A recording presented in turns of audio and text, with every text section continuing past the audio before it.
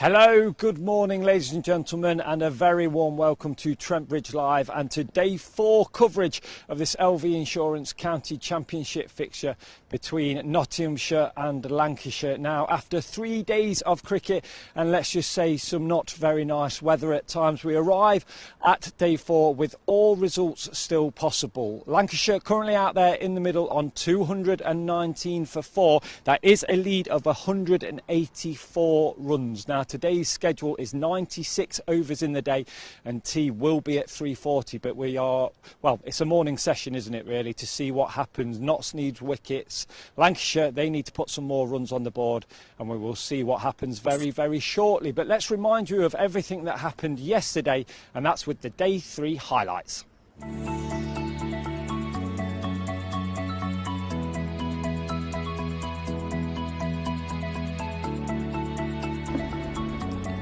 Stumped by Bailey. Bowles runs here. Lovely looking shot through the offside by George Balderson. I think it'll go for 4. Broad's after it. Hutton to Balderson. This will be his 50. Played out to Broad. It's a really well put together half century by George Balderson. Impressive knock. But I would say he'd be a good fantasy pick. Fletcher Bowles. Oh my word, so would Josh Bohannon. That's elegant. That's glorious through the offside for 4. Describe it, it's appreciated. Fletcher Bowles, another lovely shot, again with emphasis, and that's Bohannon's 50, and what a way to get there with 2 glorious boundaries in this over. That's a special knock, or whatever. 124 for 1 as Fletcher Bowles clipped in the air but away for 4. Stone to Balderson. Let's run down to third man. Broad will try and cut it off, but quickly realised that that was beating him. Stone to Bohannon, leans back, carves the ball away. Good looking shot, 4 runs. There's Broad in then to the left-hander, and again it's edged, and again it's high over Duckett and away for 4. Mullaney to Bohannon, drives to the left of mid-off this time, 4 runs. There's Stone to Bohannon, flicked out through the onside, beautiful shot to the right of mid-on. Bohannon moves to 89 not out. Stone come around the wicket to Balderson. Edged, gone, taken by Duckett. James Bowles edged. Duckett catches this one, and Bohannon goes in the 90s. The nervous, naughty 90s have accounted for Balderson, and now Bohannon. How many runs would they want? All sorts of things to balance. As here's an LBW shout, asking, given eventually.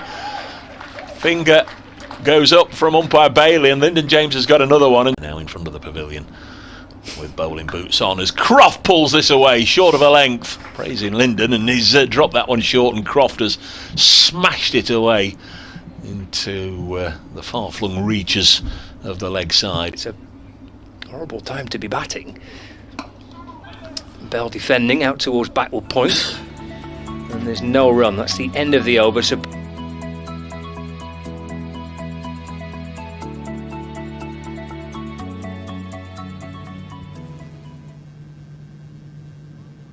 Okay, so they were the highlights from yesterday's play, and you might just be able to hear the hover in the background. That's Steve Burks and his crew taking the hover off the pitch as we are just over 5 minutes away from the start of play. So as you saw yesterday, a shortened highlights there yesterday because really the weather took control in the middle part of the day yesterday. But what did the captain think after the play yesterday evening? Well, the Trent Bridge media team caught up with him. We caught up with him on the live stream yesterday as well. Let's listen in and have a listen to what he said last night. Stephen, how big were those 3 breakthroughs towards the end of the day? Yeah, huge. I think in the context of the game. Obviously, we didn't start as well as we wanted this morning, but credit to Josh Bohannon and George Balderson. I thought they played really well, and then obviously we got out there in some bowler-friendly conditions, managed to capitalise tonight before the close, and then sort of 3 wickets today. I've put us in a position now where the game's probably back in the balance going into tomorrow, and it could be an exciting chance to win again. Bowler-friendly conditions, you say, but psychologically, how difficult are those sessions as a field inside? You were on and off quite a lot in those last couple of hours. Yeah, I think it's difficult for both sides. Probably more so the batting side, to be fair. I think the challenge from a bowling side is to stay loose and make sure you have to be on it from ball 1. But to get back in as a batter is probably more difficult than that. I thought Lyndon James was absolutely outstanding. Ollie, until he went off, was outstanding as well. And obviously delighted to get them 3 wickets. We've seen Lancashire score at quite a rate on the first day, but today they went 44 balls without a boundary. Was that part of the plan as well this evening? It's always the plan not to go for any boundaries, but I think, by our own admission, we've not bowled as well as we have over the last couple of years. We pride ourselves on the run rate that we go at, and Lancashire have capitalised on that and gotten a decent lick the whole game. But obviously very pleased to come back. I think they're 180 ahead, something like that, with 6 wickets left. So it's set up to be a really exciting game, and that's why we play. And in the cricket we saw this morning, we saw Ollie Stone beat the bat on a number of occasions before he took those wickets later on. What has he brought to the group with his slightly different pace bowling approach? Yeah, I think his figures in both innings really don't reflect how well he's bowled. But he's definitely brought a lot of pace, that is for sure. I think he's he's bowling, I would suggest, upwards of 90 mile an hour there in most spells. Sorry.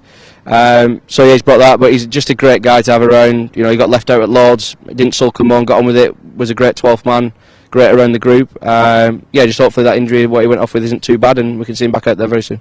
And a decent forecast tomorrow. What's the approach likely to be for day 4? Well, bowl them out and chase the runs is the easiest way to sum up that. I think if we bowl like we did, obviously tonight, I think the weather's saying it's probably a bit better tomorrow. So, if the clouds are around, we'll try and take advantage of that. But I think obviously we're going to have to try and keep it tight, probably in outfields. Put them under some pressure, and hopefully then we've got a chance to go out and chase a score down.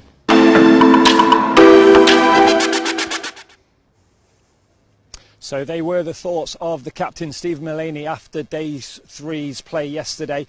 And he talked about potentially having to keep it tight this morning and take those wickets. If we just take a look at the Notts bowling scorecard from this second innings so far, and you would have seen if you watched the highlights a few minutes ago that Lyndon James took those late wickets last night. There were real crucial 2 wickets there, and 1 wicket for Luke Fletcher as well so far. So if you just look at the runs per over there as well, you'll see that is really what Steve Mullaney is talking about. He's talking about lowering those run rates per over, sort of keeping the Lancashire batsmen at the crease and not scoring, and obviously see what score they have to chase. Now, this is a very important game here, because if we just take a look at the Division 1 table, you'll see that at the start of this game, back on day 1, that Lancashire and Nottinghamshire were on the same points, 29 points each for Nottinghamshire and Lancashire. And it still remains that they're on the same points at the moment, because both teams have taken maximum bowling points from this game. 3 bowling points for both Notts and Lancashire as well. So currently on 32 points. Just to remind you, 5 points for a draw, 16 points for a victory as well. So we will see what happens throughout the day. Now, just to let you know, as I mentioned earlier, 96 overs in today's schedule. The umpires are Martin Saggers and Rob Bailey. We're currently waiting for them to come out. I can just literally see that they've just come out of their room. The players are on the boundary, so I'm going to hand you over to our commentary team. And I'm delighted to say that fresh from her victory yesterday for the Blaze, Grace Ballinger is joining Scott Reed and Dave Bracegirdle. A good morning to our commentary team.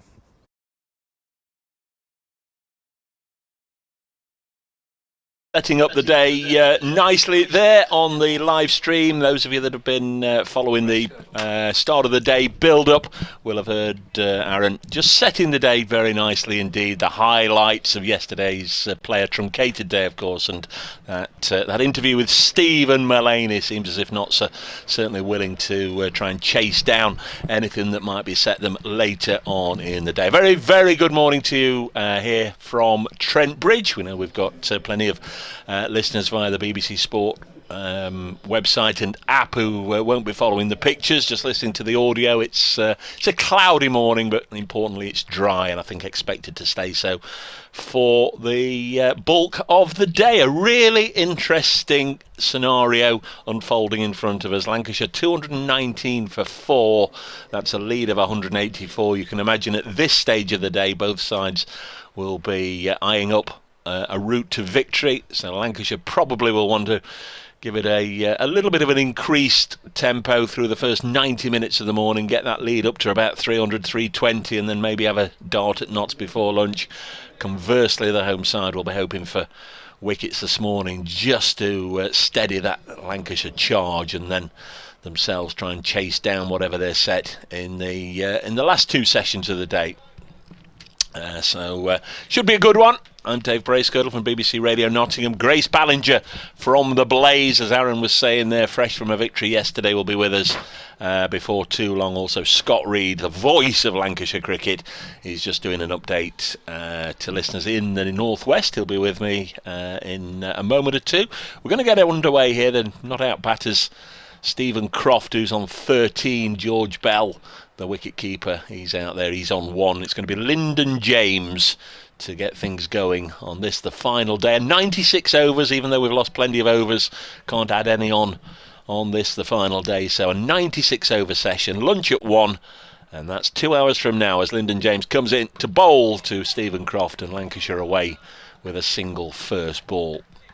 The field no different really to what you'd expect pretty much at any stage of the innings, irrespective of whether anything was being set up. Notts have gone in with just 2 slips at the moment, a deepish gully or short third in Matthew Montgomery, a mid out on the point boundary, an extra cover, a mid off, a mid on, a mid wicket, and a long leg. Fairly standard 6-3 offside field for Lyndon James.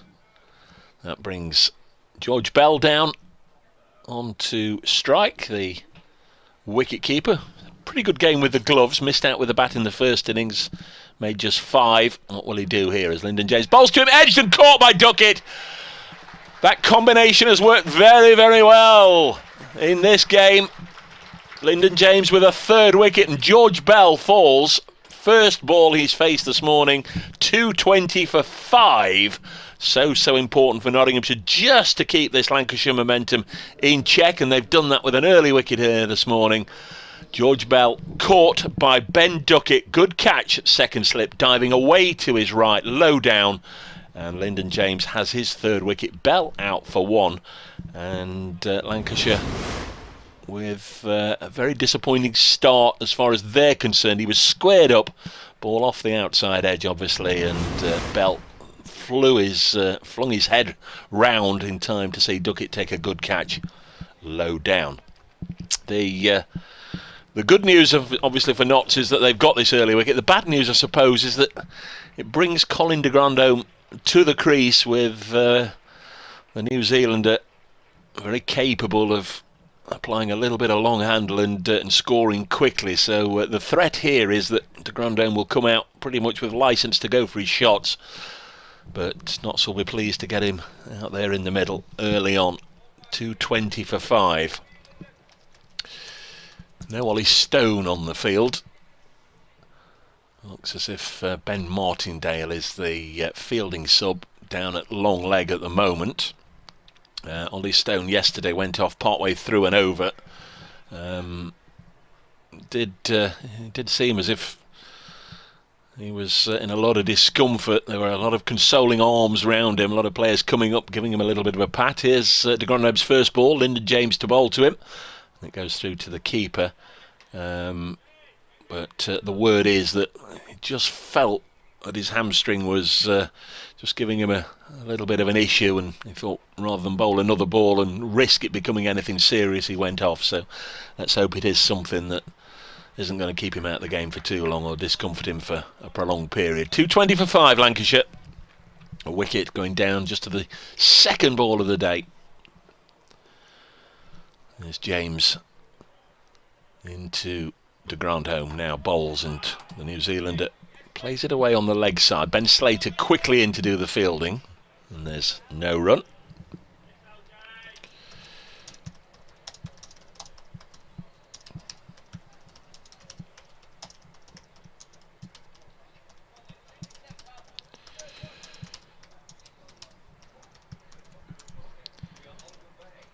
Decent number in.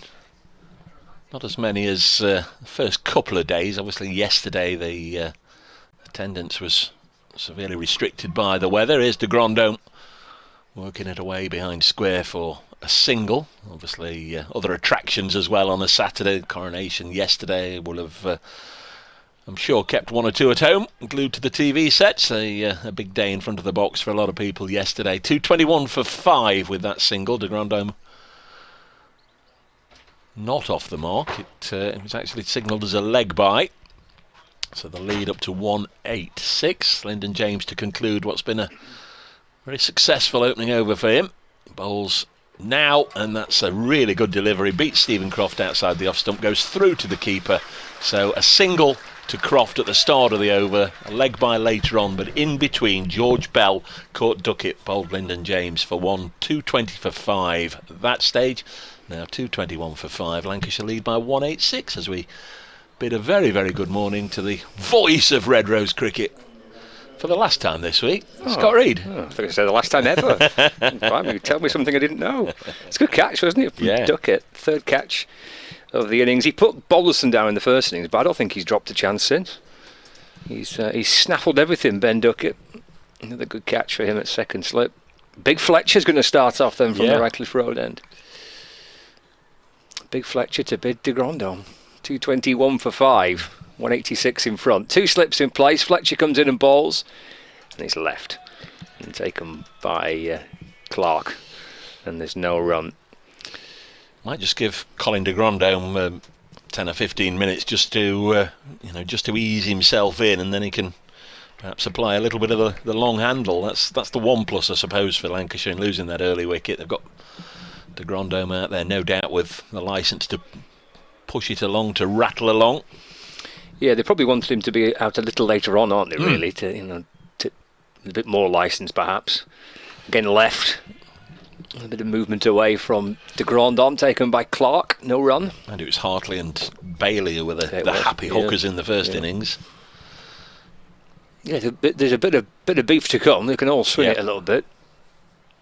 186 in front. Fast, I think we could be in for a brilliant final day here. And in the minute, I've no idea who could go out and potentially try and force a win. I think that session last night brought Nottinghamshire back in it. Those 3 wickets. I think it's pretty level. Swing and a miss from De Grandhomme, taken by Clark. I think when Balderson and Bohannon were batting and lead was upwards of 150, 160, and it all looked pretty healthy, but that slightly awkward session under the poor light last night, Lancashire losing those 3, was it 3 for 24, I think you said? Yeah, I think that got to the closer play on day 3 for me. I think that's brought Nottinghamshire back in. It seems pretty level. A fascinating 4th day in prospect, potentially. Oh, he's swung at that and thick edge down to 3rd man for 4 runs. And De Grandhomme off the mark with that. Well, he's been swinging a little bit here, De Grandhomme, so he's obviously coming out with a bit of intent. 225 for 5, lead of 190. Should be 4 Division 1 games, 3 Division 2 games. Pleased to say they've all started on time on this, the 4th and final day. It's one thing that the weather's done, really. It's prolonged this round of matches. You very often get to the Sunday and there's maybe only 1 or 2 matches left playing, but they're all playing today. Fletcher to De Grandhomme, it's punched down the ground. Malay shuffles across to his right from mid-off to field, no run. So should be some interesting matches to follow, apart from this one, of course. Essex, Surrey, Hampshire, Warwickshire, Somerset, Northants in Division 1, Derbyshire, Leicestershire, Worcestershire, Sussex, and Yorkshire, Glamorgan in Division 2. Periodically we'll bring you up to speed. Big century yesterday for Labuschagne, the Australian. Fletcher to De Grandhomme, just nibbles away past the edge of the bat and through to the keeper, Clark. It completes Fletcher's first over of the morning. Lancashire 225 for 5, a lead of 190. Hit the hot spots of Nottingham City Centre last night, clubbing, dancing, raving. Didn't. I burnt the candle at both ends too much on Thursday night and Friday night. And by the time I got back to the hotel, I was wet because it was raining, and I decided to walk it like a silly sausage. And I hit the hay pretty early on. Tired. West Bridgeford on a Friday night did for me. It wore you out. I just couldn't. I couldn't keep up with all the sights of West Bridgeford on a Friday night. Well, we shared a fruit juice, but I went home then. You went on, didn't you? Here's Lyndon James from the hot spot end. This one into the pads of Colin Croft. It's not Colin Croft, who of course played for Lancashire. There's not many differences, is there, between Colin Croft, that fearsome West Indian fast bowler, lovely man. Did a bit of commentary back in the day with Colin Croft, the Guyanese and Lancashire and West Indies quick. This is Stephen Croft, of course, before your time. Of course, you might have come across him. I think he's a fairly regular visitor to Old Trafford when he's in the country. Colin Croft, lovely man. My word, he could bowl. 225 for 5. Lyndon James bowls, cut away for runs. Another Lancastrian, Asib Hamid, is out there on that offside boundary, but no chance of cutting that off. And nice looking shot from Stephen Croft, who's on 18, 229 for 5. At Brace Cricket, at BBC Lancs Cricket, if you want to get in touch in the old Twittery thing. We've got Grace Ballinger with us as well today. We'll bring her on shortly, at Grace Ballinger too. Looking forward to hearing how she picked up a whole bag full of wickets yesterday playing for the Blaze. 229 for 5 as this one's pushed into the offside, and there's no run. As we went off air, you were giving updates on the Thunder score, and that ended up in a very exciting finish. Yeah, finished in a tie at Emirates Old Trafford. So yeah, it was a bit of a thrilling finish for to the game. I think it was a Duckworth-Lewis reduced affair, so the run chase was recalculated. Must have been a bit of bad weather in Manchester, but yeah, it went down to the final ball. Match tied. I think they got 46 overs in, didn't they? So it wasn't that much reduced. Here's Lyndon James bowling again to Croft, and once more he's trying to punch this through the offside, but hits it to his old mate Stephen Mullaney. No run. 229 for 5. Already seen a couple of people in the ground wearing Notts County shirts, so I'm sure they'll be in for a wee while and then nip over the road and then come back after Notts County's playoff semi-final at Meadow Lane against Boreham Wood. Kicks off at 12:30. 229 for 5. Lyndon James has got 3 of the wickets, bowls to Croft, and this has worked away on the leg side for a single. 230 for 5, the lead 195. I'm thinking back for 90 minutes, get the lead to somewhere between 300 and 320, and then have a dart at Notts for 10 or 15 minutes before lunch. Is that sort of roughly what you're thinking? Could be, yeah, could be. Still quite a lot off that, isn't it? That's a lot. That's relatively quick scoring, isn't it? Even from this stage. It's difficult to tell, isn't it? I wonder whether the shorter boundary brings a different dimension to it. James bowls to de Grandhomme, just guides it with an open face in the direction of Montgomery. No run. 230 for 5. Of course, if wickets go down, it might just delay those plans. And of course, if a lot of wickets go down, Nottinghamshire will be eyeing up bowling Lancashire out and not having to chase as many as 300. But in an ideal world, you'd imagine Lancashire would want to get to a position where they will feel that they're sort of taking a Notts win out of the scenario, but giving themselves enough time to bowl the home side out. Tricky, yeah, it is. And with that shorter boundary, you're probably more likely to bat on a little bit longer, aren't you, and just get a few extra, because it does add a different kind of slant to it with a particularly short boundary to one side. Croft gets in behind and defends his next delivery, actually, and it trickles right back down the pitch and rolls into the stumps at the non-striker's end. Remains on 19, 230 for 5. But I think both teams will, whatever Lancashire end up getting, within reason, I'm sure Notts will try and chase it down. And you're not going to get far this season with draws. I don't think a draw does much for either team, really. No, the reduction in points for the draw from 8 to 5, quite dramatic.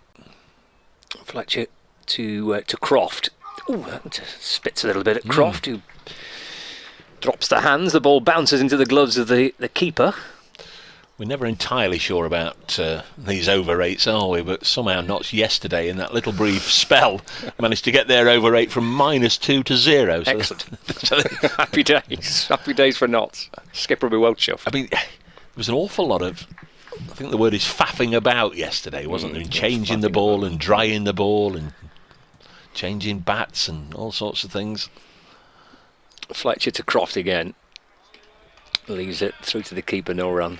And the umpire's taking light meter readings and all that sort of stuff. And if you're the fielding captain, Stephen Mullaney, in that case, I mean, I don't know if he does get involved in that sort of thing, but hang on a minute, umpire. We had a delay for this and we had a delay for that. That wasn't our doing, was it? And I think they do tend to sort of look favourably on the bowling side, whoever it is, unless there's any obvious faffing about. Fletcher to Croft. He's pushed this one out through point for a single, just getting behind it and eases the ball away through the offside, jogs through for 1, moves on to 20, 231 for 5. There's been quite a lot of that through the game, haven't there? Players coming on and off. Plenty of substitute fielders being used. And we had that period yesterday where we couldn't find the box with the replacement balls in. That was locked away in the umpire's room. That took forever. It did, yeah.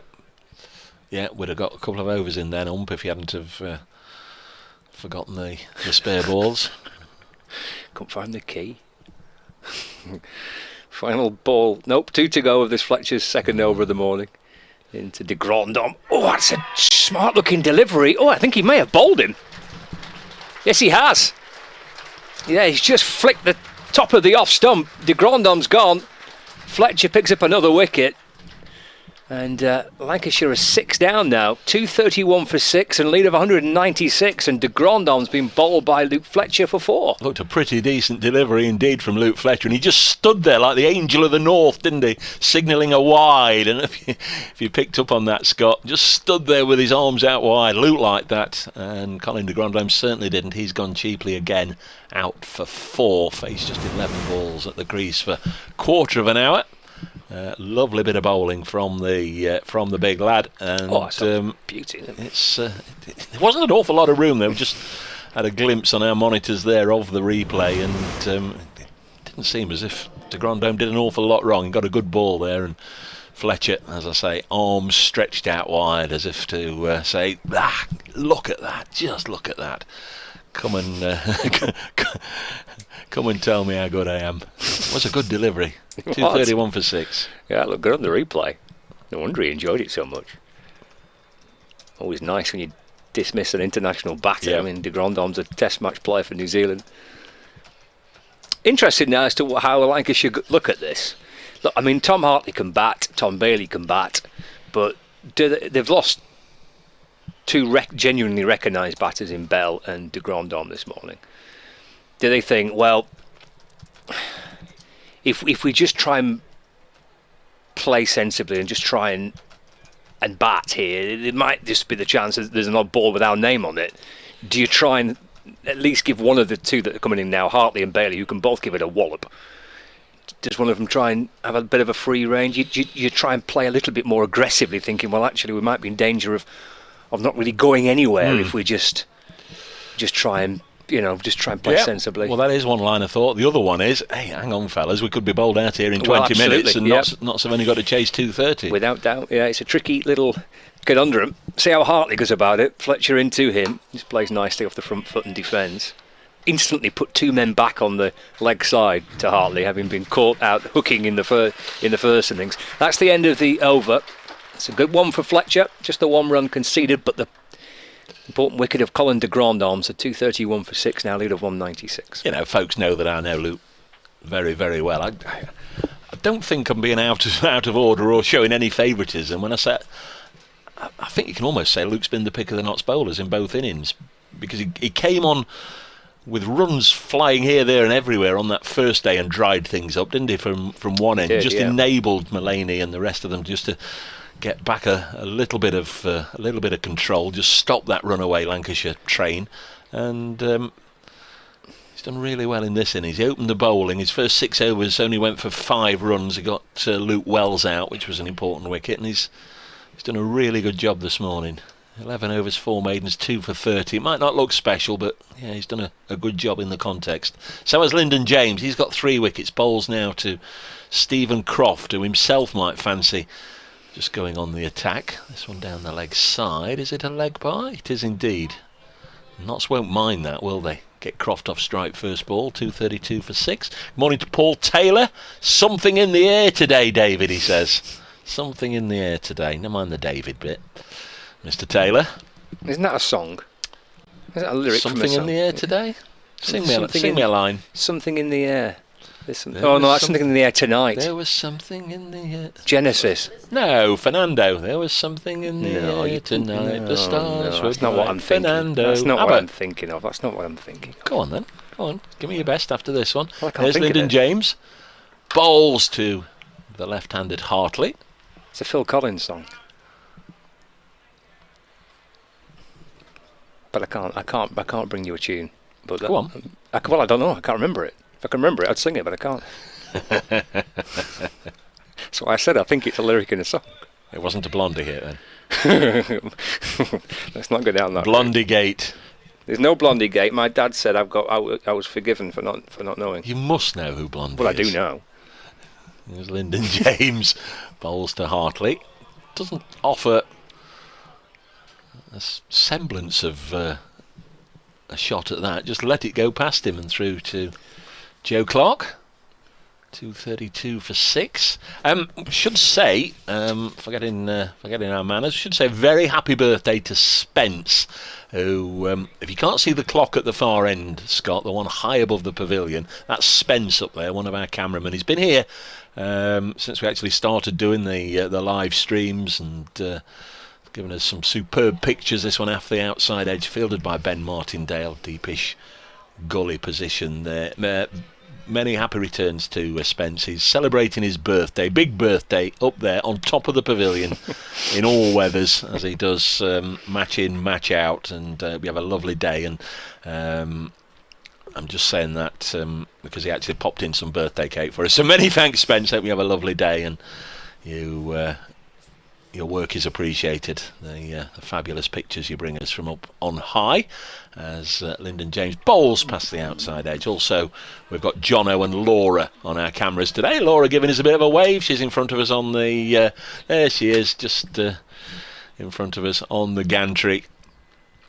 New member of the crew, Scott. New member of the crew, but fabulous pictures. Thank you one and all, and also to Kirsty and Aaron for looking after us, providing all the graphics and the replays, and just generally keeping us in order for when we step over the line and talk nonsense. 2:32 for 6, as we often do, as Hartley pushes this back to the bowler.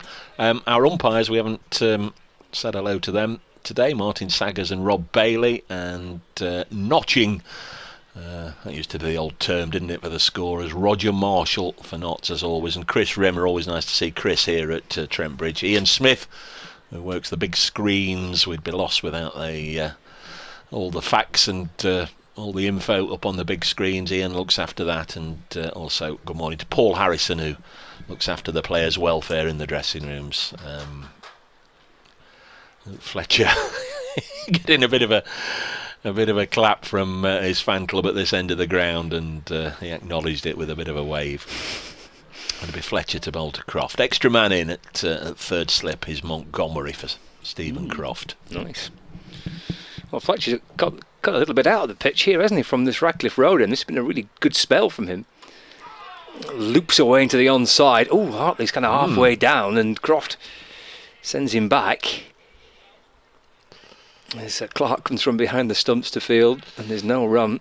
It's sort of not even worth saying it, but I'll say it anyway. If there'd been a short leg there, it would have been a dolly catch, but if there had been a short leg there, I'm sure Croft wouldn't have played it like that. It just popped up, didn't it, on the leg side? Yeah. Absolute dolly for Slater or Mead or anybody else who might have been there under the lid. Matthew Montgomery does a little bit of it as well. But no short leg, so Croft was able just to proffer forward and pop it up on the leg side. Fletcher back into Croft, who just takes half a step down the pitch and works the ball away to backward square leg where Stuart Broad fields. Croft moves on to 21, 2:33 for 6. Lead of 198. Trevor's one of our regulars. Sorry, can't listen in today. I'll be glued to your updates, Dave, and he's sent pictures of cars. He's obviously at a car show somewhere. What's that, old Ford Capri or some such? Ford Escort at a car show. Enjoy your day, Trevor.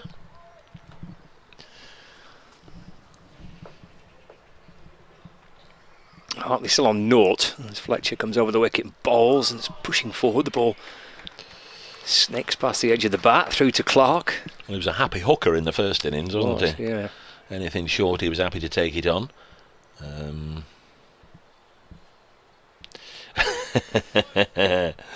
Colin says, I'm having trouble with the live stream. It sounds like it's an edition of karaoke from the old people's home, you lot singing. It was only me. It was only me, Colin. Do apologise. Fernando. Fletcher, meanwhile, is in and bowling, and that's flicked down towards fine legs. He's going to run towards the boundary rope in front of the pavilion. It'll flick off the pads for 4 for Hartley. He gets his first runs, 237 for 6. Lead now over 200. 202 in front, Lancashire. Lovely to hear from Andrew Wallace. He's the head groundsman at beautiful Wormsley. You ever been to Wormsley, Scott? I haven't, no. It's lovely, lovely there. That's Vicar of Dibley country. Andrew says, In the Air Tonight, you mean? In the Air Tonight by Phil Collins. Soon as you mentioned it, I've got a picture in my mind of the advert with the well-known chocolate company, the gorilla playing the drums. Fletcher bowls, Hartley drives, beats the dive of Hamid. James gets across from mid-off to field, but Hartley does get through for a single. Moves on to 5, 238 for 6. Do you remember that? The gorilla playing the drums? Absolutely, that's that epic kind of drum solo, isn't it? Yeah. Dudum. That was the song I was trying to think of. That was it. Milo says, is Lyndon James England potential if properly developed? Certainly, Milo. Certainly, he was away with the England Lions in the winter. Went on their tour to Sri Lanka under the captaincy of Asiba Mead, so he's very much on the radar. Needs to deliver a few runs. I don't think he's too far away from a big score. Maybe it'll come today, but certainly Milo, it's a career that's probably going to take him to the top of the game. Fletcher to Croft. Shoulders arms, allows it to go through to the keeper. End of the over. That 4 down to fine leg off the pads of Hartley and a couple of singles in that. So Fletcher's now 2 for 36. Lancashire 238 for 6. A lead of 203 runs. Croft on 21 and Hartley on 5. Generally, if a side is sort of trying to manoeuvre themselves into a position where they can bowl the opposition out on the last day, they like to sort of have that option of perhaps potentially a second new ball late in the day. So they like to sort of have about 85 overs, don't they? So they can have 80 overs with the old ball, and maybe they can just take a second new ball late in the day. That clearly isn't going to apply here for Lancashire as Hartley pushes this up to mid-off. We've only got 90 overs left right now, and clearly Lancashire aren't going to be in any sort of position to voluntarily end their innings in the next 5 overs.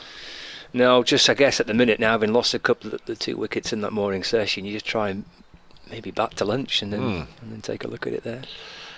So still Tom Bailey to come, who we saw played beautifully in the first innings for his 48 not out, and then Willie Williams and Jimmy Anderson as Hartley drives up to mid-off. From what we've seen this morning, especially from Fletcher started superbly from this Radcliffe Road end. And you just look at the way the batters are looking at the pitch. Almost every delivery they come down, there's a bit of guarding, there's a bit of twitchiness about the 2 batters out there. There's clearly quite a tricky little period this for the 2 batters, and the pitch is still offering plenty for the bowlers as it has done since Thursday. It's produced a pretty entertaining game so far. Lyndon James bowls. This one's driven up to mid-on. There's no run. He asked George Balderson last night. I said, obviously Lancashire have to bat on a bit. They're not going to have a full day at bowling Nottinghamshire out. But even taking into a fact that you're going to have to take at least potentially a couple of hours or maybe more out of the final day, do you still think there's 10 wickets in that pitch? And he was pretty confident that there was.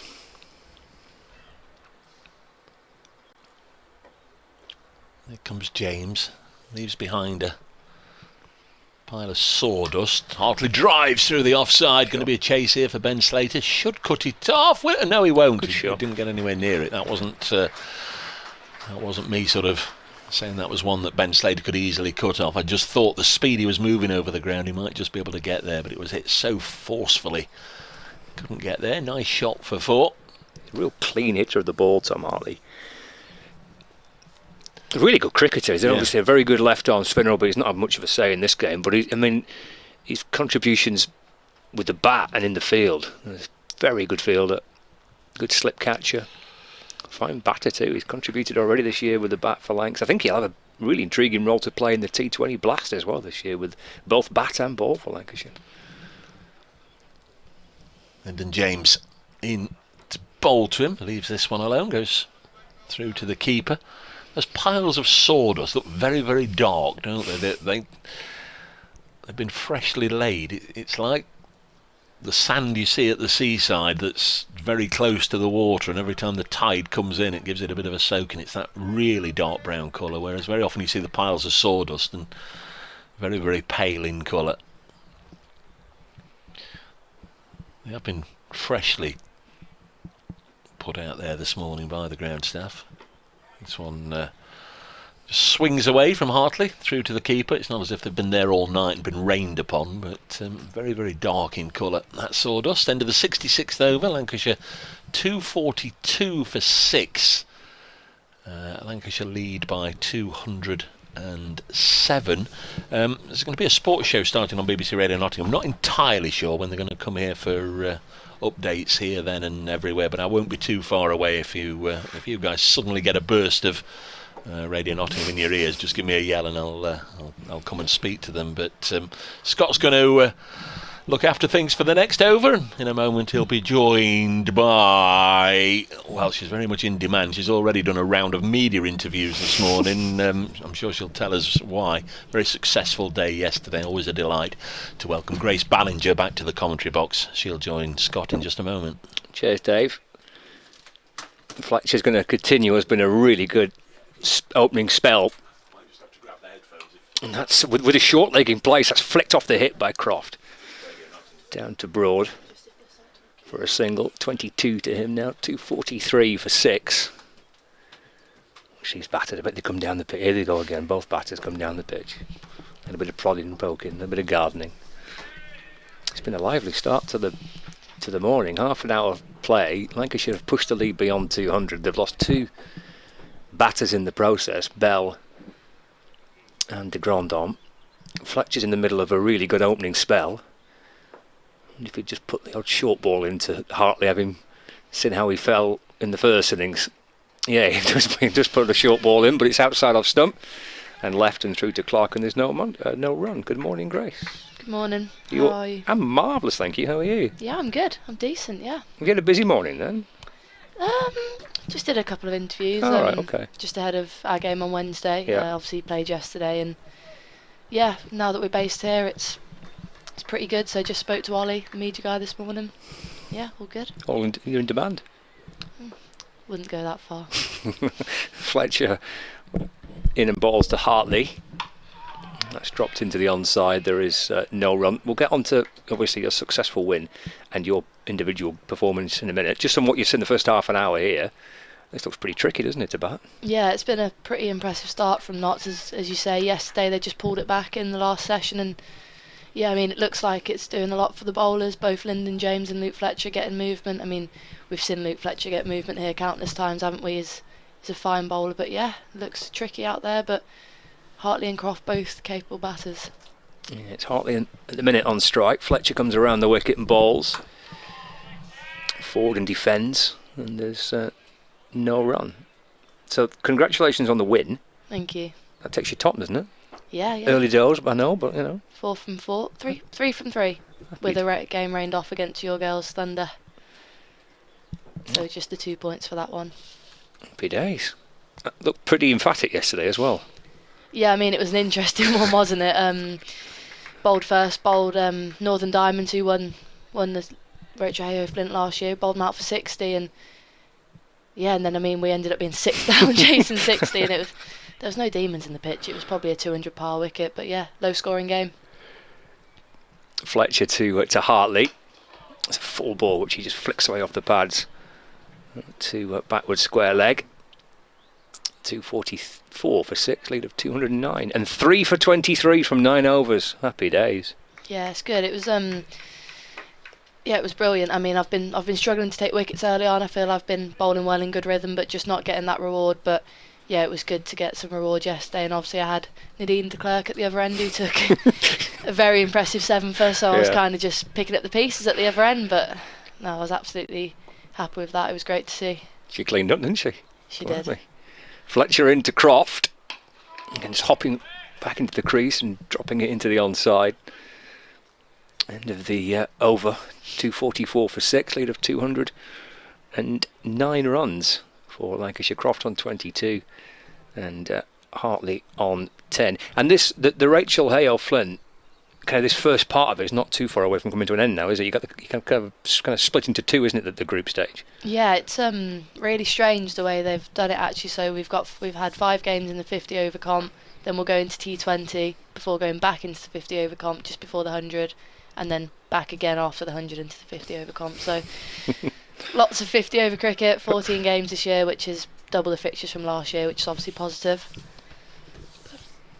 Looks like there'll be a change in bowling. It will be Stuart Broad, and if you can tell by his stature and his shirt number, you can certainly tell by that headband that he seems to have trademarked of late. I'm glad you called it a headband, because apparently some people have been calling it a bandana. It's never ever a bandana, is it? No, I don't think he'd be too pleased with calling it a bandana. But his hair's quite long, isn't it? He probably needs something, but I think it is a bit for flair as well, isn't it? Which seems to be being encouraged these days. So will be Stuart Broad will be seen for the first time today, and his first ball will be bowled at Hartley as he's in, and that's a good ball, but it's driven powerfully by... Oh, and there's a misfield by Steve Mullaney. It should have just been a single, but it looks like it could run away to the boundary out to the pavilion, and it does, and Stuart Broad gets the double teapot out. Probably not the start he wanted to the day, but a fine shot from Hartley. Straight drive for 4. Lovely shot, yeah. He's a good player, he's a good batter, Tom Hartley. Seems to get better with every game and every chance he gets with the bat. Not so sure the not skipper would be too chuffed with himself though. Wasn't the finest bit of fielding, but it can happen. Indeed. Unfortunately, Yes. It can happen. Just don't look too much at your bowler, Stephen. That brings Hartley on to 14, not out as Stuart Broad in again, and rectifies his length there, slightly back of a length and left alone by Hartley, and just a bit of movement there it looks like for Stuart Broad as he takes a little look at his take-off as he walks back to the end of his mark. What a luxury to have, Stephen Mullaney. Start with Lyndon James at one end, and then you bring Broad into the attack. Here comes Broad into to Hartley. It's driven out through the offside just for a single. Hartley moves on to 15, 249 for 6. We had a burst of Radio Nottingham, so we thought you were due an update, Dave, but you see, I think you've got one coming. Yeah, we've got him back in our ears, so we'll bring Grace back in a moment, and I shall just do an update for Radio Nottingham in a second. 249 for 6 is the score. This could be an interesting little burst from Stuart Broad here. Notts could really do with him just knocking over his lower order Lancashire batters. Here is Broad into Croft, forces it into the offside. Matthew Montgomery doing the fielding. Remains 251 for 6.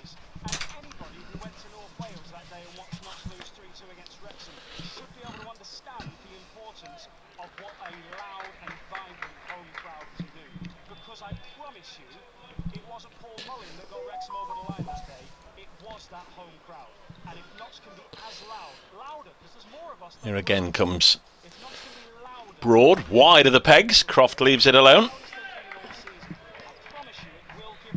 Goes through to Joe Clark. 2 slips, Houghton and Duckett. Ben Duckett with his 3rd catch of the innings earlier on this morning.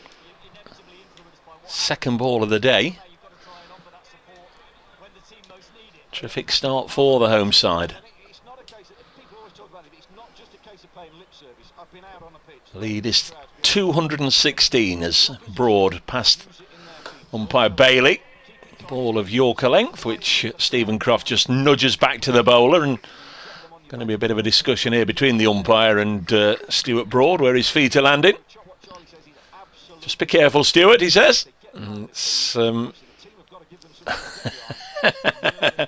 it's only a token discussion over where his feet were landing, because Stephen Mullaney says, hang on, the ball's gone out of shape here, umpire. We saw a bit of this yesterday. We had 2 or 3 ball changes, even in that brief period we were playing.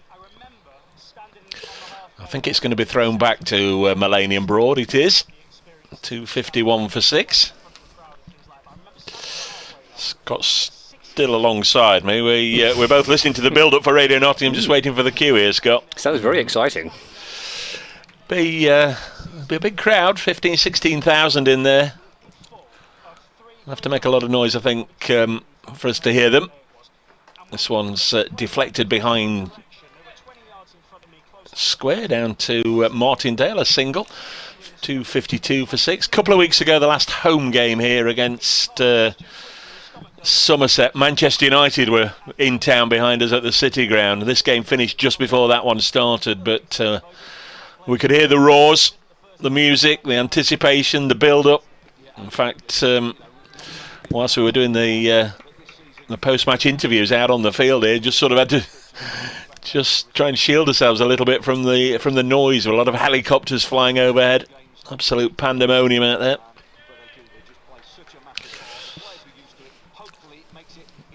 .252 for 6. It's going to be Fletcher to continue.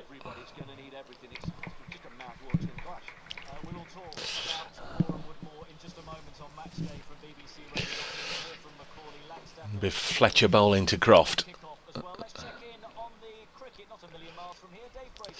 Now this one's all set up to be a terrific final day of this county championship match between Nottinghamshire and Lancashire. The last couple of days have been decimated by rain, but it does mean we have all results still possible. Lancashire 252 for 6 means they lead currently by 217, expecting them to try and push along, get that lead up somewhere towards 300 if they can before having a go at Nottinghamshire. I'm sure Notts will take on the challenge of trying to push for victory later, so it should be a good old match here.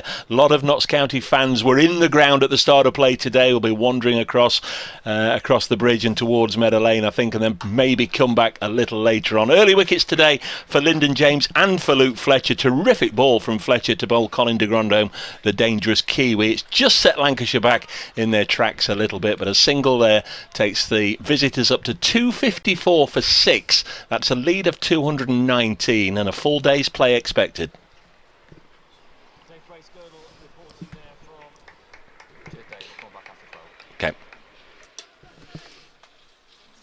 Yeah, the match summed up beautifully by Dave Bracegirdle during the course of that update. Here's Fletcher back in again to Croft.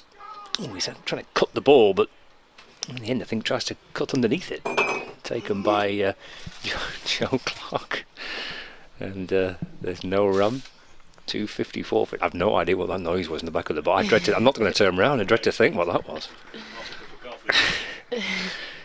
Finish his update and he's causing carnage in the back. Causing carnage, yes, wasn't he? Yeah. I'm not looking. Short leg in play, short mid wicket, backward square leg. Deep third man. It's Fletcher balls. Croft pushing forward. The ball again just snakes away past the edge of the bat. It's a terrific opening spell, this, isn't it, from Fletcher? He's bowled beautifully. Yeah, it's very impressive, isn't it? Just seems to get the ball nibbling off the pitch and swinging in the air, and it's exactly what you want from your opening bowler, isn't it?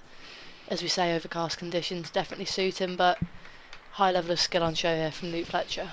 Notts are a bowler light because of the injury sustained by Ollie Stone, having to go off midway through an over yesterday. Stephen Mullaney hampered by that. Fletcher again, that's chopped away into the offside by Croft. Towards Matthew Montgomery at extra cover, no run. But he's still not shy of resources. He's obviously started with James and Fletcher. He's brought Broad into the attack. He's got Hutton up his sleeve, as well as himself. But you're losing kind of a real sense of jeopardy, aren't you, when you've got Stone who can bowl at such pace. I mean, I don't know how quickly he was bowling in this match, but he must be pushing 90. Absolutely, yeah. He's a real talent, isn't he? And hopefully that injury isn't a long-term one. Yeah, fingers crossed. Croft again on the front foot. Plays it back down the pitch, gathered by Fletcher off his own bowling. No run, 2 runs off that over, so 2-5, 4 for 6, lead of 219 runs. But it's certainly an option, obviously, that Mulaney does not have. And it's something, and obviously Stone gives you something different, doesn't he, with the pace he can generate.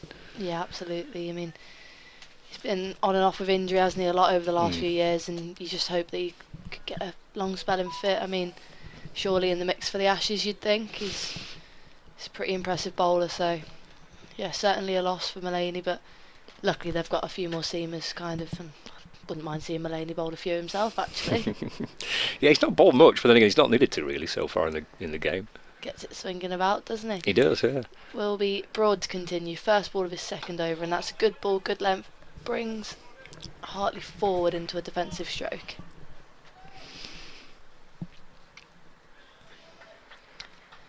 Just seem to have calmed the shaky start here, the Lancashire batters.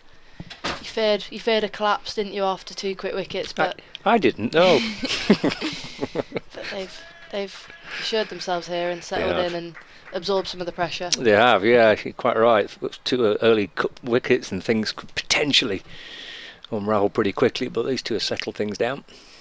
2 slips in for the left-handed Hartley as Broad is in and back of a length and left alone.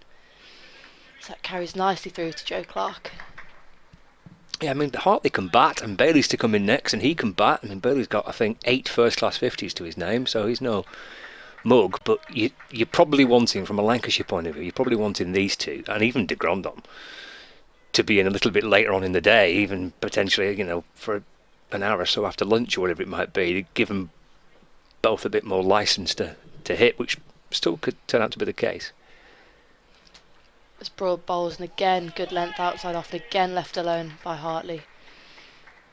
Yeah, I mean, I wasn't sure how the Lancs boys were going to come out and play it here. I thought they might be a bit more aggressive, as you said before, but looks like they're just looking to settle in a bit after those 2 quick wickets and get that lead up, which is currently at 219. I think both teams will be looking for a positive result at the end of the day. I think so, yeah. I'm not sure a draw does anything for either team. I mean, I know it's only first week in May, but you don't want to sacrifice wins and end up losing games. Broad in again, and this one slightly straighter, and again brings Hartley forward into a defensive stroke. Just seems to have found his lengths here, Broad. You know what I mean? It's not a case of you have to gamble the possibility of losing to try and win, which sometimes you do at the back end of the season because you're desperate trying to get points to stay up and try and win the title. It's not quite at that stage. There's loads of cricket still to go this season, of course there is, but 4 draws on the spin, as it would be for Lancashire, for example, if it did finish in a draw, or at least 4 games without a win, is not a great start, really. As Broad bowls, and this one brings Hartley back, hits the top of the bat as he defends that to Matthew Montgomery. Is that in cover? It is, yep. He's been busy, hasn't he? Yeah. He's been in all sorts of different fielding positions this morning, Matt Montgomery. What I would say is that of the draws that Lancashire have had, I mean, they were behind in the Surrey match, the first game of the season, and they came from behind, but the other 2, they've been in strong positions, and there's been 1 or 2 things that have affected the outcome of the match. Broad bowls again, and again brought forward, just catches the outside edge of Hartley as it races to Ben Martingale, the substitute fielder at short third. End of the over, Lancashire 254 for 6. So they've played some good cricket and they've been in strong positions at Essex and at Somerset. But it is the extra kind of intrigue to the season with the point structure that you just ain't going to get anywhere with draws. In fact, if there's only one place you're probably going to end up being with draws, which is that they're very much at the wrong end of the table. So yeah, I think that's why a win for both these sides is really crucial. Nottinghamshire have won 1 of their first 3 with 2 defeats. Lancashire have drawn 3 on the spin. Both have got 29 points coming into this game. Northamptonshire and Somerset below them, but the teams they're trying to be up there with: Surrey 2 wins from 3, Hampshire 2 wins from 3. The teams at the top makes this afternoon, even at the relatively early stage of the season, prospect of trying to win the match here. If Nottinghamshire can make it 2 wins from 4, then it becomes a really good start, doesn't it, for Notts in their first season back in Division 1. Bowling change. Fletcher's spell has come to an end. And Brett Hutton, who got 5 wickets in the first innings, comes in to replace him. And balls to Croft. And Croft pushes forward, the ball through to the keeper, who's diving away to his right-hand side. In front of first slip, Lyndon James. I thought he'd got a nick on that at first. It just seemed to carry on deviating, didn't it? It did. I think it bounced in front of the keeper, but that's what I thought. But where Clark there picking himself up, I'm not sure. First, I thought he maybe just got a little nick on that. Oh, they're appealing for an LBW here. Croft going back, trying to work it to the leg side. Umpire, a little shake of the head says not out. Brett Hutton leaning forward with his hands on his knees, looking back to the umpire. Looks slightly high from here, I reckon, in honesty. Good start from Brett Hutton. He's obviously been very aggressive in the game, I should say. Let's have a look at this replay. Missing everything, I reckon. Well, it's an early morning shout, isn't it, from the bowler? Just get yourself into the game, but I'm not sure he's getting that. Well, he didn't get that. Hutton to Croft. Oh, he gets right forward and defends, and then rather frantically wonders where the ball's going to ricochet back to. But to his relief, it just spun back in towards his crease, but well wide of off stump. But for a second or two, I'm not sure he was entirely certain where the ball was going. Looks like there's 2 substitute fielders on now for Notts. Has that been the case for the full game? Have I just noticed? Sammy King in at mid-on. Here's Hutton to Croft. That's clipped away to mid-wicket for a single. I wonder whether Fletcher's gone off. Yeah, I think it might have been Luke Fletcher. Obviously, we know that Stone's not out there, so maybe at the end of that spell he's gone off to change his boots or something. I can't see Fletcher out there. No. It's normally where you find him fielding as well, isn't it? It is, yeah. Mid-on. 255 for 6. There's been that much coming and going though, from both sides, not just from Notts, from both sides. Players coming off. I've had substitute fielders on and off all the time. Hard to keep across it. Hutton bowls, and Hartley kind of dangles his bat. Good carry through to the keeper. Mullaney's brought Hutton into the attack relatively early on. It was Hutton that got Hartley in the first innings, and he kept bouncing it in short, and Hartley kept taking it on. In the end, Stephen Mullaney put 3 on the leg side boundary, and Hartley couldn't resist and went for another hook and pull, and he was caught superbly by Ben Slater, mind you.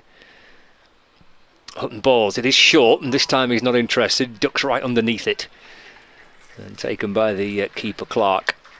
That completes the over. First one sent down by Brett Hutton this morning. Lancashire 255 for 6, lead of 220 runs. He's done quite well to duck under that one. It looked like it kept relatively low in comparison to the short balls before. And he's quite a tall lad, isn't he? Yeah. It's a long way to get under that. Down there pretty quick. I don't think I could get down there that quick, to be honest. I tell you what, I couldn't get back up. Stuart Broad will be continuing. 0 for 58 from 13 overs in this second innings. He'll be looking to get his name on that wickets tally, won't he? Still the 2 slips in play, the sweeper on the offside and the deep square as he's in to Croft, and that's a good ball just on leg stump, bringing it forward to Sammy King, the substitute fielder. Of course, James Anderson in the first innings. You mentioned Stewart's looking for his first wicket here. He picked up 2 for 41. Anderson 13 overs, 1 maiden, 0 for 49 on his most favourite ground, his most successful ground in cricket, certainly in this country at least. He's here at Trent Bridge, wicketless in the first innings. He can't go wicketless in the second innings. Absolutely cannot, can he, Jimmy? As Broad is in again, and this one's outside off, and Croft thought about slashing at it and ends up leaving it alone. It was something we were speaking about on the coach back from Durham, actually, because I was saying, well, Jimmy's regarded as one of the best bowlers in the world, one of the best of all time, and it's strange game, isn't it, cricket, that he's gone wicketless in the county champo at Trent Bridge. He'll certainly be looking to get his name on there, but Yeah. Couldn't believe it. I bet he couldn't either. Broad is in again. And that's gone full, and I'm not too sure where that's hitting, but it looks like it could be somewhere pretty painful as Croft hits the floor. In silence. I bet he knows where he's hitting. Pitch. But he's back up. He's not flinched at all, has he? And has another look at the pitch. There's been a lot of looks at the pitch, hasn't there? There has, yeah. From these two. Yeah. And they'll kind of nervous wander down and inquisitive looks at the pitch, bit of gardening. Encouraging signs for Broad as he is in again. Bowls, and this one left alone outside off. Stuart Broad holds his hands up. I'm not too sure. I think he might just be happy with the delivery because it didn't look like it was too near the bat for an edge, I guess. Might have just missed the off stump. I wonder if that's it, Grace. Yeah, whether that's not too far away from the off stump, perhaps. It's a good leave. Yeah. Nothing wrong with that. It's a pretty assured leave as well, I'd say. But Stuart Broad clearly encouraged as he bowls in this one full and straight and brings Croft forward into a drive, but straight into the hands of Mullaney, who gives the ball a shine. Yeah, Anderson's record here at Trent Bridge. I think Dave mentioned this on the first day, and I quickly scribbled it down, and now I'm trying to decipher my own writing. But I think it's 86 wickets at an average of 18, with 8 5-wicket hauls and 2 10-wicket hauls. Pretty impressive stats. He'd be chomping at the bit to have a bowl. Broad in to finish over, and this one seems a bit quicker, but left alone outside off by Croft, and at the end of the over, Lancs are 255 for 6, a lead of 220. So that kind of edging up towards an hour of play.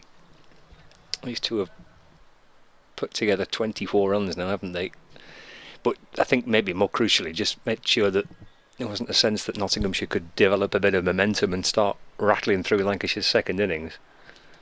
Yeah, absolutely. I think they've played pretty smartly here and just absorbed some of that pressure, as we say, which will probably allow themselves and some of the lower orders to be a bit more explosive, you feel? Try and get that lead up to in and around 300. And Hutton's going to continue, and he's still got these two fielders on the leg side, deep backward square and long leg. Hutton around the wicket, fullish ball onto the pads of Hartley. That's turned away into the onside for no run. Looks a bit brighter now. Yeah, it does well. The weather said 21 degrees there. I brought my sunglasses with me. Oh my word. 21 degrees? Unheard of this year, isn't it? Ridiculous. It's been terrible. Yeah, yesterday was a bit grim by the end of the day. We lost the entire afternoon session because of the rain yesterday. Hutton bowls it short, and he pulls well. There's Hartley out towards the leg side boundary. It's also a terrific piece of work out in the deep. That's 12th man out there, isn't it? One of the two 12th men we've got on the pitch at the minute. It's Ben Martingale. It was very impressive, wasn't it? It was, Quick yeah. across the field and very athletic dives. See why he's on as a subfielder, I suppose. You can see why he's feeling there. Yeah. Yeah, he was rapid across the ground, put the dive in. Oh, we've gone for 3 on the leg side boundary. Hartley looks over his shoulder and sees Slater now at deep mid-wicket. Hutton comes around the wicket and bowls. It's a foolish ball which he pushes up to mid-off where Broad fields, and there's no run. He pulled that last delivery, Hartley, but he was under control, pulled it down into the ground. There's a good-looking shot. Got 2 for it. He'll be wanting to keep it on the ground, Hartley, but yeah, as you say, it was certainly a win for the batter there.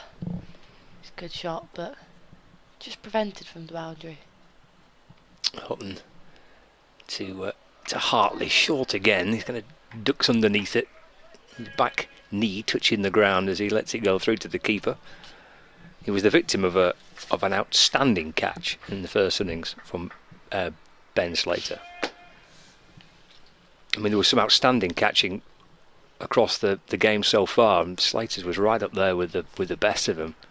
Almost took it behind him at long leg from a Hartley pull shot. It's flicked out to the leg side with a fielders back. There's at least a single. In fact, just the one. Slater's quickly up from mid-wicket to field. Hartley moves on to 18. The score moves on to 258 for 6. Lead of 223. Brings Croft back on strike. Mullaney, the skipper at mid-off, glancing up towards the scoreboard. You can hardly miss it from there at mid-off. It's staring straight at you. It's a wide ball from Hutton, and Croft tries to hammer it away. It's a good stop at backward point, and there's no run. Montgomery there for Nottinghamshire with a good stop to save some runs for his team. It's the end of the over, so exactly an hour of play. Lead of 223, Lancashire 258 for 6, Croft 26, Hartley on 18. Both batters in conversation, and 4 wickets in hand. Could be an intriguing little hour up to lunch, Grace. Absolutely could. You just sense that if they don't lose any more wickets, it could be Lancashire who just take the advantage as Broad is in again. First ball of his over brings Hartley forward into defensive shot. Slight misfield by Stuart Broad off his own bowling, but not costly as the ball trickles to the captain, Steve Mullaney. Mid-off. Looks like Mr. Bracegirdle will be joining me shortly. Gets all his stuff and sits down. Hello, Dave. Hello, Grace. Hope you didn't want that last third of your cup of coffee, because I threw it all over the desk. In comes Broad again, and this one just back of a length brings Hartley back, but no run scored once again. Well, yeah, shaping up to be a good day here at Trent Bridge, Dave. It is. I sort of thought that we might see Notts batting for 15 or 20 minutes before lunch. I'm guessing that might not happen now unless they just get a quick run of wickets, because we are entering the second hour of the morning, and Lancashire's lead 2-2-3. I thought they'd sort of wanted to be pushing towards 300 in front by half past, but those 2 early wickets has it's derailed them, hasn't it? Absolutely. Broad's in again and again. Pushed back by Hartley. They look to get a quick single in the offside, and they will get it. There's good running from the Lancashire batters. That brings Hartley onto 19 and brings Croft onto strike. Just add my voice to the growing list of congratulations that you've been getting today on your performance yesterday. But I did love the wicket clip that the Blaze put on their Twitter account of your LBW early on. Bit feisty, weren't you? Peeling there? Can be. Stuart Broad is in, and that's a check drive by Croft, but straight into the hands of Matt Montgomery at backward point. Yeah. I mean, well, I've been bowling at their opening batter for a long time. She's been pretty defensive, and I hadn't bowled at anyone else. I'd been only bowling just at her, and I was pretty desperate to get her out, and yeah, that LB was dead, to be honest. So pleasing, a good day out for myself and the fellow opening bowler yesterday. In comes Broad again, and full and driven, and will go past Steve Mullaney. That's a fabulous shot by Croft, and it will race away to that pretty long boundary out to the pavilion, and really well timed there. Not a massive stroke, but just perfectly off the bat, and it's the second boundary Croft has taken Broad for, right past his right hand side. Yeah, long old trek up to Chesterley Street, but if you're going to make it, you might as well go and make it a successful one and make it a short day as well. It was a short day. Shame for the people who travelled all the way there, but they'll be happy with the result. In comes Broad, and that's a better delivery. Just brings his length back slightly and finishes the over with a dot.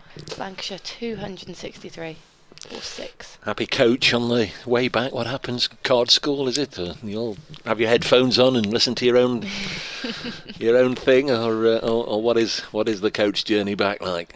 Well, there was a couple of games on yesterday. I mean, we were quite lucky in that ours wasn't rain affected. We watched the boys a bit here on the live stream, listening to you, Dave, of course, and we also watched one of the other girls' games, which was Thunder versus Central Sparks. The tie. The tie, indeed. Yeah. Scott was closely glued to that.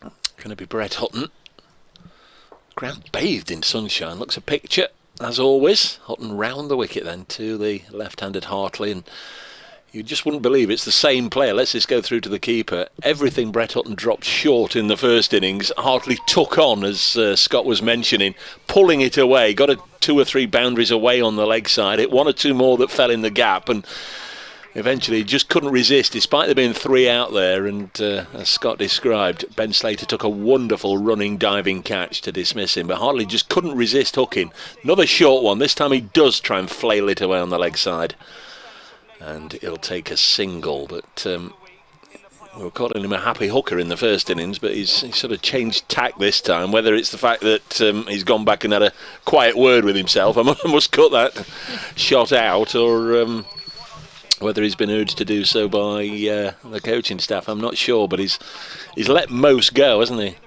He has. There's an update for Radio Nottingham.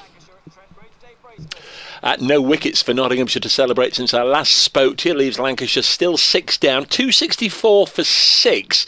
The lead is 229. What that does mean is that Notts have really put the brakes on this morning. Those 2 early wickets, one by Lyndon James and one by Luke Fletcher, really has set back Lancashire. I thought by now they'd be hurtling towards a lead of 300 and maybe wanting to have a go at Notts before lunch. Doesn't seem as if that's going to be the case, with that advantage now just 230. Brett Hutton and Stuart Broad bowling at the moment, and Lancashire, they've been just very selective in their shot play, so it'll be interesting to see how this pans out. Does look as if Notts might have to wait until after lunch before they can begin their run chase, unless they can get these last 4 wickets quickly. Lancashire 265 for 6. Last ball was pushed back to the bowler. Brett Hutton gets a word from Stuart Broad in the floppy sun hat. Broad v Anderson it was billed as, but as Scott and Grace have been saying, neither of them's had particular success yet. Emphasise yet, as this is pushed into the offside. It would be so Jimmy Anderson, wouldn't it, to get 6 or 7 Nottinghamshire second innings wickets, and off he goes again with the match ball in his kit bag. Absolutely, yeah. I don't think anyone would be surprised to see that. I mean, Notts fans might be a bit disheartened, but yeah, no one can question the ability of James Anderson. It's Hutton again round the wicket, and Hartley does take this one on, but he's controlled it. He's pulled it down to long leg. Montgomery Fields get a single. 266 for 6 at the end of the over. The lead is 2-3-1. First innings, when Lancashire were 9 down, out came Anderson to bat, and the ovation he got was unbelievable. There were people standing and cheering and applauding. Genuinely, I mean, it was quite touching to see for an away player. I know, it's the England connection rather than the Lancashire connection, but he got a great ovation from the Nottinghamshire public, which was nice to see. I was sort of saying, I don't think that normally happens to Stuart Broad when not sort of go to Old Trafford or Headingley or anywhere else. It's here he is. Let's get him out quickly. But Jimmy got a great ovation. Here's Lyndon, who's been the pick of the bowling in the second innings in terms of figures. 3 for 37. His first ball will be to the left-handed Hartley. Just the 2 slips still in play, as this is back for length and just pushed to get by Hartley, but into the hands of Martingale at a very backward point. Nearly hit Ben Duckett on the head with that throw, didn't he? So he managed to duck it. Duckett ducked it. Yeah, he did. And he gave Martingale a bit of a glare there, didn't he? A joking glare, we'd assume. Well, you'd assume, wouldn't you?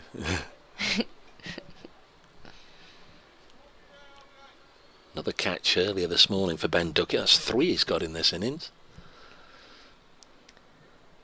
It's James in again, and this one driven well by Hartley, but into the hands of Steve Mullaney at mid-off, and no run can be taken. Duckett's going down the other end to have a word with Stephen Mullaney. He's going to report Ben Martindale. Hey Skip, can you just have a word with that young sub there? He's just, what will he be saying? What will he be saying? Why has he run all the way down to the skipper at the far end? Must be something pretty pressing.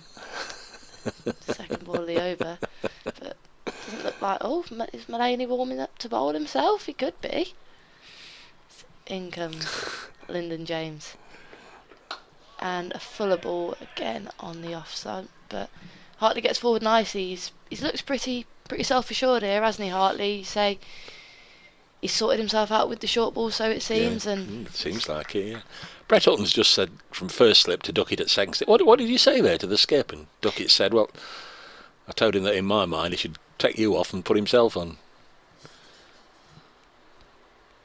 Does look like he's warming up to bowl there, does, doesn't Mr. it? Mullaney.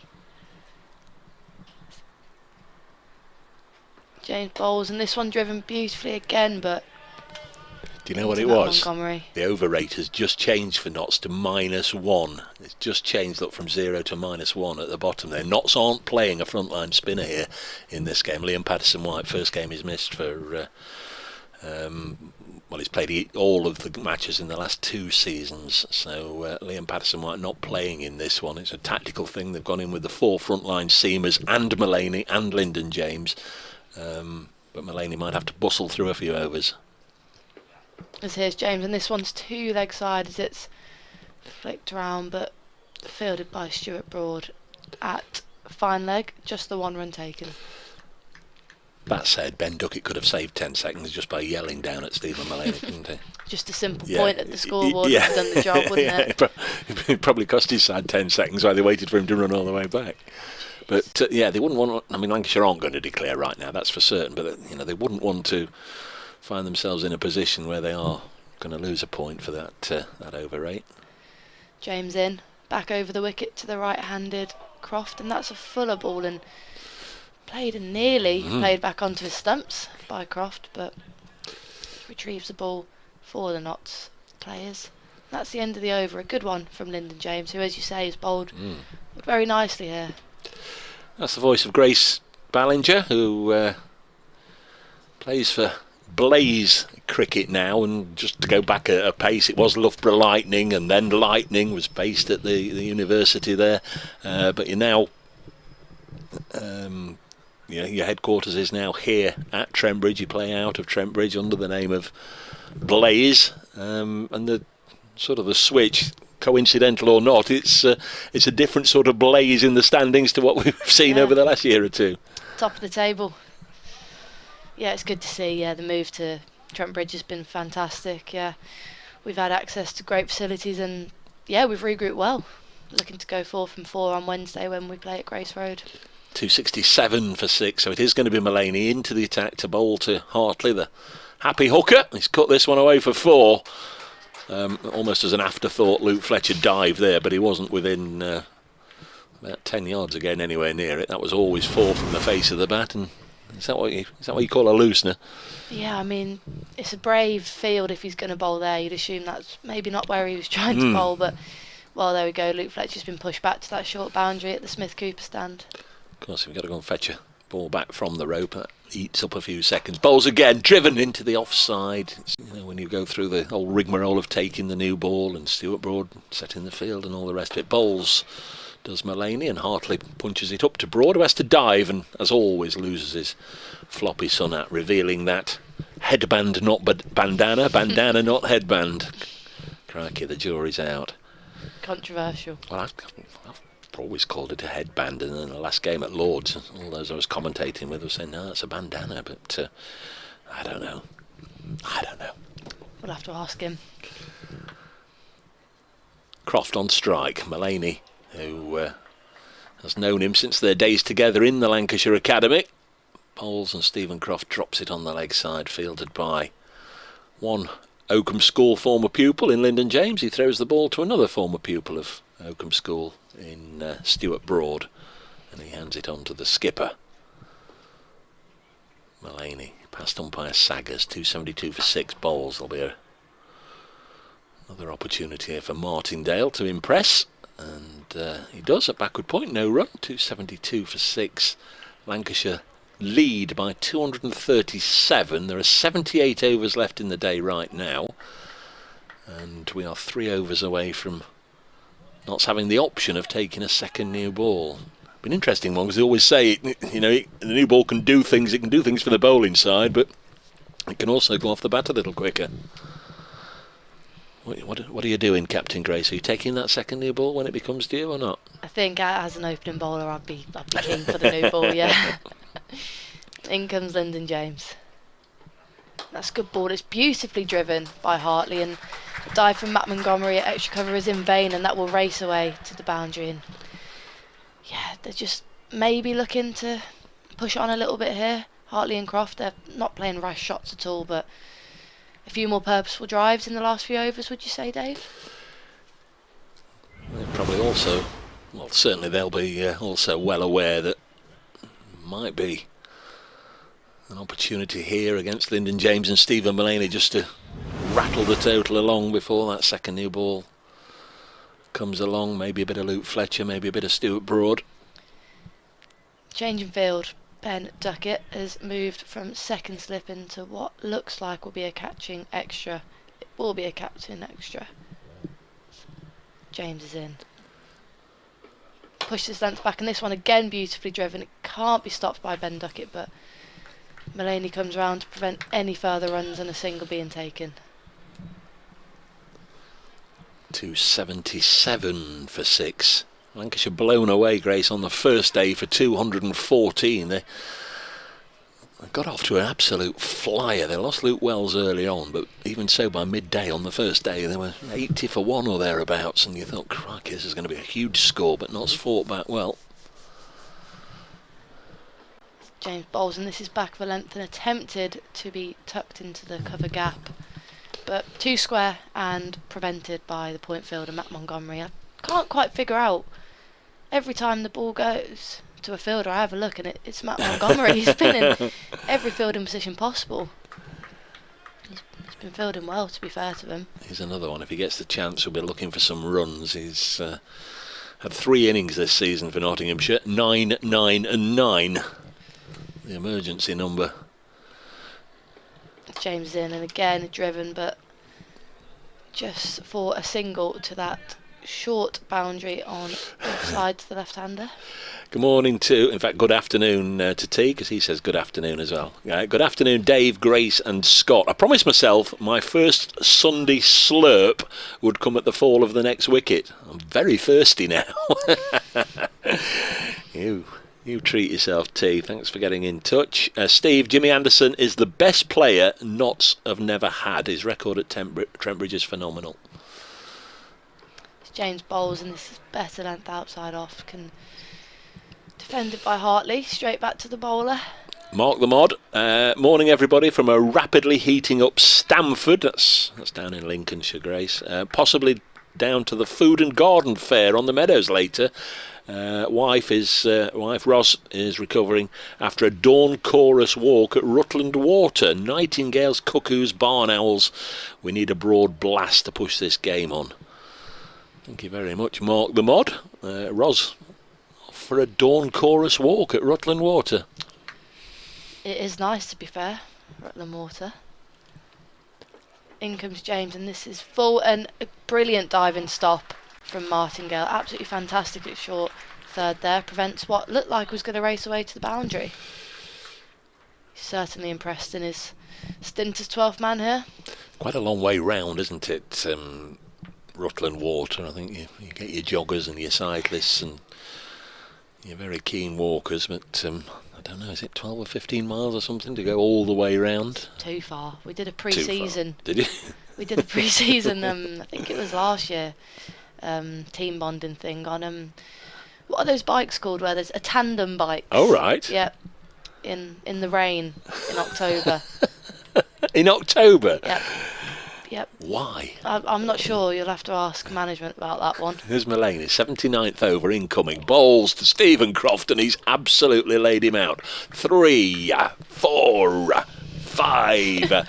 He's going to be down for the full 10 count here, isn't he? Oh, and yeah, he's down. He's hurt, Stephen Croft. And his mate, his good chum, his pal, Stephen Mullaney, not even looking at him. He's turned and he's already back to his mark, and he'll be saying, come on, umpires, come on, we've got an over 8 to sort out here. Croft is still down, and I would imagine the Lancashire physio is going to have to come out, because that's knocked the wind out of his sails. Stephen Croft down on the ground, and Joe Clark, who's obviously the only is the only Nottinghamshire player anywhere near, of course, the wicketkeeper. And he was waving to the dressing room as if, "Come on out, come on out." And I thought he was saying almost to the physio, "Come on out." But then he made the signal, "I want to drink, I want to drink." So poor old Stephen Croft might have to fend for himself here. Here comes the Lancashire physio, and here comes one of the Notts 12thers, James Hayes, maybe. Too far away to see. Maybe Sammy King bringing a drink out for Joe Clark. 278 for 6. Tell you what, that's done him a bit of damage there, hasn't it, old Crofty? I was just watching the replay. It looked like it could have hit him maybe on the hip bone. It looked pretty painful, nonetheless. It's not the first time he's been hit in this innings. No. Well, he'll be saying, "What on earth's up with you? Get up, lad." He has now got to his feet, but. Perhaps as well it was the pace, or the lesser pace, of Stephen Mullaney rather than the searing pace of Stuart Broad, or certainly yesterday Ollie Stone, who did bowl quickly. Over 8, umpire, over 8, they'll be saying. Just make sure you take all this into account. It's getting a bit of treatment with the Lancashire physio out there, and drinks been brought out both for him and for Hartley this morning. Well, it wasn't a great start to the day to George Bell. Began at the non-striker's end. Stephen Croft took a single first ball from Lyndon James bowling. Second ball, Bell pushed at it and nicked it through to Ben Duckett at slip. That was 220 for 5. Second ball of the morning. That was in the 60th over. And in the 63rd over, Colin de Grandhomme, who went cheaply in the first innings, got an absolute beauty, wasn't it, from Luke Fletcher to knock back his off stump. And at that stage, 231 for 6. Lancashire just needed, I think, to regroup and make sure they had enough wickets left for the big push as and when it comes. Stephen Croft has stayed there on 32. He's been matched by Tom Hartley, who's also on 32. This pair have added 47, but overs are ticking away, time's ticking away. And Lancashire's lead 2-4-3, nowhere near, you'd imagine, what they want to set Notts. We're ready. Seems so, doesn't it? And then Stephen Croft does a bit of gardening. It looks absolutely fine now, doesn't it? Yeah, as if that's what was to blame. Here's Mullaney into bowl to him again, and he's guided this to backward point to Martindale. And there's no run. So this, the 79th over, might be the last over that Stephen Mullaney bowls for a while. If Notts do take the second new ball from this end next time. Yeah, Sammy King's out there on the field. Ben Martindale's out there on the field. Mullaney bowls, and it's gone through, taken by Clark, standing up. Oohs and ahs from Mullaney. I think thought he'd either bowled him or just clipped the edge. Good glove work.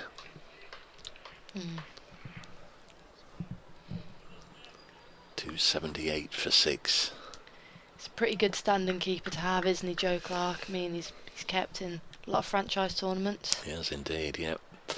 Mullaney bowls, again pushed into the offside, fielded by King, and there's no run. Of course, Duckett's another one who's done it. He's sort of done it on a semi-permanent basis in the past, in his days with Northants. He's stood in a time or two for Notts and also franchise competitions, but I guess with his England responsibilities now, they probably don't want him doing it. But as you say, Joe Clark is perfectly capable and adequate. Single taken by Croft for this ball, drops it on the leg side, 1 left in the over. 279 for 6. And of course, Tom Moore's out with a broken finger. The other option would have been Dane Schardendorf. I don't know if you've come across Shady, the young second 11 glove man. Really good keeper, decent bat as well. This one's defended by Hartley. End of the over. 279 for 6. 76 overs remain. Lancashire's lead is 2-4-4.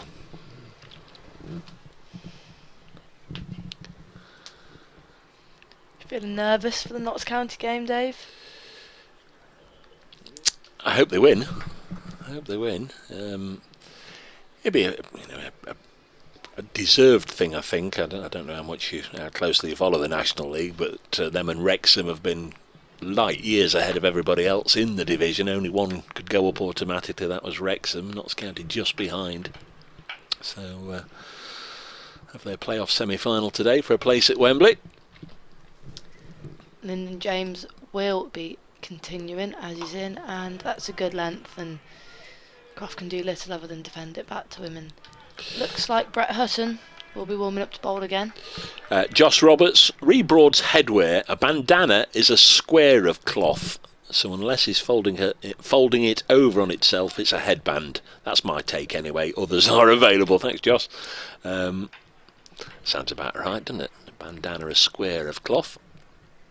I mean, I've always called it a headband.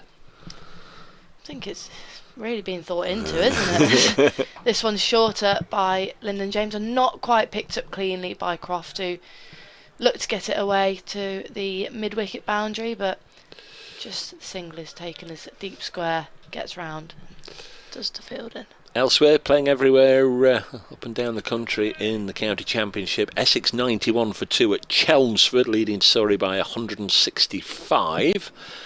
At the Ageas Bowl, Hampshire second innings 25 for 2, still trailing Warwickshire by 155, and Northants 117 for 2 at Taunton against Somerset, trailing by 40.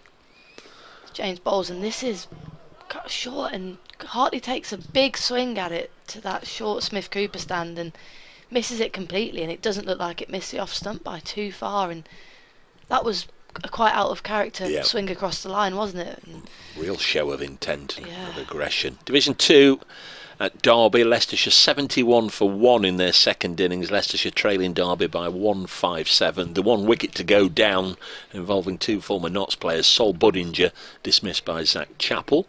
At New Road, Worcestershire second innings 81 for 3, trailing Sussex by 28.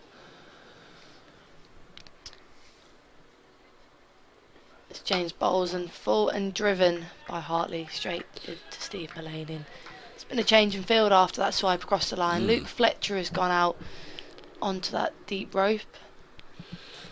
There's one other score, and that's at Headingley, where Yorkshire, their second inning is going well. Adam Lyth and Finlay Bean, 71 without loss. Need a further 419 to beat Glamorgan, who declared overnight with Marnus Labuschagne 170 not out. James in again, catching extra still in play as he's pushed Hartley onto the back foot, and King comes in.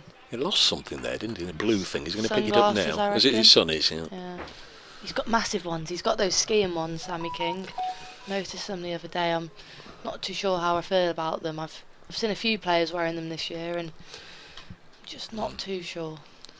The Kirsty Gordon sonnies. Lyndon James at the end of his mark to finish his 16th over, and that one is back of a length and again pushes the left-handed Hartley back into a defensive stroke. Another good over from Lyndon James, who's been very economical here and picked up 3 wickets in the second innings as well. Lancashire 280 for 6, they lead by 245 runs. Sorry for my phone making a little bit of a din. Popular today, Dave? Well, I've got to sort of be aware if Radio Nottingham want to get in touch. Lots of things going off. I think the football's starting.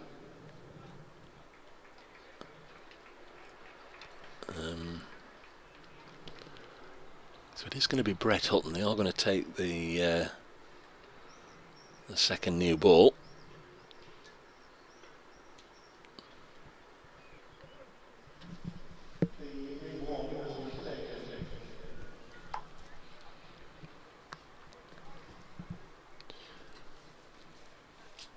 Hutton wicketless so far in their second innings, 15 overs, none for 45. Is the field being set back? Just looks as if they sense that the charge might be about to come. Still got 2 slips, 2 out on the leg side fence, sweeper on the offside. So here is Brett Hutton to bowl to Stephen Croft, who's on 34. Happy just to Feel the harder new ball on the face of the bat as he defends that one, pushes it out as far as Matthew Montgomery. There's no run. Lancashire's lead 2-4-5. It's not been an all-out assault at any stage this morning. Lancashire began the day 219 for 4, so they've added 61 runs for the loss of 2 wickets. There's going to be a couple of runs here as this is punched past Montgomery out as far as Slater. Fielded by the Chesterfield man. 282 for 6. And that is the 50 partnership. Hartley the dominant force, 32 of that 50. Stephen Croft 16 of them, a few extras as well. 7th wicket stand with 51 now. Hutton bowls. Croft again just whips it away. Down to Fletcher behind square. 283 for 6. We've lost the bottom line. It's because the new ball has been taken, it says. In a moment it'll come back and save me doing the maths. Tell us how many Lancashire lead by. I think it's 2-4. 2-4-8. Says it right there, yeah. Dave. Yeah, it does now. There's a lot going on that scoreboard, isn't Well, it there? also says 12:30, which is a welcome addition as well this year. That's the first time we've had the clock there on the bottom corner. As Hartley defends this one. Yeah, I think it is the perfect template for a scoreboard.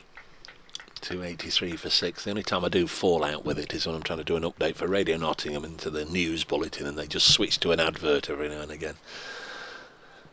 It's almost inevitably when I'm looking at it trying to remember what the score was. There's Hutton. Bowls whipped away wristily. Nice bit of timing from Tom Hartley. Down to long leg for a single. 284 for 6. And Lancashire's lead is 250.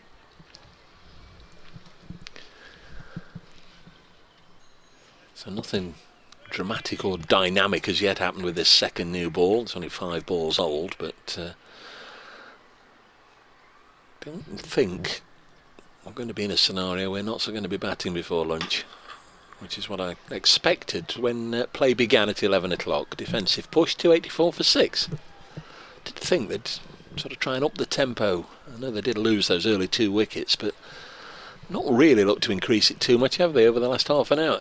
No, I thought they were threatening to a few overs ago, but yeah, I think I was slightly mistaken, and it won't be easy now with Hutton at one end and Stuart Broad back on from the other with the new ball, but you think they'd want to push on now and declare at lunch maybe?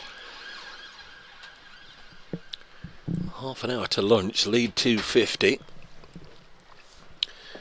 We'll have another switch over in a second. If you can just do the first couple of... Well, if you want to take this over, because I pinched an over of yours earlier on, didn't I? And then we'll bring Scott back in alongside you. Stuart Broad back on then. So far in the second innings he's bowled 15 overs, 2 maidens, 63 runs, but no wickets for the England opening bowler. Just like his partner Jimmy Anderson, also wicketless here in this game. Notts versus Lancs, probably not what we expected at the start of the day, is it, Scott? Not really, no. Probably not what Stuart expected neither. He comes in 2 slips in play with the new ball, and the first ball's driven beautifully, but a brilliant diving stop by Matt Montgomery in the covers prevents what probably would have raced away for a 4. God, he times it well, doesn't he, Hartley? He is. He's timing it well on the drive, and he's been prevented a few times where I think on other days a few of them could have raced away for 4. They've looked good in the field, this Notts unit. They have, and to be fair, I think that both teams have taken pretty much all the chances that have been created. The odd one's been put down, but there's been some outstanding catches taken. Broad in again, and this one just pushes Hartley onto the back foot. And the ground fielding too, as you say, from both sides has been good. Notts have been excellent this morning. I think these two have battered beautifully here. 50 partnership between the pair of them. Hartley 33 from 65, Croft 37 from 83. This is a really good partnership for Lancashire. I agree. Could have been a really horrible kind of morning session when they lost 2 pretty early wickets. Absolutely, yeah. They've just swung the game back into their favour, I'd say, as Broad's in again. And this one's short and almost chopped onto the stumps, but somehow finds a gap on the leg side. And Stuart Broad won't be happy with that one, as Hartley gets himself off strike with a single. So there are a few of those through the course of the game. There's been a few kind of inside edges that have bounced over the top of the stumps, past off stump, past legs. There's been a few of that over the course of the last 2 or 3 days. 1 or 2 bowlers who have felt a bit unlucky, but I can't say I've got too much sympathy for the bowlers in this match. It's been tricky for batters since 11 o'clock on Thursday morning. It's about time. It's a batter's game, cricket. Good for them. I'm happy for the bowlers. In comes Stuart Broad, 2 slips in for the right-handed Croft, and this one's outside off, and we'll give Croft the benefit of the doubt and say he left that one, would you say? Yeah, and I think I agree with you. I'm absolutely in agreement with you. I think this has produced a really good game of cricket, and Lancashire over the last couple of games, certainly at Taunton last time out, it was a really flat pitch. There's barely anything in it. It's difficult. It's difficult enough to win 4-day games as it is, isn't it, to bowl teams out twice when you've got nothing there for the seamers. This has produced a really good game of cricket so far. I agree. As Broad bowls again, and this is full and Shots. driven beautifully out to the Smith Cooper stand, and it is a short boundary, but boundary double the length, that probably still would have raced away for an elegant shot. Brings Croft on to 41, not out. Showing all his experience here, Stephen Croft, coming back into the team. He was dropped last time out against Somerset. Didn't feature in the match. They went for Balderson instead in that middle order, and obviously George bowls as well. So Croft had to sit out, but because of the Jennings injury, they had to rejig things a little bit. Balderson comes to open the batting. He presents a chance back in the team for Croft, and he's batting well here. Broad looks to rectify that length, and he goes shorter and squares up Croft.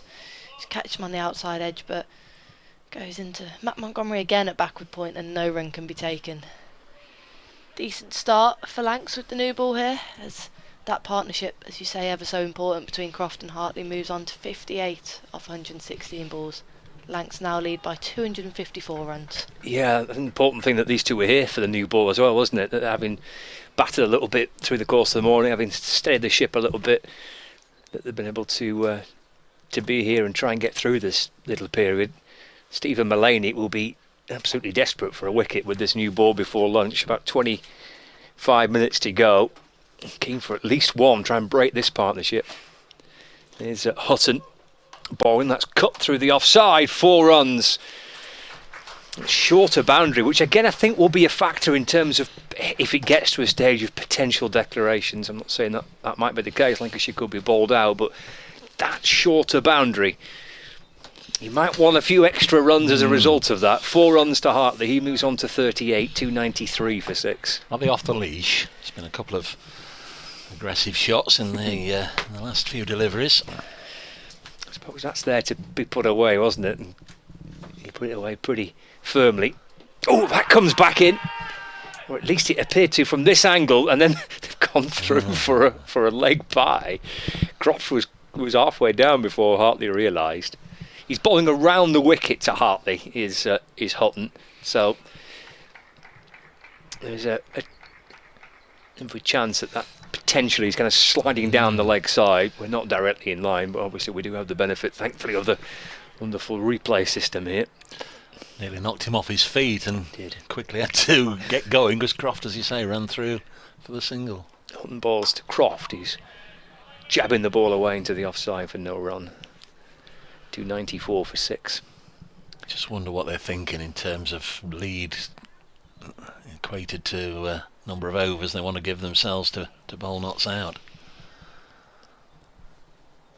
The gamble is that, I suppose from the Lancashire point of view, is that Notts will chase whatever and potentially lose wickets trying to up the ante and go for it. Hutton balls to Croft off the back foot. Just eases the ball away into the offside. Montgomery does field, but Croft gets through for a single, moves on to 42, 295 for 6. Notts over rate has just changed back to 0. Not entirely sure how, but there we are. It is 0. Yeah, I tend to stay clear of this. It's a bit of a murky world. It is, and I don't understand it, no. so I don't bother with it. But it's on 0. It's up and in. Balls to Hartley. It's a nice looking shot off the back foot. That's 4 runs through the covers. Standing tall in the crease, Hartley driving it nicely away for 4. He moves on to 42. And Lancashire 299 for 6. I was just going to say, I wonder if it's time for a bit of protection out there. I think Asiba Mead is. Yeah, they are going to do that. Just, don't let the batting side have it all their own way when they want to increase the tempo. Don't let them find easy boundaries. Blocked at the cover boundary now. Hutton to Hartley, and looks to play at it. Misses through to the keeper Clark, who takes a bit of a tumble as he catches the ball. It's the end of the over. 299 for 6, lead of 264. Pint for the marker, as I say. Both players on the same score, both on 42. Much needed partnership as well. Now worth 68. That was after a couple of dismissals in the first quarter of an hour of the day. Bell for 1 and de Grandhomme for 4. But it's been almost an hour and a half since Notts dismissed Colin de Grandhomme. Here's Broad bowling to Croft, who's taken a couple of blows this morning. Nudges this one up to Luke Fletcher at mid-off. That last one off Stephen Mullaney, his chum. Mullaney might have enjoyed that, might have given him a bit of a ribbing. Get up. What's up with you?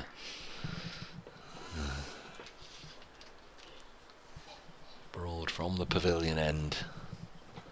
Eyes the ball suspiciously. Puts it in the fingers and then bowls to Croft, who just drops it on the offside, takes a single. Out to Luke Fletcher. And that's the 300 up for Lancashire. In the 84th over, so they're going along, the board tells me, I'm not working this out, the board tells me they're going along at exactly 3.6 and over. It's excellent partnership, this. Hartley and Croft, really well judged. Sense of calmness when they first came together, and just the kind of calculated risk being taken every now and again. Broad to Hartley is on 42. Round the wicket comes Stuart Broad. Hartley works it off his hip past the square leg umpire. Out to Hamid, who made 97 in the first innings, held the innings together, may well have to do it again for Nottinghamshire second time around. If he were to bat through for 97 not out, would give a little bit of licence for those at the other end, just to try and chase down whatever Lancashire set them. We're assuming Lancashire will be looking to make a game of it and want to give themselves the best chance of winning. As Broad is in, bowls, Croft again drives into the offside. Out to Hamid. There isn't any possibility whatsoever, Scott, that we're just going to see Croft and Hartley just bat through the afternoon session and rack up 150 not out apiece, is there? I think it'd be unlikely. 302 for 6. The lead is 267. Again, what do I know, but I wouldn't have thought they'd feel they've got enough yet. I mean, they may well have. They may already have enough to bowl Notts out, but you wouldn't think they'd dangle a carrot of 267 in two sessions, would you? Broad bowls and Hartley defends. No, I think that rule that one out of the equation. And the first kind of 40 minutes or so this morning with a bit of cloud cover around and ball was nipping about a bit. Yeah. It looked really difficult. Even with this second new ball that Notts have taken, doesn't appear to be doing as much. And again, that won't come into Lancashire's thinking. Short boundary as well. Lot to mull over for a captain. Stuart Broad bowls to Hartley. Punches this up to Mullaney at mid-off. Safely stopped by the skipper. Had one earlier on, went right through him, but safely stopped that one. Lots to think about for Stephen Mullaney. Had a little bowl as well. Now he's chatting to Brett Hutton, who's going to continue from this end. Where are we? About a quarter of an hour before lunch. 5 overs maybe. Another 20 runs perhaps. Lead would be the region of 290. He's hoping that these two with this new ball can find a breakthrough in those 15 minutes. Playing a miss from Croft. Taken by Clark. 302 for 6. What's Croft on overnight? 13, so he's had a 33 in an hour and 3/4 this morning. Not been in too much difficulty, apart from the couple of occasions when he's been hit, but he's played nice. Did you see what happened there? As Brett Hutton came herring in, Hartley dropped his bat and it completely put Brett Hutton off, or Brett Hutton might have done the sporting thing and thought, no, I'll let him pick his bat up. Long way back for Hutton, isn't it? Having been halfway down. Sets off again. Hartley keeps his bat in his hand this time. Croft will push it away into the offside. And there's no run. 302 for 6.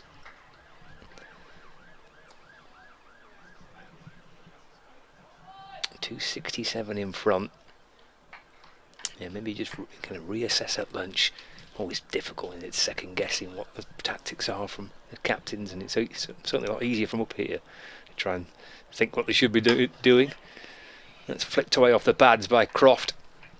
Broad will field at mid-on. Cross moves to 45 now, 303 for 6. You sometimes have that sneaky declaration 10 minutes before the end of the luncheon interval, don't you? Just to only give them 10 minutes to prepare. But as I said, I don't think they'll feel they've got enough yet to sort of set out with absolute certainty and conviction that Notts aren't going to chase down what they've left. Hopping around the wicket to Hartley. That's pushed up to mid-off this time. And there's no run. 320 is certainly far more imposing than 270 or 280, isn't it? Oh yeah. Minimum really Lancashire, I think, would want to push this beyond 300. Second new ball's not done anything, has it? It hasn't, no, which I think will obviously that does play a factor, doesn't it, when you Dame Velas on the balcony. Hutton balls to Hartley, that's eased up towards mid-on. Jogs through for a single, 44. Not out, 304 for 6. Hampshire in their second innings are 29 for 4 at home to Warwickshire. They trail Warwickshire by 152. There's 3 wickets there to Chris Rushworth, who of course made the move down from Durham in the winter. The other one to Chris Wokes. Fine new ball partnership there. Forward goes Croft and jabs this ball back down the pitch and gathered by Broad at mid-on. End of Hutton's latest over, 2 off it. 304 for 6, lead of 269.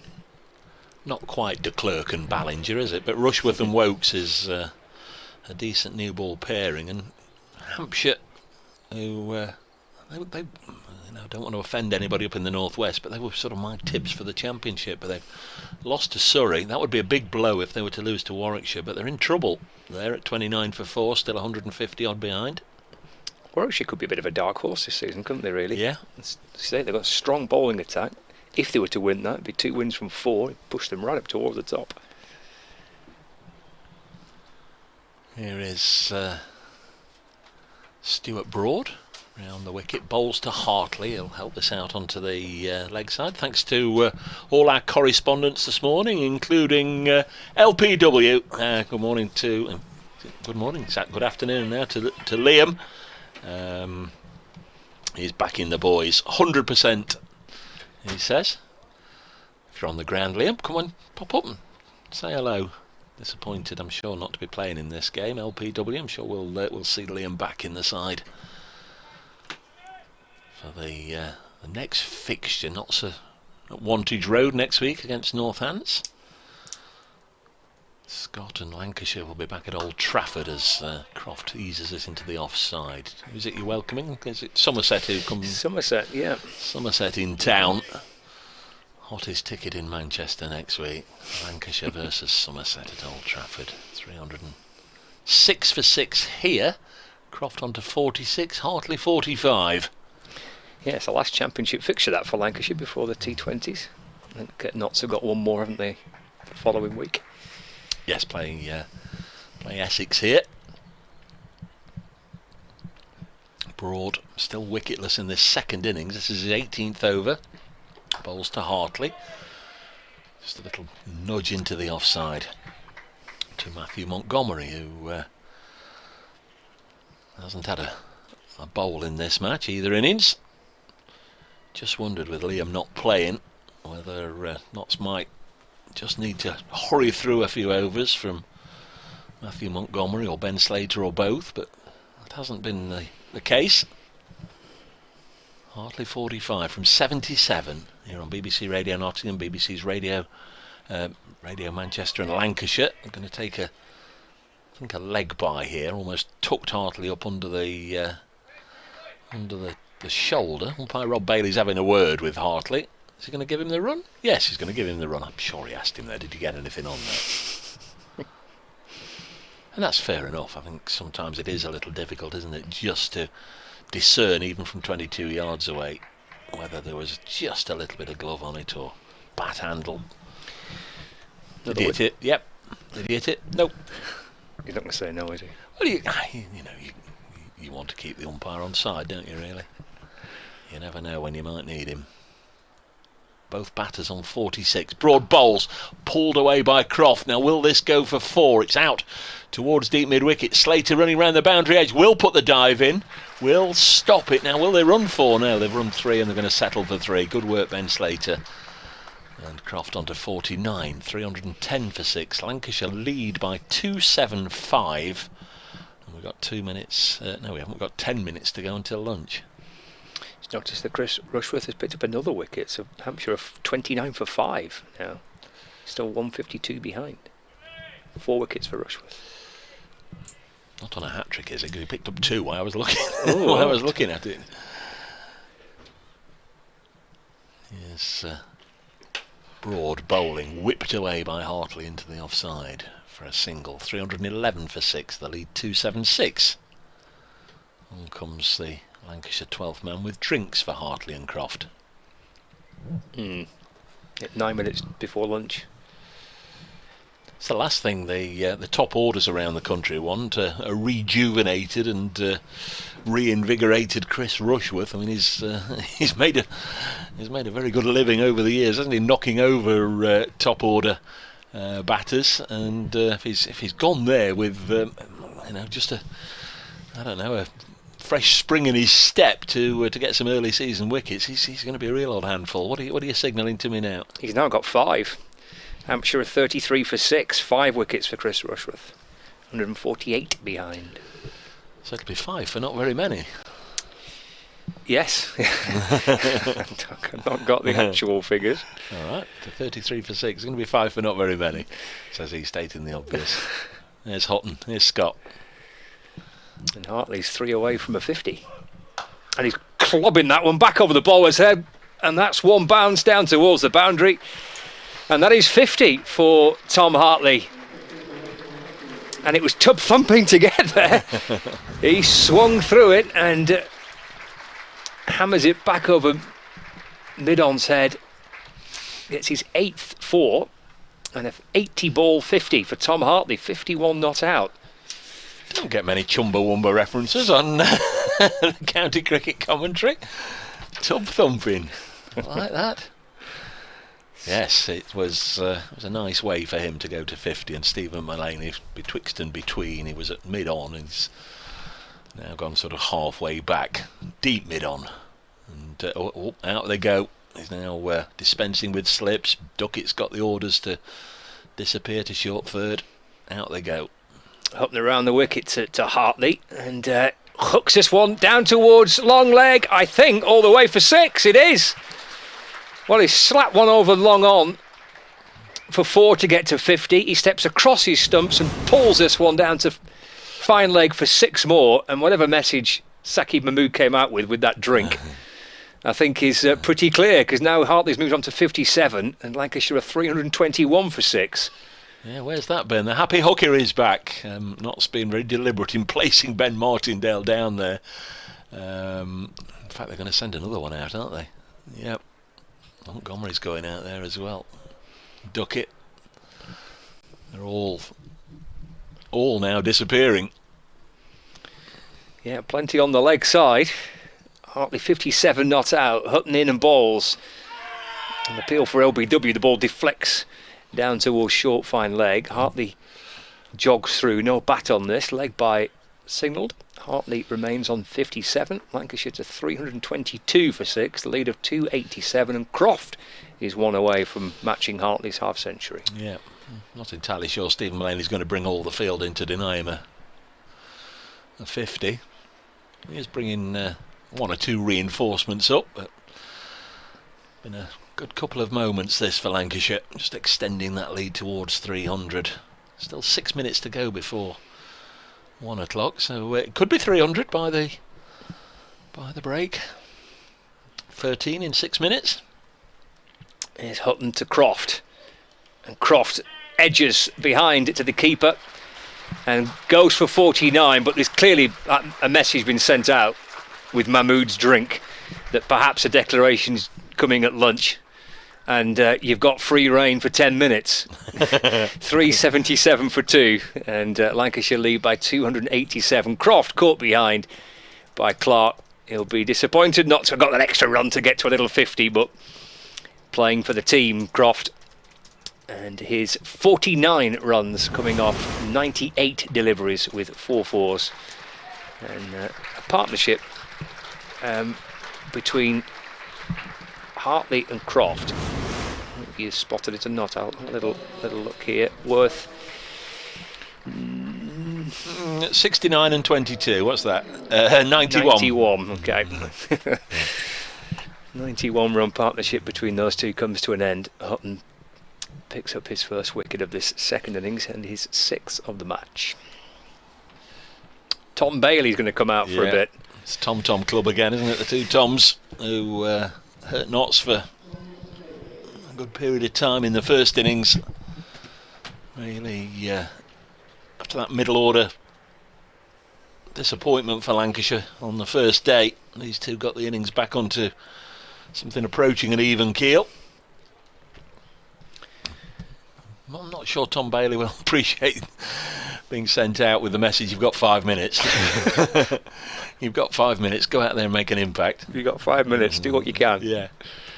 Well, I don't know, they might bat on after lunch, but I wonder whether when Saqib came out with that drink and then Hartley started swinging. Well, it looked like it, didn't it? Yeah, it might be a bit of a clue that they fancy calling it quits at lunch. And Notts might have just been a little late on picking up on it, but as soon as Stephen Mulaney did pick up on it, out went everybody. Out you go on the fence. And then Croft was caught behind, having a flail when all he needed to do really was just drop it to get his 50. It's a better than a new batter. Hutton in, and down the pitch he comes and swats the ball out through the leg side, and it's 4 runs running out towards the square leg boundary.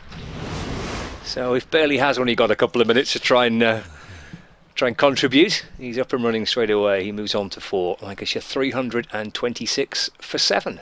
Lead of 291 runs. Yeah, I think we know what sort of message and intent Tom Bailey has come out with. A couple of steps down the track, drags it away on the leg side, and away for 4. 326 for 7. See an aeroplane clearly descending into East Midlands Airport. We've not seen too many of those through the course of the game. Been grey skies overhead the first 3 days. Next one is heaved down the ground. Stuart Broad will cut it off, preventing it from running away for more than 1. Bailey, it's 5 from 2 deliveries. He will keep strike. It's the end of the 87th over. Lancashire lead by 292. Of course, with that fall of wicket, it's soaked up a couple of minutes, and there might just be time for 1 more over. I'm sure Notts will make sure it's only 1 more over. 8 required would leave Lancashire, or 8 from the over would leave Lancashire with a lead of 300. It's going to be Luke Fletcher to bowl. Has been getting himself ready for just this 1 over. 14 overs, 4 maidens, 2 for 40.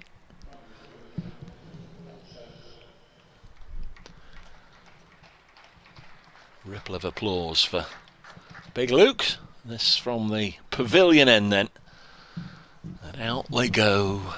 Out they go. Leg side. 4 of them on the fence. Offside, 4 of them on the fence. This one is just deflected by Bailey down the leg side. They'll only get a single. I've lost a fielder. There's 5 on the offside. Missed Seba Mead in front of the William Clark stand there. So we're all the way from Broad at fairly fine third man.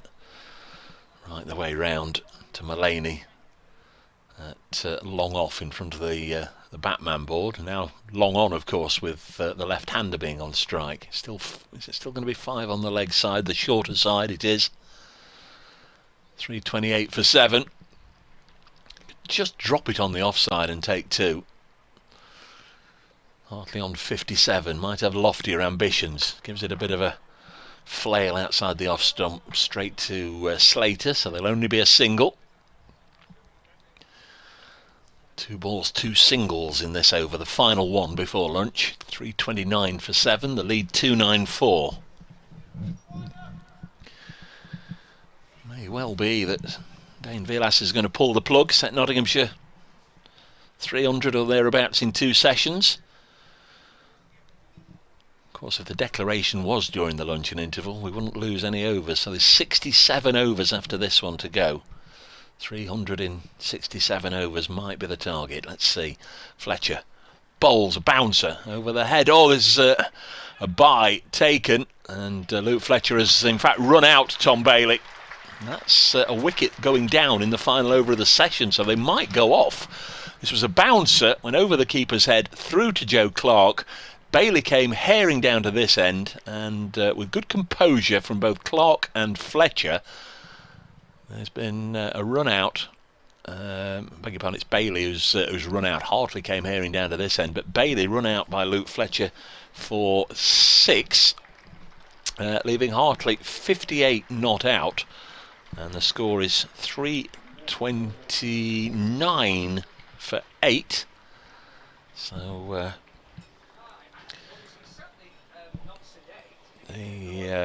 the lead is 296. So right now 297 in 67 would be the target. Just clarify that in a second. So Bailey run out by Luke Fletcher. Ball was banged in short by Fletcher. Bailey had a bit of a mow at it, missed it. Went through to Joe Clark. Hartley came herring down to this end, and Clark had the wherewithal to throw it all the way down to the bowler Fletcher, who underarmed it and hit the stumps. So the lead is, in fact, the lead is 294. So the target is 295 in 67 if they declare. That's the important thing here, because Lancashire could still bat on, of course, with Hartley 58 not out. 3:29 for 8. So this morning, Lancashire resuming 219 for 4. They lost George Bell, Cut, Duckett, Bowl James for 1. De Grandone Bowl Fletcher for 4. And Bailey run out underarm by Fletcher for 6. Hartley not out 58. Stephen Croft was the other one, of course, I beg your pardon. Caught Clark bowled Hutton 49. So 3:29 for 8. And that would mean, if there is a declaration, Notts need 295 in 67 overs. So that's it from the team here for the morning session at Trent Bridge. I hope you'll join us this afternoon. Once again, I'll be joined by Grace Ballinger and Scott Reed. It's myself, Dave Bracegirdle. For the time being, wishing you all a very good bye from Trent Bridge whilst we have lunch, and we'll speak to you in 40 minutes' time.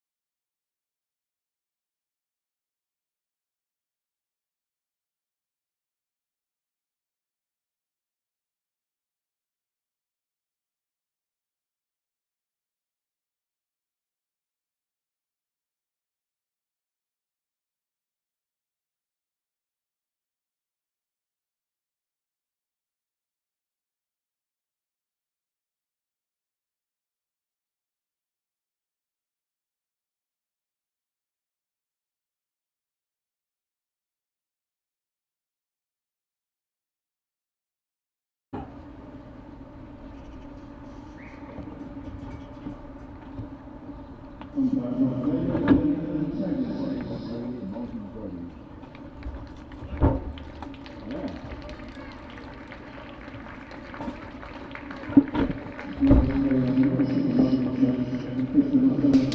hello everybody, welcome back to Trent Bridge. The news, I'm sure many of you have been made aware via the various social media outlets that I'm sure you follow, that Lancashire have declared during the luncheon interval, so their second innings ends on a score of 329 for 8 declared, leaving Tom Hartley 58 not out. It's Nottinghamshire have been set a victory target of 295 runs in 67 overs.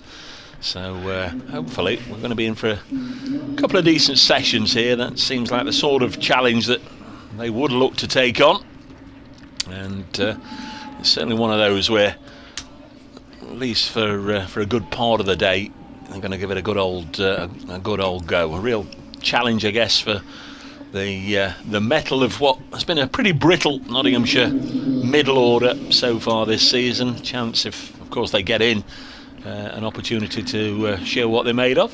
For Lancashire, who have played 3, drawn 3, a chance for them to pick up wickets through the course of the next 2 sessions and get their first win of the season. Should be a cracker. Grace Ballinger will be with us before too long. I'm Dave Bracegirdle, and to my right, mulling over what may or may not happen, and to talk you through Jimmy Anderson's first over, Scott Reed. Yeah, with 3 slips in the gully and Hamid on strike. And the first ball Hamid leaves, and it's through to the keeper, and there is no run. I was contemplating lunch. I made a bit of a mistake at lunch. I mean, I went for fish and chips, which was lovely. But what I thought was salt was sugar. Just took the edge off. Just took the edge off the lunch for me, did that? Never mind. How do you like your fish and chips? Pretty sweet. All over, proper sprinkle job. Oh, aye, yeah. Anderson to Hamid, that's driven away. Runs on the board here for Nottinghamshire. Second innings up and running with a pretty resounding 4 hammered through the covers off the bat of Hasib Hamid. Nottinghamshire a 4 without loss. A nice bright start with the bat from a man who batted beautifully in the first innings. Yeah, got his 100 now, hasn't he, for the game? Has, yeah. Out for 97 in the first innings. There's those missing runs. Well, covers open with the 3 slips in the gully. That's where he hit it. Goes for it again, but picks out Dame Velas. He's in that position, not quite mid-off, not quite extra cover. Velas there on screen. He's kind of hovering between the two in that position, hands on his hips. Lancashire skipper in conversation with his head coach, I'm sure, and the senior management team about declarations. I think it was pretty clear that Lancashire were going to do what they did at the back end of that morning session. Anderson in, and Hamid defends. Comes back in towards Hasib Hamid.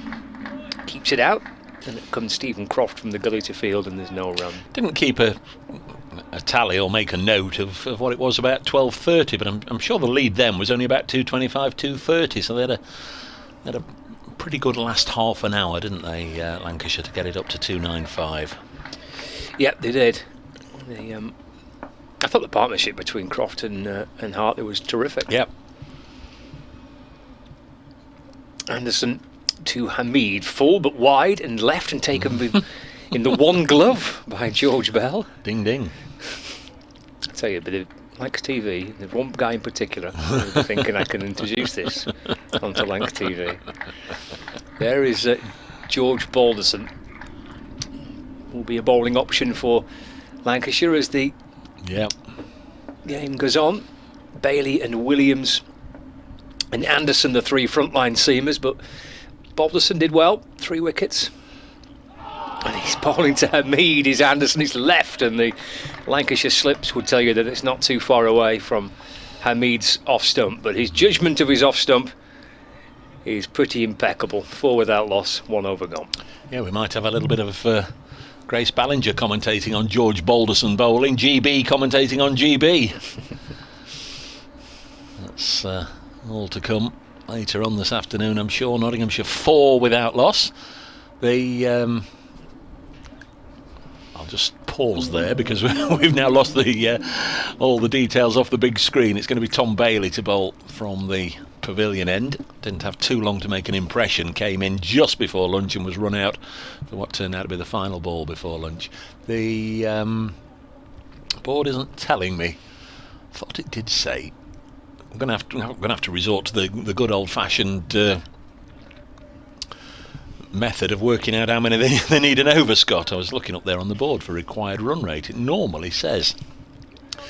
Well, I'm sure we can do that in a second. It's going to be Bailey round the wicket to bowl to Duckett. So 295 divided by 67. That's what we need to do, isn't it? 4.4 and over. Well, they've got 4 off the first one.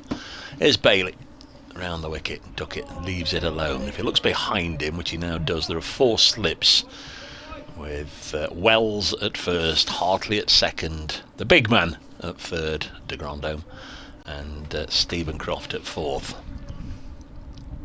Pretty formidable looking slip quartet there. Not too many gaps between keeper and first and second and third and fourth. If anything is nicked by Ben Duckett. It was bowled by Bailey in the first innings. Blocks this one. It's a terrific ball, wasn't it? Not entirely sure what happened. Took out Ben Duckett's middle stump, which doesn't happen too often. No, it left Duckett looking a little bit bamboozled by it too, didn't he? He was looking at the pitch as he was started to make his way back to the pavilion. Normally when the middle stump goes, it's an inside edge, isn't it? A thickish inside edge onto the stumps, but swung back, yorked him and uprooted the middle stump all in one go. Duckett on strike, goes to try and cut this away, was through into Bell's gloves before he had the opportunity. Just before lunch, just as we knocked off here, Scott was just having a look at the scorecard from the Aegeus Bowl, and almost as lunch was called here, another wicket went down there. Hampshire were 34 for 7 at lunch, and Chris Rushworth with 6 wickets, and I didn't wonder if Rushworth had got a hat-trick. Martin Emerson's come back onto me and during the lunch interval said that Rushworth has got a hat-trick against Hampshire in the past, playing for Durham. This one's cut away by Duckett for a boundary, square of the wicket on the offside. So he clearly likes bowling against Durham, does Chris Rushworth. 6 for not very many, with Hampshire going to lunch 34 for 7, a long way behind Warwickshire still. Terrific signing for the Bears, then, isn't it? For Chris Rushworth adds to their pretty strong looking attack. I mean, they let the young fast bowler go on loan to Derbyshire, didn't they? Brooks. Yeah, and he got a 6 for, didn't he? Yeah. You think back to last season, the end of last season, they were very nearly relegated themselves, and was it 9 that Liam Norwell got on the last day? That's it, yeah. Astonishing stuff. Next ball is defended, and that was against Hampshire, wasn't it? It was, yep. So we'll periodically dip in and out the other scores. In fact, we can do that now because it's 34 for 8. Chris Wokes has got rid of James Fuller straight after lunch. 34 for 8 at the Aegeus Bowl. Hampshire still trail Warwickshire by 147. Unless it rains, that's only going one way. Here, Duckett is on 4. He's nice shot. Probably on 7, if not 8. You know, it's going all the way, isn't it? Dane Vilas, just a gentle jog after it, and the ball over the ropes and into the boards in front of the pavilion. A couple of quite imposing statements made there by Ben Duckett in that over. And Notts have got 3 boundaries from the first 2 overs, 12 without loss. Yeah, good start with the bat, Duckett and Hamid. You probably expect Duckett to be slightly more aggressor of the two, but Hamid with a 4 off in that first over he faced from Jimmy Anderson. With attacking fields, there's gaps, and if there's gaps, Asib Hamid is looking for them. Indeed, yeah. So with that option on the offside, Hamid, as Anderson comes in and bowls, that's a neat delivery that brings Hamid forward, and it nips into the gloves of Bell, and there's no run. And me will ignore that. Don't worry about that. Walk away to square leg. It's a beauty from Jimmy Anderson. So I know our listeners are concerned about the important things in life, so you actually ate your plate of fish and chips and sugar. Yeah, I felt like I needed to get it off my chest. It's a bit of self-therapy, really, but... Anderson to Hamid, it's another beauty. That's not a very confident appeal, is it? I think Bell just really enjoyed watching the ball. It was an absolute beauty of a delivery from Anderson, and I think Bell was just so wrapped up in the fact that it was such a lovely ball. He thought, well, you know what? I think it deserves an appeal, at least. But he was on his own, was George Bell, Lancashire's wicket-keeper. 2 very smart deliveries sent down by Anderson so far. No vinegar to soak into? No, I did. I put a bit of it. It just all unfolded pretty drastically. Hamid defends, pushed away into the offside. No, I mean I tried to scrape a bit off, you know. But the damage was done, so it's like, what do I do? I just got to just crack on, haven't I? You know what I mean? I was hungry. Sort of daft thing I'd do. Yeah. There you are. I shan't grill you anymore over it. No, it's fine. It's all part of trying to take the disappointment of what was. I shan't mention it till till we meet again. Anderson balls to Hamid. Tries to turn the ball to mid-wicket. Just comes off the outer half of the bat and deflects down to backward point. No run. Safe to say 16 other BBC county cricket commentators will all hear about it tonight. Oh dear. Bit of tartar sauce, bit of vinegar, followed by a bit of sugar. Well, it's all you could taste the sugar with all that lot on. Well, the tartar sauce was on the side, obviously. Mushies as well? Oh, aye, mushies. It tastes lovely with sugar on. Here's Anderson balls to Hamid. Oh, it's left. That comes back in because Bell's taking it just a pace to his left-hand side. Having seen a couple slant away. That one just coming back in. Hamid happy to leave it. The movement back in was after the ball had gone past the stumps. This is a terrific over from Jimmy Anderson. Yeah, I don't know if you heard the roar as well when Lancashire came out after lunch. I think there's a good number to come down from the northwest. Final ball of the over. Anderson to Hamid. And that's defended. It's a proper good test, this, isn't it? James Anderson to Hasib Hamid. And Hamid, having shown immaculate judgment to leave, he's forced to play at the final delivery. Score remains on 12 without loss, a maiden over for James Anderson. We know the scorers are on top of these things. So Nottinghamshire's over 8-0. So that's them done. They needn't live in fear of any points deductions with regards to the overs. Lancashire's still -2. They've got the next 64 overs to sort that out during the course of what we hope will be cracking afternoon's entertainment. Tea at 20-4. Normally, of course, you'll be well aware, can't go for tea until 32 overs remain, but on the last day it's like set in stone, isn't it? 20-4. Thou must have a cup of tea and a slice of Battenberg. And it's Tom Bailey from the pavilion end. Bowled him, and again Duckett's lost middle stump to Bailey. Second time in the match. Bob down. He's not a tall man, Ben Duckett, but he almost crouched down a little bit trying to cut it away, and whether he did bottom edge that back onto the stumps or not, second time in the match Bailey's got him, and both times middle stump uprooted. Knots 12 for 1. You know, disappointment for Duckett in this match. He's been outstanding in the slips, but no contribution with the bat. Watch back on the replay here. It's a quirky way to play the shot, wasn't there? Maybe just trying to run it down. I'm not quite sure what he's trying to do here.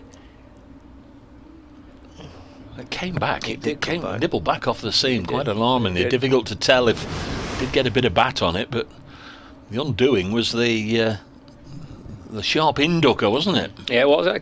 Come back in quite a long way, didn't it, and clattered into his middle stump. But quite sure what shot he was trying to play. But either way, the movement back in is done for Duckett. And I think I should pick up their first wicket. 12 for 1. I think we're going to have a terrific few hours here. There's no doubt, at least for the beginning, early on that Nottinghamshire are going to go for this, and well, not necessarily going for it early on, but setting the stall out to get into a position to go for it after tea. Oh, I mean, yeah. You can't win it in this session, but you can certainly lose it if they were, 80 for 8. Oh, definitely. Yeah, no, I meant they will fancy chasing these runs down. Yeah. If it gets down to, I don't know, Stuart Broad and Luke Fletcher. Of course, we don't really know about Ollie Stone either. That's true. Down the bottom end as well. But, you say it's a hamstring problem. I never know the regulations with regards to runners these days, if they're permitted or not. Certainly not in international cricket. I don't see any reason why not. Keaton Jennings had a run at Somerset the other week just for that one delivery when he tried to carry on with his dodgy hamstring. So presumably Stone could have something similar if required. If required. Here's Ben Slater, the Chesterfield churner. 12 for 1. Slip cordon has just parted. A parting of the ways. There are still 4 there, but it's 1, 2, 3 slips, then a gap, and then Stephen Croft has gone a little wider. Here's Bailey bowls, and this is run to point, and there's no run. Elsewhere, just quickly at Chelmsford, Essex 142 for 5, leading Surrey by 216. Hampshire now 35 for 9. What a shocker that is, and Rushworth's got his 7th wicket. 35 for 9. Ben Slater on strike. Second ball, lets it go through to the keeper. The other Division 1 game is at Taunton, where Somerset are playing Northants. The visitors' second innings 162 for 3 leads Somerset by 5. Leicester 118 for 2 in their second innings at Derby, still trailing by 110. Worcestershire 120 for 3 in their second innings at New Road, leading Sussex by 11. And Yorkshire need another 387 to beat Glamorgan at Headingley. They're 105 for 1 as Grace pops back in alongside me halfway through the 4th over of the innings, and Slater drives it to a gully 5th slip position where Stephen Croft makes the stop. Well, no entertainment today for you to enjoy from Ben Duckett, Grace. That's second time in the match. You won't have seen the first innings, but very, very similar. Bailey taking out his middle stick. Yeah, it's unfortunate to see him go. From a Notts perspective, I mean, certainly a fantastic player, and they'd be hoping he'd be able to get a few in the second innings after a disappointing first innings. But yeah, both Lancs bowlers have looked very dangerous here early on. Scores his runs quickly as well, so that's a big blow for Notts. Bailey to Slater, he can't get off the mark. Punching it to Josh Bohannon at backward point, no run. You didn't do anything as daft as Scott, did you, with sugar on your fish and chips? I didn't know, but I did notice that there was no salt, a lack of, but I didn't go for the sweet equivalent of sugar. I just went without. Dear, oh dear. What we're going to do with him. 12 for 1. Tom Bailey. Final ball of the 4th over here.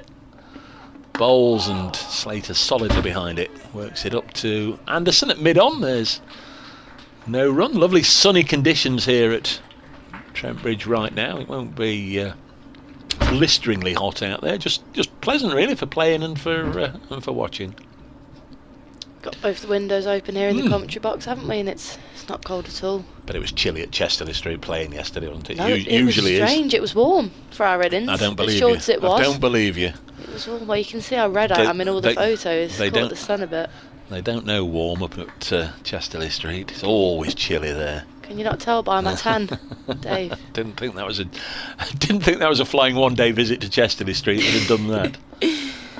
In comes Anderson, then 3 slips and a gully, and the first ball is... Oh, he's nicked it, and that is out, and characteristic of James Anderson. It's his first wicket of the day, and a brilliant one. Start of a brilliant spell, just caught Hamid on the outside edge, a fine edge straight through to the keeper, and Jimmy's first wicket, Dave. It is indeed, first of the match, and his old sparring partner, county teammate Asib Hamid, has fallen for just 4. So Nottinghamshire off to a wretched start here. That's not what they wanted, and going to chase down a target of the magnitude of 295. You do need solid foundations at the front, and lost both openers there with a typical Anderson delivery. Just nibbled away and kissed the outside edge, and Seba Mead, with his head bowed, makes his way off, and Notts in a little bit of a pickle early on here, with Matthew Montgomery doing next. 12 for 2. They're in a hole. They are, yeah, and Matt Montgomery, as we alluded to earlier, been stuck in single-figure scores for his last 3 innings. So, well, what a time to rectify that and get a big score for Notts. High score of 178, so certainly capable of a big scorer, Matthew Montgomery. But he's got a battle on his hands. Certainly has. End of last season, Notts piled on 650 or something against Durham, and Montgomery with that 178, one of 4 Nottinghamshire players to get centuries in that innings against Durham. But he's had a lean start to his return to the first team fold. A pair of 9s at Lords against Middlesex the last match, and 9 in the first innings here a couple of days ago. 9-9-9. It's number 9 bowling to him. 4 slips in play and a gully for Montgomery's first ball, and this is pretty straight ball and just turned into the leg side by Montgomery. He gets off the mark on the first ball. First single of the innings after 3 boundaries. Nice to get off 12. This pair, as I say, firmly in need of a few runs. A lean start of the season for Ben Slater as well. Lyndon James, I beg your pardon, Joe Clark listed to come in next, then Lyndon James, then Stephen Mullaney, and then the 4 bowlers. I was just saying to Scott, we don't really know about Ollie Stone, if he has got a bit of an hamstring tweak. In comes Jimmy Anderson to the left-handed Slater and gets him forward. Looks like that one swung in nicely to Ben Slater, who defends it back nicely.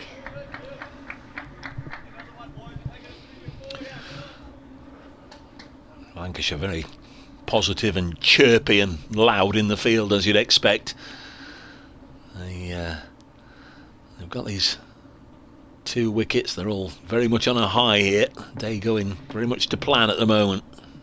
Absolutely, as Jimmy comes in again, and that one's full and driven beautifully by Slater, and he'll be off the mark with a boundary. Glorious shot to that short boundary, and that will be 4 runs to Ben Slater. Just a touch too full there from Anderson.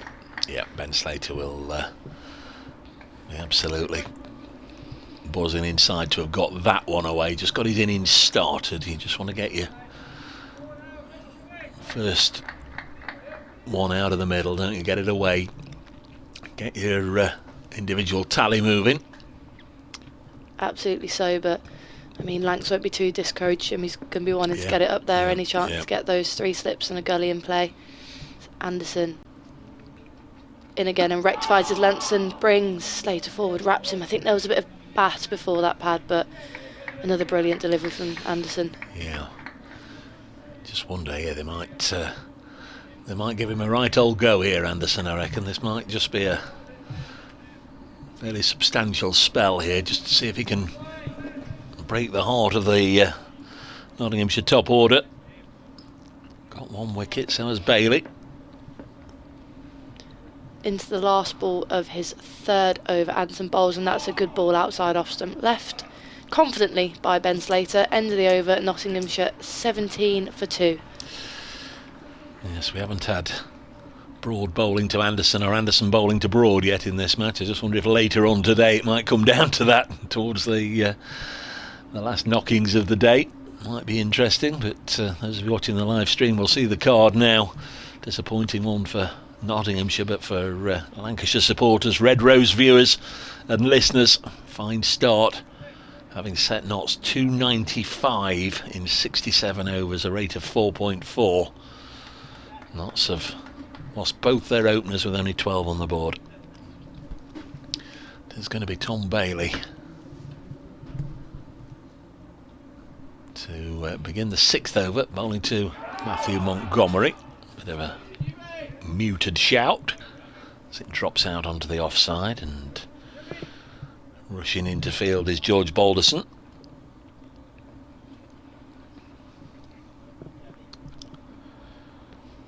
Some shouts from the stand next to us, shouting for Jimmy, but they do well to reach him from there. He's filled in an extra cover position. I mean, it's quite far away. I'm not too sure you'll hear him from there. Tom Bailey once more. Bowles, Montgomery again happy to defend. Just keep refreshing that scorecard from the Ageas Bowl. Hampshire 40, now 48 for 9. I think the only positive thing you can say about that for them is that James Vince is 12 not out. I think he was at the non-strikers end, while 6 wickets went down at the other end without scoring. But seems as if Warwickshire will be heading back towards the West Midlands with the points there. 17 for 2 here as Montgomery drops this on the leg side. You've got a sneaky liking for the Bears, haven't you? I have, yeah. Your neck of the woods? Yeah, certainly. I mean, I grew up there in the Warwickshire system. Spent about, I don't know, best part of probably about 10 years there, maybe more. So I should know this. Are you a Warwickshire County Ladies player? I was. Yeah. I was for many years until made the move to Leicestershire alongside the move to the East Midlands based Lightning, as it was at the time. 17 for 2. Next ball is driven by Montgomery crisply into the offside Anderson Fields. So he's still available for county cricket?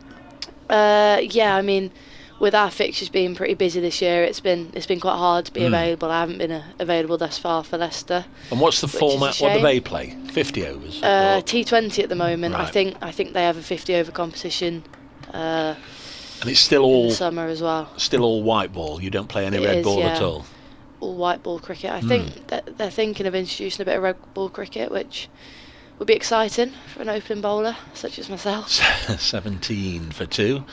Montgomery leaves his crease, pushes it back to the bowler. We know you can work on a red ball and get a shine and do various things with it. Do you get any, have you found a way yet, you bowlers, of getting any response out of the white ball, or does it just... Yeah, of course. You've not been watching my highlights, Brace. No, but once the lacquer goes... Yeah, I mean, I've been working on trying to get it away off the pitch, but in the air, it's a bit more difficult. I don't just mean you, I mean just in general. Nobody seems to find a way of getting a white ball to respond as well as they can a red ball. Is that fair to say, as this is dropped on the leg side? Yeah, definitely. I mean, it's hard to comment in the women's game due to the lack of red ball cricket. All I've really ever known is the white ball stuff, but I suppose the girls that are playing test cricket for England played with a red ball a couple of weeks ago actually, and it didn't swing as much as I hoped it would, in honesty. Any variations? Are you looking all the time for different variations, or are you still just rushing in? Nah, just big bowl my best inducker? ball. Yeah, try and get them bowled, LB. Keep it simple really. Hopefully don't drop it short and get pulled for 4, which has happened a couple of times this season, but not yesterday, which is good. Do you give them a snarl? A bit of an Ollie Stone snarl? They pull you away for 4? Yeah, I don't think I'm all quick enough to do that, unfortunately. It's Jimmy Anderson then, at the end of his mark.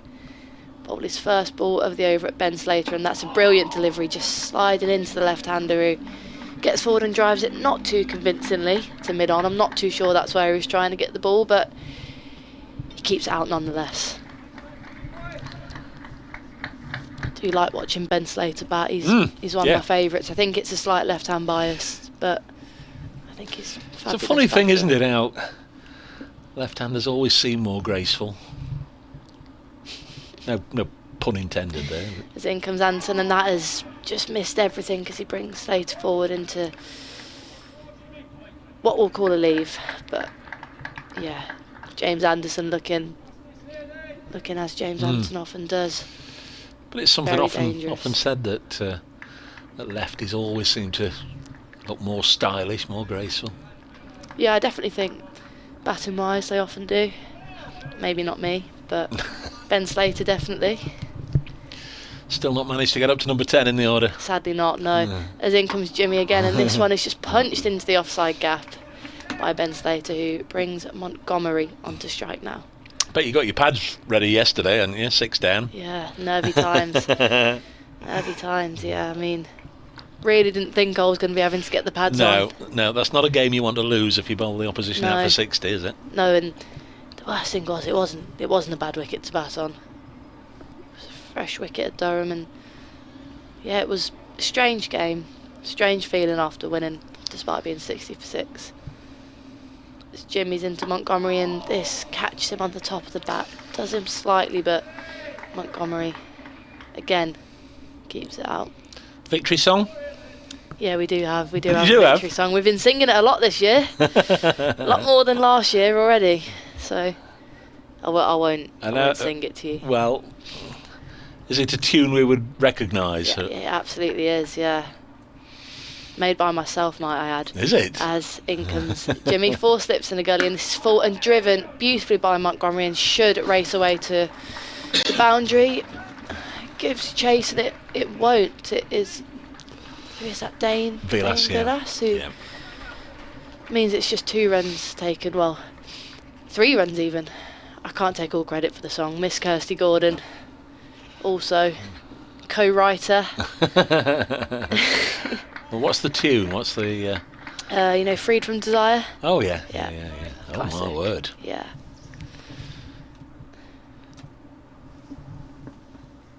In comes Anderson again to Ben Slater, and that misses everything, and a half-hearted appeal from Anderson, but not the keeper or the slip Gordon, and Anderson looks at Slater confused, and that's a fantastic over again. Not to 21 for 2.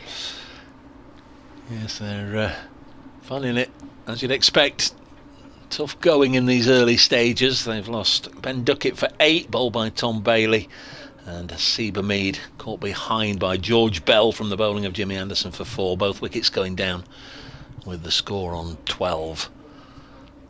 And it's a long old road to success here for Nottinghamshire if they're to get anywhere near that 295.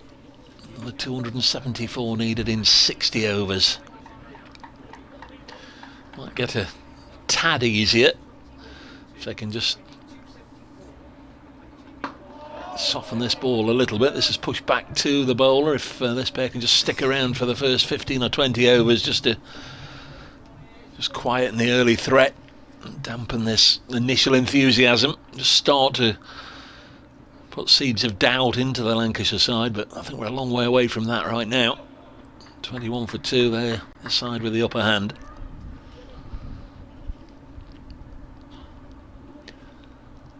Montgomery on strike, on 4. Faces Tom Bailey. A little push, should be a run there. There is. In comes Balderson to do the fielding, but comfortably down to the other end goes Montgomery. 22 for 2 here on BBC Radio Nottingham, BBC Radio Manchester, BBC Radio Lancashire, and on the live stream. I know many of you enjoying the pictures, the coverage. Thanks to our camera crew today, Jono and Laura and Spence, who's celebrating his birthday today. He's left you a bit of birthday cake at the back there as well, Grace, for you to tuck in later on. Oh, absolutely will be. There's Bailey round the wicket to Slater. Again, a little push and run. That's a nice way just to rotate the strike, although the underarm wasn't too far away. You'd like to think Matthew Montgomery was always aware of where the crease line was and comfortable that he was going to get home, but had he hit, it would have been certainly from here a little interesting. But umpire Saggers in a good position to see, but all irrelevant because the underarm missed the stumps. 23 for 2. There's a run out just before lunch. Luke Fletcher just underarming it to run out Bailey, who comes in now and bowls to Montgomery, who drives it for 4. Anderson with the dive, couldn't get there. Lovely shot from Matthew Montgomery. And the good news is it's a really glorious shot and has gone to 4. The bad news is Lord's first innings out for 9, Lord's second innings out for 9, Trent Bridge against Lancashire first innings out for 9. You don't need me to tell you what he's what he's just gone to. This would be quite extraordinary. I'm just usually will all the batters to have a successful day. I'm just willing him to get another run. You just want to break that sequence, don't you? There's Bailey into bowl to Matthew Montgomery. He's pushed this to mid-on. No chance of getting to double figures with that one. 27 for 2. Strange sort of trot, isn't it? A sequence of 9s. It is, yeah. I'm feeling a bit nervous for him, as you say. I just want him to make double figures and he can go from there. But he's looked good early on here. Matt Montgomery, he's looked strong on that drive. Right-hander, born in Johannesburg.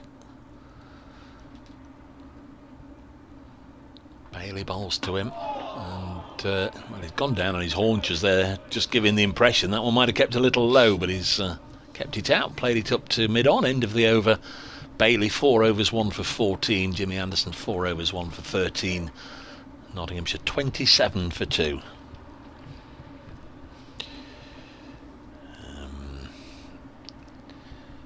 Again, just refreshing. Hampshire still going, 49 for 9. They've got a long way to go. They trail Warwickshire by 132. It's not even as if they're chasing a victory target. They're 132 behind. Be some final wicket stand. Anderson's in, first ball brings Slater forward, and that's a play and a miss outside the off stump. It sails through to the keeper. 3 slips, gully, deep, almost a deep point, deep cover on that short boundary, and a long leg. The field in play for Ben Slater, a mid on, a mid off, both quite wide, and a mid wicket. Number 9 on his shirt, Anderson's in again, and this is Fuller and dropped into that offside gap again by Ben Slater. Gets himself off strike, and Matthew Montgomery on strike. Can he break the curse? We hope so, don't we, Dave? I think all right-minded cricket folk would like to see somebody just come out of a little bit of a dip and find their form. I'm not so sure Lancashire fans will be willing the same right now. They'd like to see the back of him. 5 slips, look. Calling that 5 slips or 4 slips in a gully? There's not much of a gap, is there? No, maybe 4 slips in a gully. It's Anderson again, and this is Fulton, driven terrifically by Montgomery. He will get off his curse, and that's a fantastic shot that races away to the boundary, fairly straight 4 runs. He's now gone to the unlucky 13. Yeah. Good shot. That's a fantastic shot. A couple of nice drives, one at each end. One off Bailey, which Anderson dived but couldn't get there, and now one off Anderson that Dane Vilas had to go and fetch.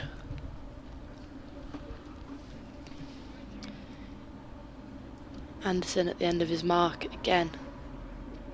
This time goes slightly back of length, and Montgomery just defends that into that massive offside gap and takes a single 4 and a 1. Well played by Matthew Montgomery, and I suppose that's the problem with such an aggressive field. It leaves so many gaps elsewhere, but looking to be aggressive and take wickets here, Lancashire, I don't think captain will have too many problems with that. You've had quite a day. You've been commentating on Stuart Broad this morning and Jimmy Anderson this afternoon. It's exciting, isn't it? Anderson in round the wicket to the left-handed Slater, who drives a foolish ball straight into the hands of extra cover. Did you have a role model? Is anybody you base yourself on, your action, or anybody you sort of look at? Well, he's a left-arm quick opening bowler. I like what he does, or not massively. Or has it all just come natural? I quite liked Keith Barker growing up, because I was in the Warwickshire system, so I liked when he used to come round the wicket. Yeah.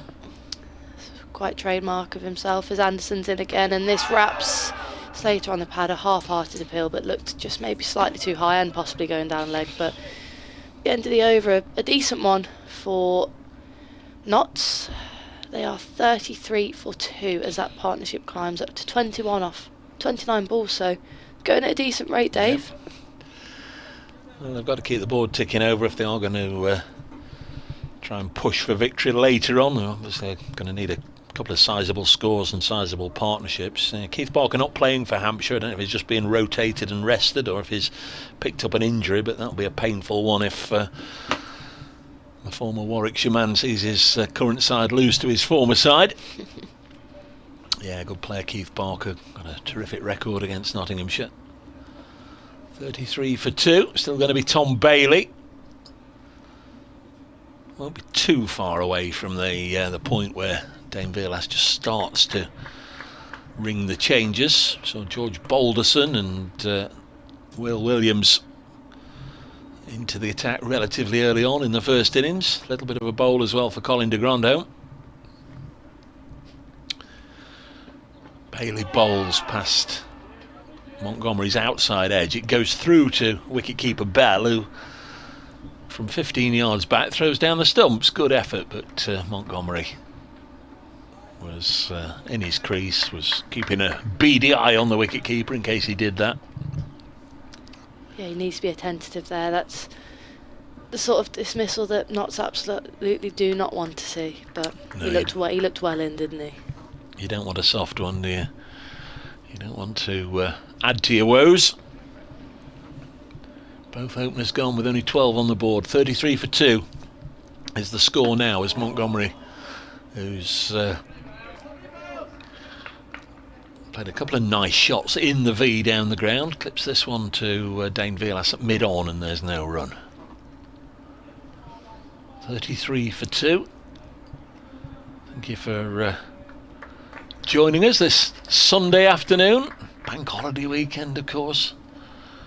Crikey, great scenes in the capital yesterday. Saw the news last night. Of course, I was here all day yesterday, watching it rain for most of it, but had a little bit of the look at the news headlines last night as Montgomery comes down the track, and he's going to get another boundary, I think, down the ground. But oh, crikey.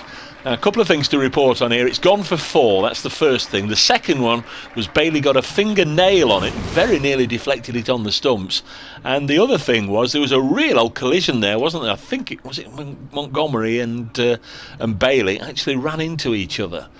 Don't know if we get the chance to see it again. Might have been Slater, but I think it was Montgomery. I don't know if you saw that. Him and Bowler Bailey, they actually ran into each other. Real old coming together. Didn't even notice that. I was too busy watching Jimmy give chase. Two rams butting horns on. Lovely shot again from Montgomery. Through extra cover for 4. My word, this is how he can play. None of this fiddling about and getting out for 9 nonsense. Couple of cracking drives there. That's 4 boundaries he's hitting all, and they've all been glorious strokes. Yeah, absolutely terrific. Just timing it so well through that offside, and just sense, I mean, the Lancs bowlers are looking to entice him in for a snick off, I suppose, but they're going to have to bring the lengths back if he keeps playing shots like that. Yeah. It's just spectacular to see, to be honest. Don't know if we were able to pick up at the end of the over a replay of that collision, but it really was a right on charging into Bowler Bailey by one of them as Montgomery defends this one. 41 for 2. There's one ball left in the 10th over. We said at the start that it was roughly 4.4 and over if Notts were going to get there. 41 from just about 10 overs. That's the bit they're doing well, but they've lost to Mead and Duckett, 2 seasoned international players. Duckett with the only century so far for Notts. Hamid came close in the first innings with 97. Somebody else has got to come to the party, and Matthew Montgomery at the moment nudges this into the covers. End of the 10th, 41 for 2. Bailey 5 overs, 1 for 22. And Dane Veerlas just a few gestures, few arm waves, few conversations out there. Looks as if it's going to be Anderson. There is a replay coming up on the live stream. Is this the collision? Montgomery's drive down the ground. Montgomery takes the first run, and then as he turns, ran. Well, nobody's fault really. He just turned, and Bailey happened to be in the vicinity as Montgomery turned into him, but no harm done. 41 for 2. Still going to be Jimmy Anderson for you.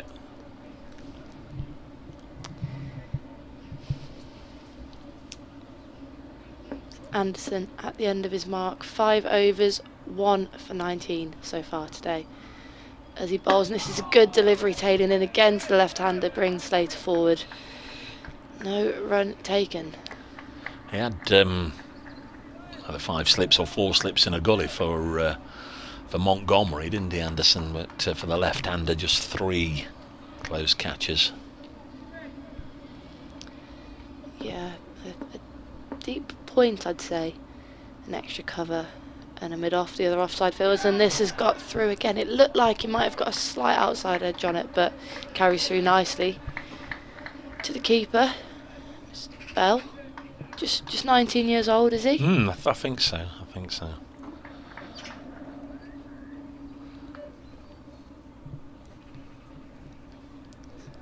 Very tidy glove work in the first innings. I'm sure he'll carry on in the same vein here. He's had a catch all ready to get rid of a Mead. And some bowls, and again brings Slater forward into a defensive shot, who considers the quick single, which these two Notts batters have capitalised on well today, but decides against it, and probably a wise choice given the ball was nearly in. And to the fielder.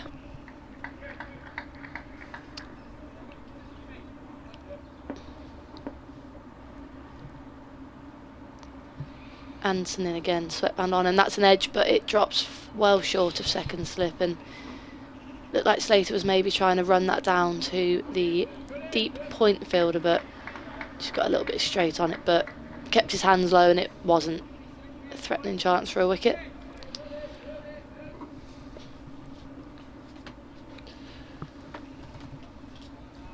Going to be a lengthy final session, I fancy, today.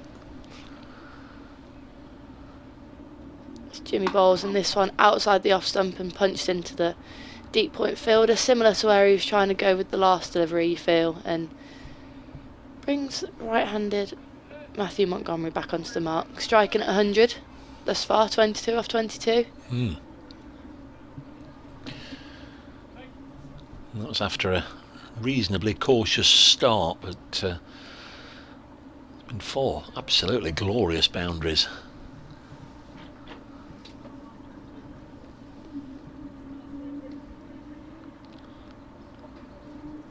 No cricket going on at the moment because there's a fairly lengthy debate between Dane Velas and Jimmy Anderson, trying to get Stephen Croft in exactly the right. They want him on exactly the right blade of grass. Forward 2, back 2, to the left 2, to the right 2. Deepish gully. Yeah, strange, taken out from that 4-slip position, and this is fairly straight on Montgomery, who tries to work it into the leg side, but catches him high on the bat, and good ball to finish the over.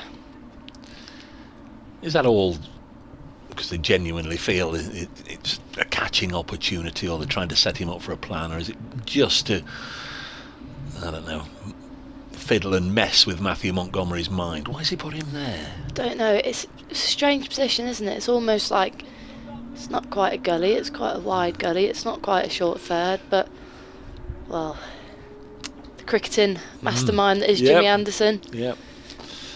One of the Lancashire players has popped off for a quick comfort break, and Rob Jones has just come on, gone into mid-wicket. There's number 12. We saw him quite a lot in the Nottinghamshire first innings. He's on the field. Tom Bailey to begin his 6th over, round the wicket to Slater, who's not seen all that much of the strike. Well, I say that, he's actually seen more of the strike than Montgomery. Of course, he came in before Matthew Montgomery, but just seems as if Monty's faced most of the bowling over the last 3 or 4 overs. Slater lets this go through to Bell. Certainly Montgomery outscoring his senior partner. Slater 8 from 24, Montgomery 22 from 23, and it's 42 for 2.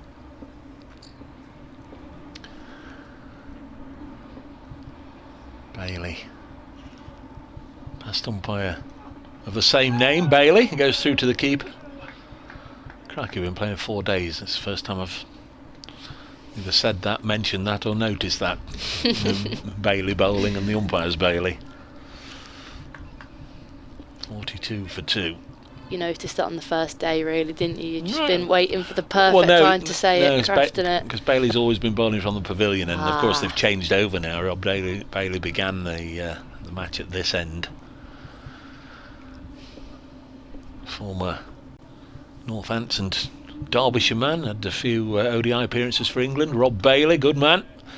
This one wide of the pegs from his namesake, taken low down by Bell.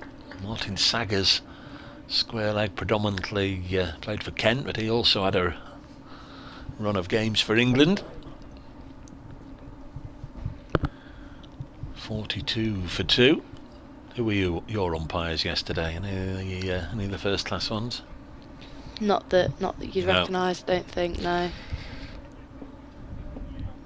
The umpires, as you'll see in the first class game now, are all wearing cameras on the front of their coats. I've noticed that, actually. Through to the keeper, look like little black boxes on the front of their coats, but they're cameras.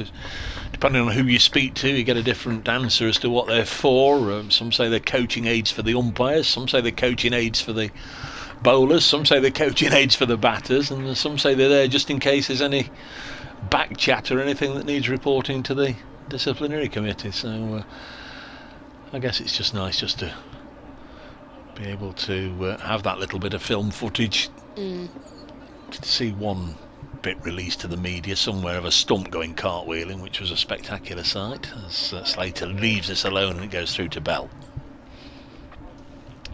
It's a bit unnerving, actually, I think, sometimes when you're chatting to the umpire and then you look down and just see a camera in your face. It's easy to forget and you just think, oh, don't know if that's a great angle for me, really, but hopefully they won't be releasing that footage.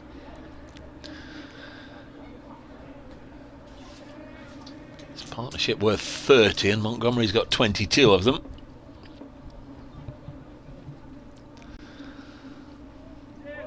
Bailey almost back to that pile of dark coloured sawdust in the distance, and then comes in to conclude this 12th over. And Slater, well, he won't drive many as crisply as that one, but straight to Stephen Croft in the covers, and it's a dot ball. End of the over, 42 for 2 after 12 here on BBC Radio Nottingham, BBC Radio Manchester, BBC Radio Lancashire, and the live stream. Scott Reed will be with us before too long. I'm Dave Bracegirdle, and here is the Blaze and Leicestershire opening bowler Grace Ballinger. And you've come today with your London Spirit bag, all your bits and pieces in there. Is that something that might be extended later on in the summer? Have you got the nod, or are you waiting to see if you've got the nod? I just bought that bag because we haven't got Blaze ones yet. Didn't long get our playing kit. You were with the Blaze in the 100 though, with the Spirit in the 100 last year at Lords, weren't you? I was indeed, yeah. Decent home ground that, but it will be a change of bowler. We won't be seeing any more of Jimmy Anderson just yet, but we will be seeing Will Williams to bowl his first overs of the day. William Williams. He will begin with 2 slips and a gully for Matthew Montgomery. Number 30 on his back as he comes into bowling. That's full, straight, and driven comfortably to mid-off by Montgomery. Got a gentle pace there for his first ball. William Williams. He's got, to my eye, just the one fielder out on the boundary, a deep backward square on that very short side at the Smith Cooper stand as he reaches the end of his mark again. Bowls, and this is straight, 2 straight as it's flicked well by Matthew Montgomery, and that should run away to the boundary, even though there is a fielder giving chase, and I'm not too sure if he's prevented the boundary there. There's a ripple of applause from the crowd which suggests he has, and that's a tidy piece of fielding out on the boundary there by, I think it might have been the captain, Dane Villas. 3 runs taken brings Montgomery. No, 2 runs taken. Very neat piece field and saving 2 runs.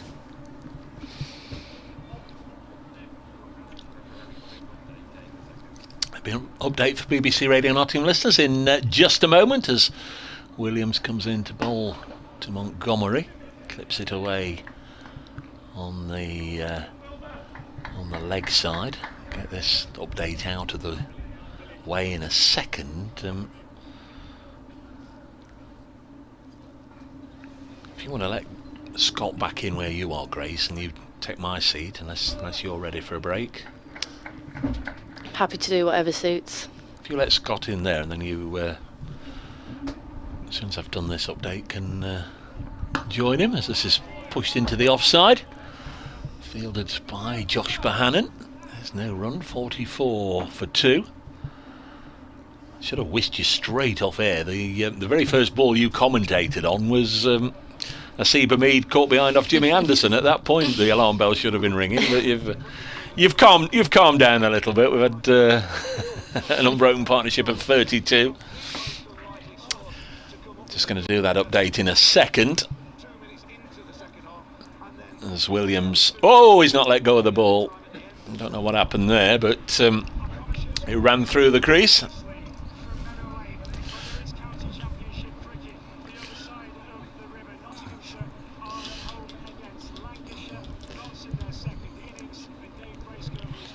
Yes, and we can hear the roars here at Meadow Lane, Charlie. Nottinghamshire 44 for 2 here. They require 251 more. They've been set to score 295 in 67 overs, effectively 2 full sessions. And this session got off to the worst possible start for Notts. Ben Duckett for the second time in the game, bowled, losing his middle stump to Tom Bailey for 8. And without further addition, Asiba Mead caught behind off Jimmy Anderson. Anderson's first wicket in the match. Matthew Montgomery, after a series of low scores, has come to play. He's raced to 28 not out. Ben Slater with him on 8. This could be a good run chase. 295 the target.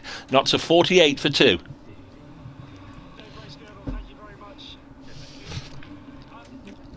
So there's another boundary whilst I was commentating there. 48 for 2. I'll just see this delivery and then we'll bring Scott in, and that's the end of the over. 48 for 2. He'll be joined by the leader of Team GB, Grace Ballinger.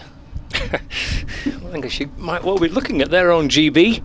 In fact, I think they are now. That was well timed. Well done, Dave.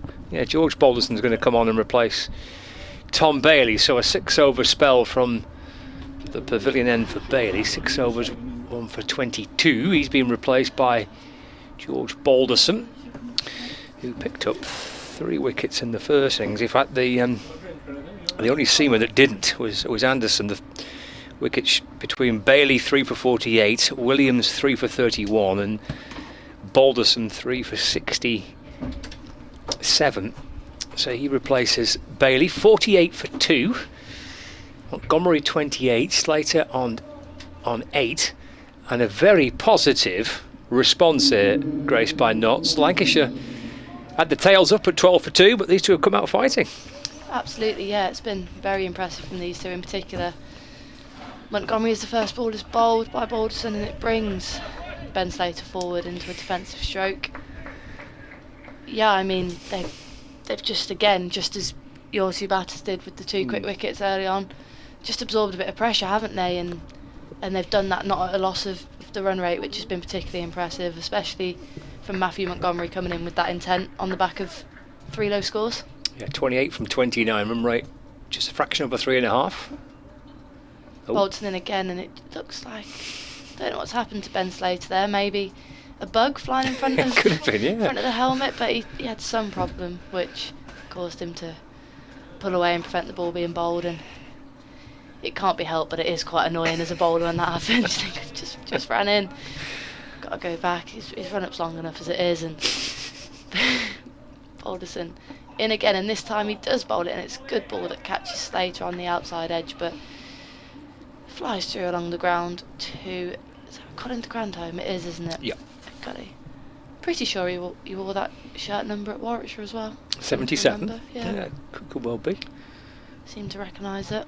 You know, watched him a little bit. He's been at Warwickshire, but Surrey, hasn't he, as well in recent seasons? So yeah, he's done the rounds a little bit in county cricket. Lots of franchise tournaments across the globe, as well as Balderson again, and this is short, attempted to be pushed into the leg side by Ben Slater, but straight to mid-wicket. Yeah, he could be one of these players that when you look at the list of teams he's played for, it kind of goes on to a second sheet of paper, doesn't it? Yeah, certainly a fair few, but I think that's the way with a lot of these players now, with all the white ball franchise tournaments. You could be playing pretty much all year round, couldn't you? One of the strong white ball players. Balderson again, and again Slater, this time on the front foot, twist the ball into the leg side, but no run again. To the hands of the skipper, Dane Villas. Yeah, at mid-wicket, Dane Villas always on the move. He's a busy fielder, always involved in the game, kind of leads by example. Back, of course, running the team, having stepped down in the winter. Jennings is the club captain now, but injury to him, so Villas back running things. This ball's bowled outside off and left alone comfortably by Slater, probably around a 6th, 7th stump line as that races through to George Bell behind the stumps. Decent crowd in today. Not bad, is it? Trent Bridge. Wonder if the numbers have been somewhat hampered by the Notts County game across the road, but it's a good day for cricket, isn't it? And an exciting day it could be for the supporters that have come in. Balderson's in again and driven nicely by Slater, but again, no run as it goes to mid-off, and a ripple of applause around the ground as first of Balderson's over is a maiden. Nottinghamshire 48 for 2, requiring 247 more runs. It sounds like quite an exciting game at Meadow Lane, so they've gone into extra time. So it's 2-2 in their playoff semi-final against Boreham Wood. What will be the crowd there for that game at Meadow Lane? 12,000 or so, maybe? More than that? More than 12,000? Twice this season. 16,000, something like that. Excellent. Big club, aren't they, Notts County? Maybe we'll see a few, as you say, come in after the footy's finished. Hopefully they'll be happy and they've got a win. And they're into the final. Dave was saying he spotted quite a few Notts County shirts around the ground before play started, and for the first hour or so this morning. Williams bowling to Montgomery's off the front foot and defending back just a fraction in front of the pad. Keeper standing up. Half an appeal. He's got a slight kink in his action, hasn't he, Williams? Just seems. You haven't noticed that before? Yeah, he does it. It's slightly quirky approach. Nice fluent run up though. Oh, I think this is what he'll try and do here. Keeper stood up, 2 slips in place, try and bowl quite straight. And again, forward goes Montgomery. Steers it down to gully, no run. And I think he'll just try and stick with this. Time and time again. Kind of metronomic really. He's running in, bowling same area, just outside, just on top of off stump, just in that area. Keeper stood up. Try and force the batter into trying to manoeuvre the ball into places for runs. Super consistent Williams since he's joined the club. And again, let's play from the crease and pushed away into the offside. Stopped by Croft at backward point, and there's no run. The first innings would be a classic kind of representation of what Williams has been about since he signed for Lancashire. Bowled 17 overs, 10 maidens, 3 for 31. Not bad that at all. You'd settle for that at the start of the day, wouldn't you? Yeah, he does not go for many. Montgomery on 28. In and balls, full of ball this time, which is driven. Again, it's Croft at point. Diving away to his right to field. I think he's got Josh Bannon there in support to help him out, just in case he didn't stop it cleanly. Decent bit of fielding there. Again, diving to his right. Quick outfield at Trent Bridge, much like pretty much all the first class grounds these days, but it's one of the nice grounds, I'd say. Trent Bridge, always a pleasure to both play and commentate here. Williams balls, and then Montgomery guides the ball down to Grand Arm at gully, and there's no run. It looks a picture, doesn't it, the ground? It does. It does. Lots of wickets, isn't there? Ground staff haven't half got a job on their hands this season.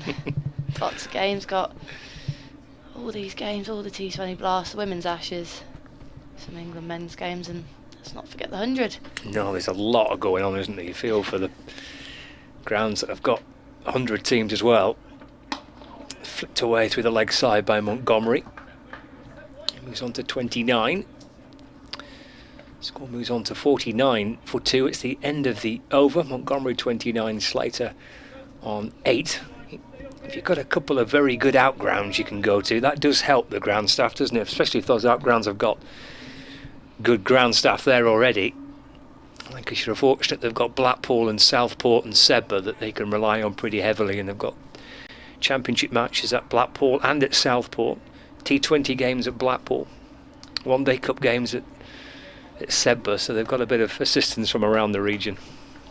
Blackpool sounds like a great away day. I love Blackpool. Used to go all the time when I was a kid. I think it's quite popular, yeah, for county teams to come to Blackpool. In comes Balderson then to Montgomery, and this is flicked to the deep square fielder. A ripple of applause for the Nottinghamshire 50. They are 50 for 2. Partnership now 38 between Montgomery and Slater. Yeah, it represents a very solid start, this, doesn't it? After Lancashire got 2 early wickets, 38 run partnership, 50 on the board. It's now down to below 250 required to win. Bolton's in, and this is back at the length, and again attempted to be turned into the leg side by Slater, and it looks like it's a front foot no ball. We've seen a couple of those. Yeah. Stuart Broad bowled a couple, I think, earlier on, and you just sense it might be a bit slippy out there. You can see the foot marks for the run-ups. I mean, we've had a lot of rain, haven't we, so wouldn't be surprising, and maybe a few slips at delivery stride. Yeah, there were 1 or 2 problem areas yesterday when we did get out to play that was quite soft. The restart was delayed because they wanted to work on a few of the areas around the edge of the pitch.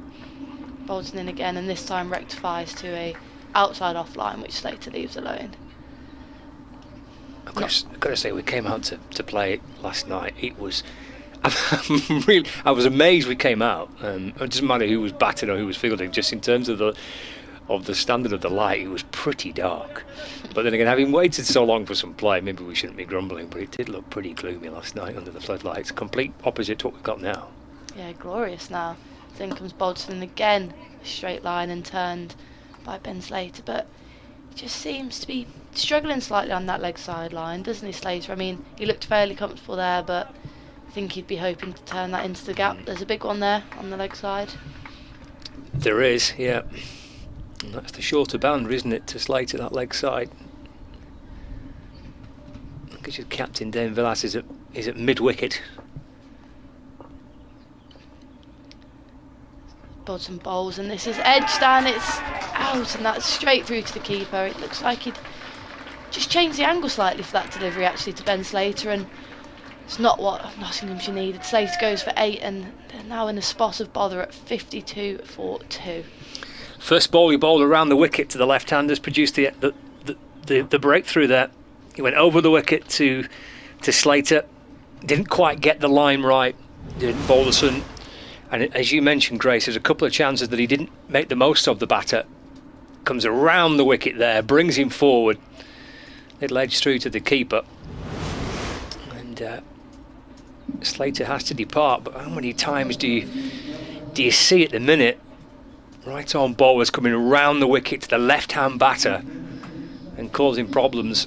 Balderson strikes, 3 down, but Lancashire needed that breakthrough. It did, yeah, and it will bring out Joe Clark, stand-in keeper at the moment, with Tom Moores out with a broken finger, and certainly a capable batter in all formats, Joe Clark, and you think that his team will need him to put a score in here, or at least stay around for a bit and assist Montgomery, and it could be shaping up to be a good innings for Montgomery. Yeah, he started very nicely, hasn't he? Clark, perhaps not his best season last year, but he's a fine player, as you say, and you've got a chance to make a name, haven't you? Got a chance to try and step up and win a game for your side, and if he gets in and gets going, Clark, he can do just that. But that was a wicket that just pegs Nottinghamshire back. I think it's going to be a little bit like this for the next couple of hours, isn't it? Good start by Lancashire, then a bit of a partnership, and then the wicket comes and Lancashire are right back in it again, and it just, I think, will ebb and flow a little bit throughout the course of the next few hours. 2 slips and a gully then for the right-handed Joe Clark to face his first ball. No protection out, with exception to a fine leg out on the boundary. Ringfield elsewhere. Bolton in then. Joe Clark's first ball is a strong lead, slightly back for length, and pats the ball back to Balderson, who throws it. Oh, they're throwing it around everywhere. To be honest, I didn't expect that. Everyone wants a touch, aren't they? Yeah. Clark last year, 14 matches, so he played them all. 22 innings. A score of 95. He got 600 runs, an average of 35. Bolton again, final ball of his second over is sliced gully on the bounce by Joe Clark, and another good over from Lancashire. It breaks that partnership that looked like it could start to grow between Montgomery and Slater. Notts now require 243 runs the rest of the day, with 7 wickets remaining and 51 overs left in the day. So it's creeping up, that run rate, nearly 5 and over now. You sense the momentum might have just swung back towards Lancashire here, Scott? Yeah, I think, well, I mean, that wicket's probably going to just beg things back a little bit, isn't it? I think, obviously, Nottinghamshire to chase these runs down, we'll want to get on the back end of the final session with wickets in hand. I guess you can try to catch up a little bit. Forward goes Montgomery, smothering the ball away into the offside, no run. But I think the challenge will be, if plans go to place here for Dane Villas, I wouldn't be surprised if Williams bowls a pretty lengthy spell from this end. And bowls like that, with the keeper stood up and a bit of a ringfield on the offside, and just puts it just on or outside off stump, and gives the batter nothing to work with. So there won't be many runs from this end if it goes to plan from Lancashire's point of view, which puts the pressure when the bowling from the other end on the batsman. Again, forward just goes Montgomery and defends.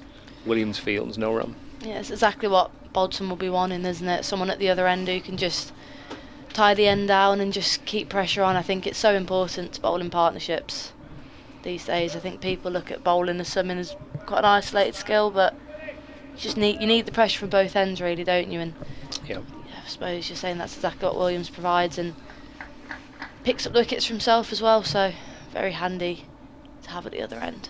In from the Radcliffe Road end to Montgomery, that's clipped out to the leg side, no run.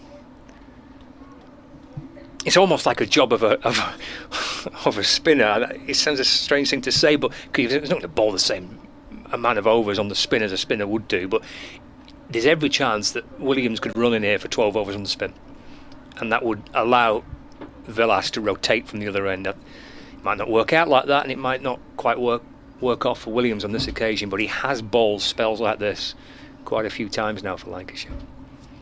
Into Montgomery. Oh, he's bowled him! Montgomery goes for 30. Off stump, out the ground. And that pressure that Lancashire are trying to create, the spell that Williams is trying to produce here, with the keeper stood up, offering absolutely nothing for the batter, has produced the wicket of Montgomery, who goes for 30. Nottinghamshire 52 for 4. And the first wicket for Will Williams. We look back on the replay.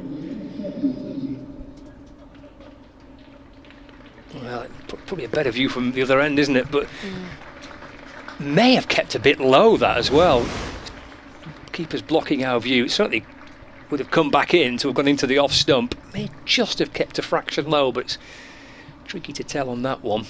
As you say, it didn't look like Montgomery did too much wrong, did it? He's been getting forward beautifully, and he got forward into a defensive stroke. Let's have a look at this replay from a different angle. Did it go underneath his back? Yeah, it may have done. It did look like that's a much. But you can see clearly there, can't you? The movement that's come back in to hit the off stump. It will be Lyndon James to come in and join Joe Clark, 2 new batters at the crease, and you sense that the win that Notts would have been looking for is starting to look very difficult for them. Be interesting to see what these two do here. They certainly need to stick around absorb some pressure. Joe Clark only faced 2 deliveries himself, so quite a task on hand for the Nottinghamshire players, but 2 very capable batters at the crease. Yeah, well, I suppose for the minute the prospect of a Nottinghamshire win just has to be put to bed, doesn't it? Really, for the time being. At the moment, those 243 runs feel like an awful long way away, having lost a couple of quick wickets. Just need a period where they can get together another partnership. James facing this next delivery from Williams, just guided away down to gully, and there's no run. 52 for 4. James 0, Clark on 0, so both batters yet to score, and you face 3 deliveries between them, so Lancashire have got 2 new batters out there.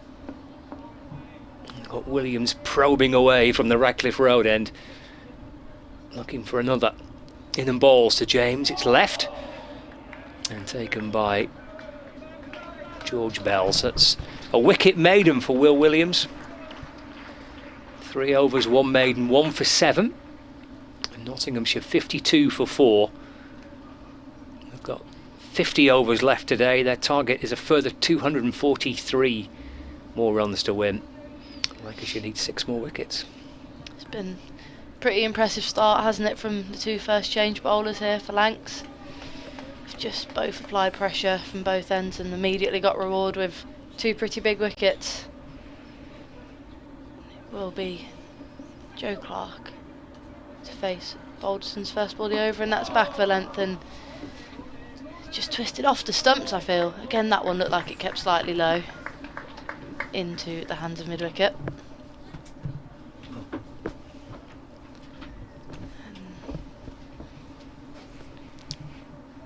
Yeah, I agree. It didn't look like it. Well, the way he played it would suggest it maybe just kept a fraction low. As in comes Balderson, and this one is flicked more convincingly round to the deep square boundary, but it will be just a single. And Joe Clark's first run, he's off the mark on his 4th delivery. And James asked the umpire for his guard, and it looks like it will be similar fielders to Joe Clark. The 2 slips and the gully remain in play. Second slip, quite staggered. All pretty close for Balderson as he's in. And bowls this is outside off and just evades Lyndon James's outside edge and whistles through to Bell behind the stumps. Elsewhere, Adam Lyth has just brought up his century for Yorkshire. And taking on Glamorgan, Yorkshire are 173 for 2 in their second innings. They've been set 492 to win. Century for Lyth in that game in Leeds. Balderson bowls in this on stumps and it evades. Oh, it doesn't, and he's edged it. Lyndon James doesn't look too sure about that one as he looks down at the pitch. Don't know if the bowler's got the ball to do something there, but that's another wicket for Lancs, and Lyndon James will have to go without scoring a run. Not's in a spot of bother here. 53 for 5. We just want to have a look at the replay here, Scott, I feel, but another caught and bowled for the Lancs seam attack. Yeah, well, the way that Bell took the catch, I'm surprised that this has come back in a decent way as well.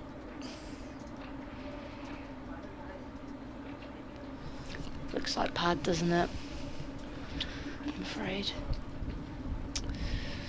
Well, the batter's looked at his bat, which is sometimes a bit of a clue as to what he thinks.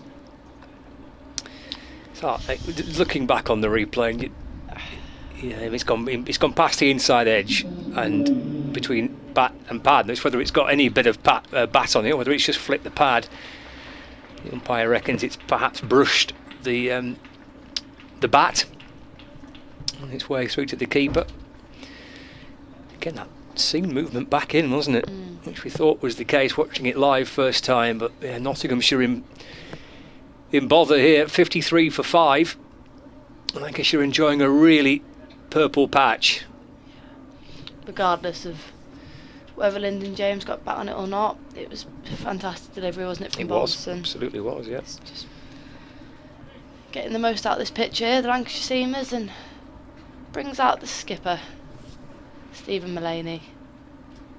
Shed load of experience and runs under his belt, but you sense that it could be a big task even for the skipper.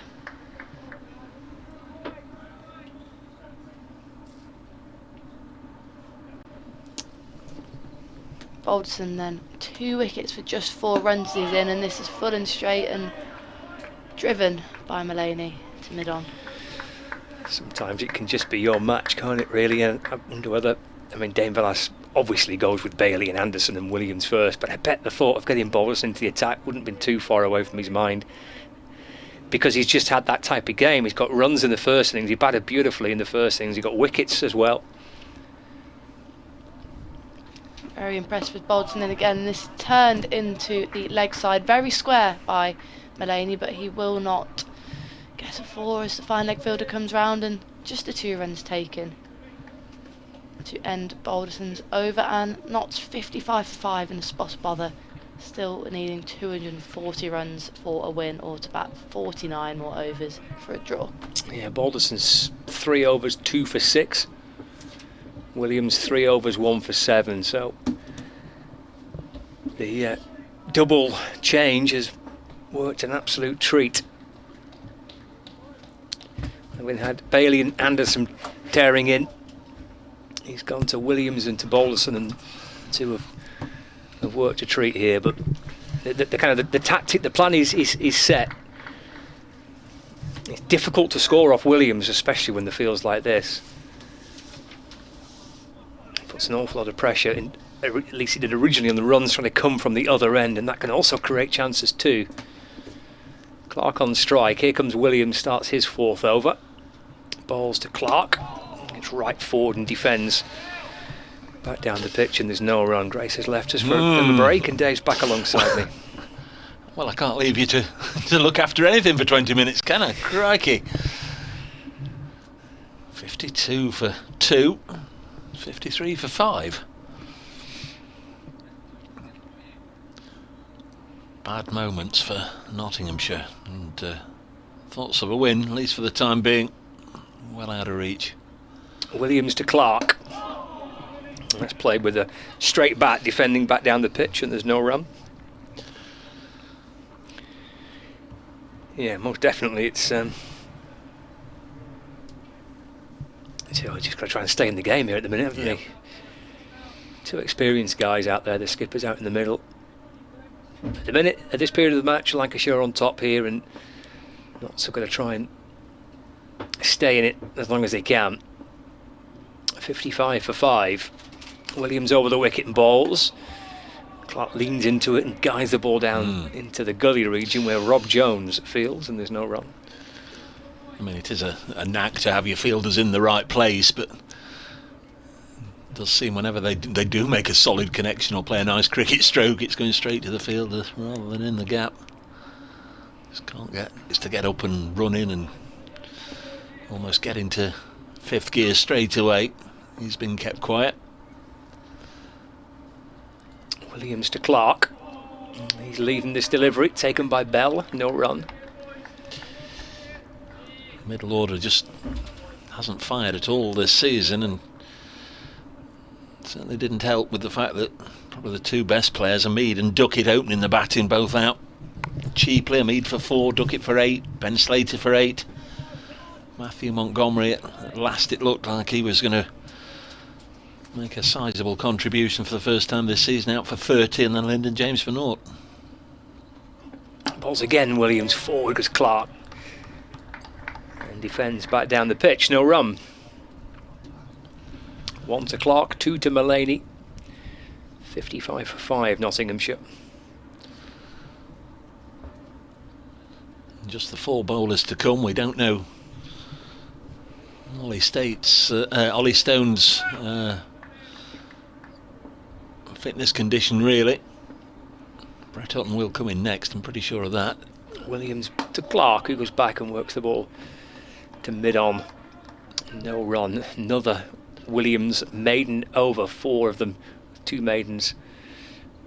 1 for 7, 55 for 5.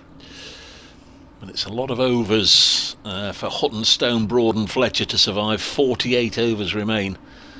So Stephen Mullaney and Joe Clark, not quite the last chance saloon here for Nottinghamshire, but they really do need this pair to stick around in terms of time and indeed runs. Make this into a sizable partnership, even if it was just to ultimately lead to a draw. Can't really envisage another 240 runs coming, because it's now a rearguard action as Balderson bowls to Mullaney. Keeps this one out and just happy to do so. Good full pitch delivery, middle stump, bowling with good pace. Balderson did say earlier on in the contest he might be a decent pick for those of you that play the old fantasy cricket, and so it's proved in this game. Scott was saying runs and wickets for him is a key part of this side. Comes in again and bowls to Mullaney. Will work it off his hip, but no chance of a run there. Fielded by Josh Bohannon. Remains 55 for 2.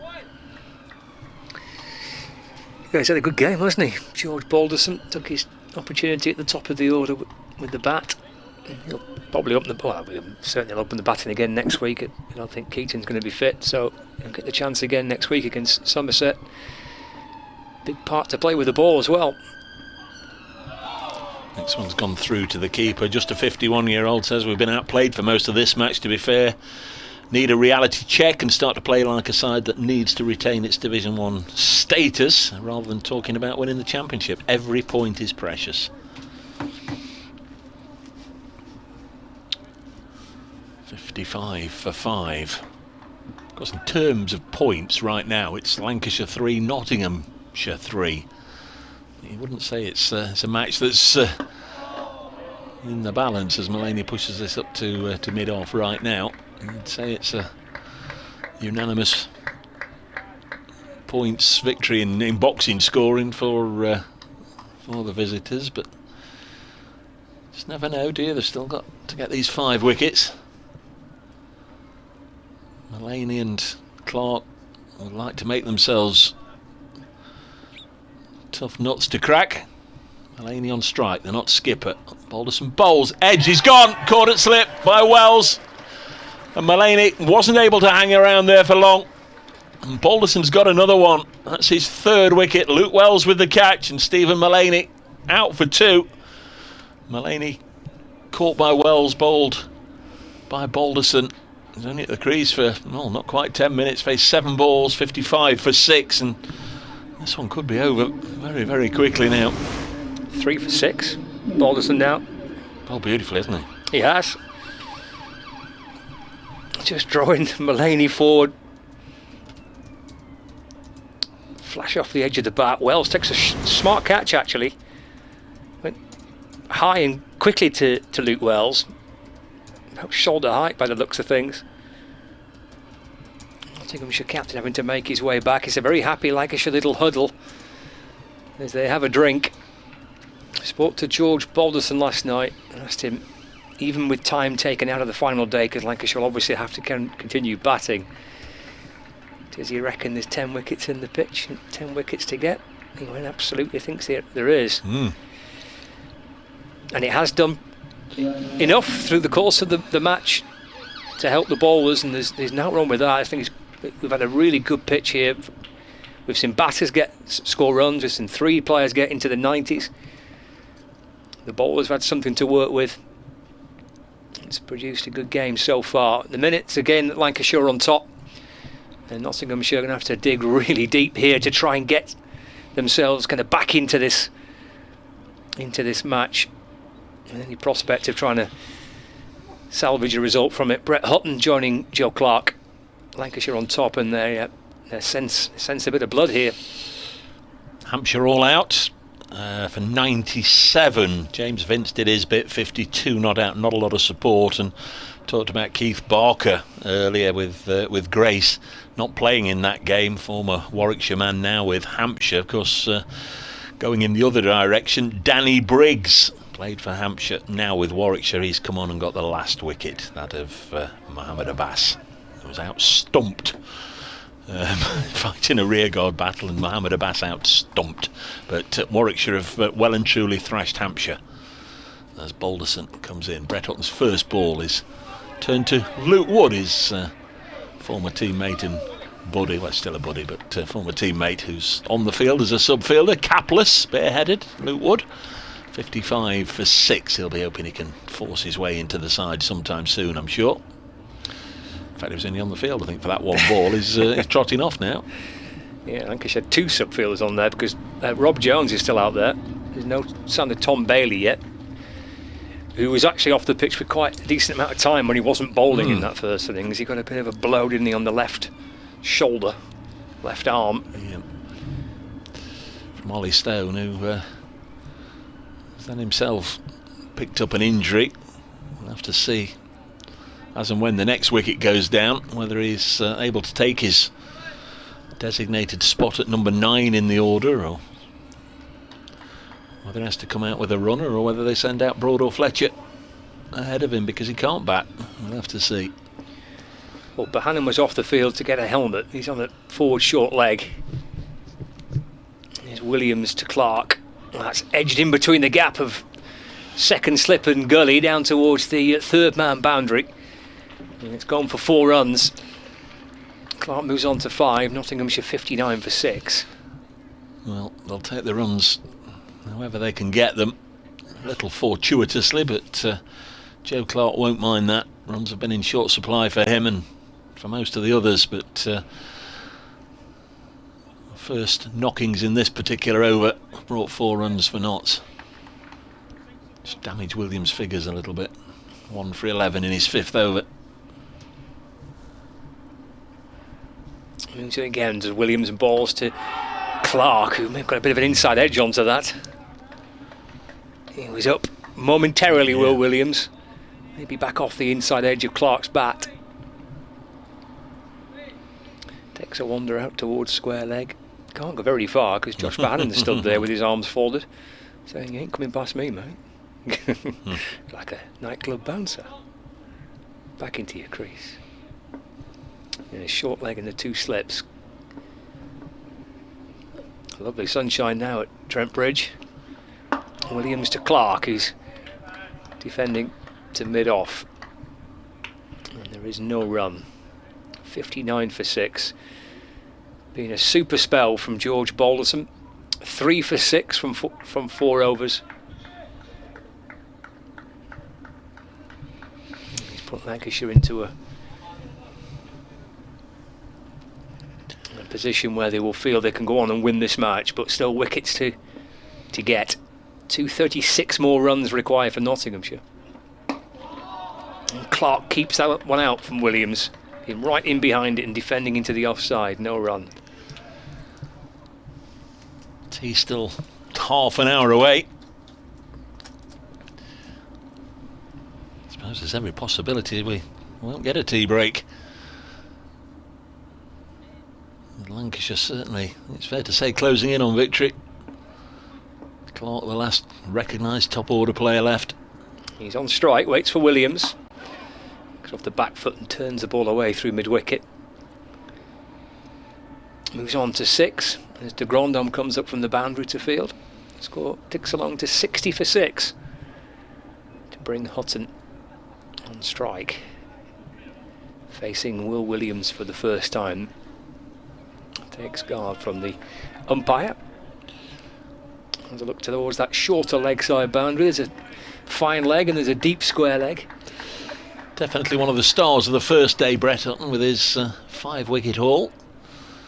Game's just flip-flopped a little bit for him since then, hasn't he? Put a couple of chances down in Lancashire's second innings. Williams to Hutton, and that's driven away into the offside, but Croft goes tumbling away to his right and continues to tumble, actually. A few extra tumbles. Mr. Tumble. End of the over. 60 for 6. End of the over, so that was all Brett Hutton needed to do in that particular over. Just keep that one out. Joe Clark's on strike for the next over to be bowled by Balderson, who's got the hugely impressive figures at the moment of 4 overs, 2 maidens, 3 for 6. Scott was saying what a match. He's had 6 wickets, 90 odd runs in the second innings, 20 odd in the first. 60 for 6. He bowls to Clark, happy to push it back to the bowler. Just keep them out. Going to be a long journey if Nottinghamshire are to get anything out of this. I don't think rain or indeed even bad light's going to come to their aid today. 60 for 6. Next ball sees Clark squared up as he's pushing forward.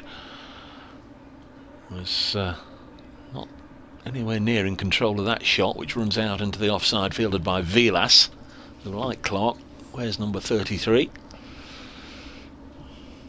Never entirely know. Well, you don't until you ask the players why they select a specific number. I mean, Joe said he had that when he started at Worcestershire and has kept it, but this next one is defended, not to mid-off, but I see some players come into the game. Why on earth have they got that number? 60 for 6. Wickets gone down at 12, 52, 52, 53 and 55. Balderson bowls to Joe Clark, leaves this one alone. It goes through to George Bell, who's taken 3 catches in this innings. And a pretty decent first match here at Trent Bridge. The Lancashire wicket-keeper batter. Not got the volume of runs I'm sure he would have been hoping for, but tidy glove work and has held on to every one of the snicks.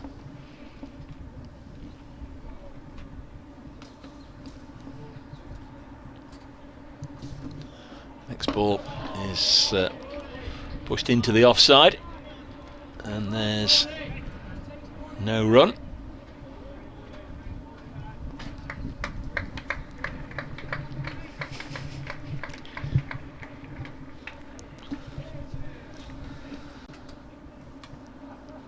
Surprised we didn't hear the roars from behind us at what's happened just over the road. I know a lot of you will be following it, so some of you won't be interested, but good news for Magpie supporters at the end of a torrid afternoon there. Not entirely sure those of them that follow the cricket team are going to get the same joy here later on today. 60 for 6 at the end of the over, but Notts County are through to Wembley. I heard the roars for the first 2 goals, but I didn't hear anything then. Now we've got the cans on, haven't we? Yeah, true. Hutton will be on strike for the start of this new over. Going to have to do his bit. Brett Hutton had half a dozen or so first-class 50s in his career. Brett Hutton. It's not going to be all about survival. He's going to bat until 6 o'clock here. He's got to score a few runs as well.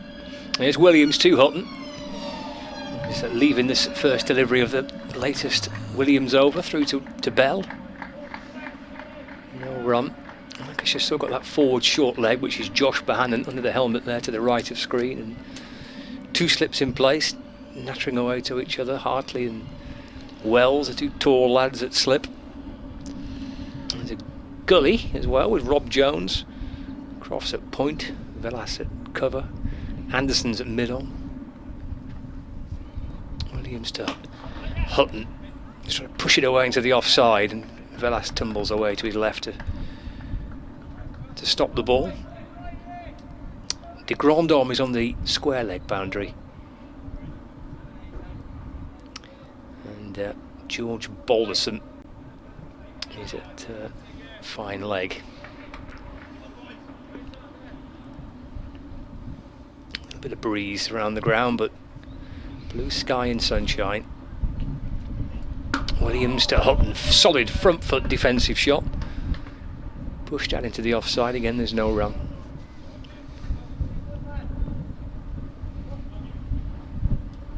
Four wickets remaining for Nottinghamshire. Potentially, depending on the fitness of Ollie Stone. It's a lot of batting to do, but Hutton and Clark just trying to stop the flow of wickets that fell over the course of the last half an hour. Again, Hutton defending. Straight to Villas. Flicks the ball up with the outside of his left boot. Gives it a polish. Walks back to the mark alongside his bowler. He's into his 6th over. You did say when Williams came on he might have a long old spell here from this end, and seems as if that's going to be the way, isn't it? This is his 6th, 1 for 12. At the other end, Balderson 3 for 6. He's been terrific. Williams to Hutton. Can try to get on the front foot and push it away into the offside. He plays a very solid, positive defence. Away to cover, no run. The trouble with positive, solid defence, and I firmly endorse it, is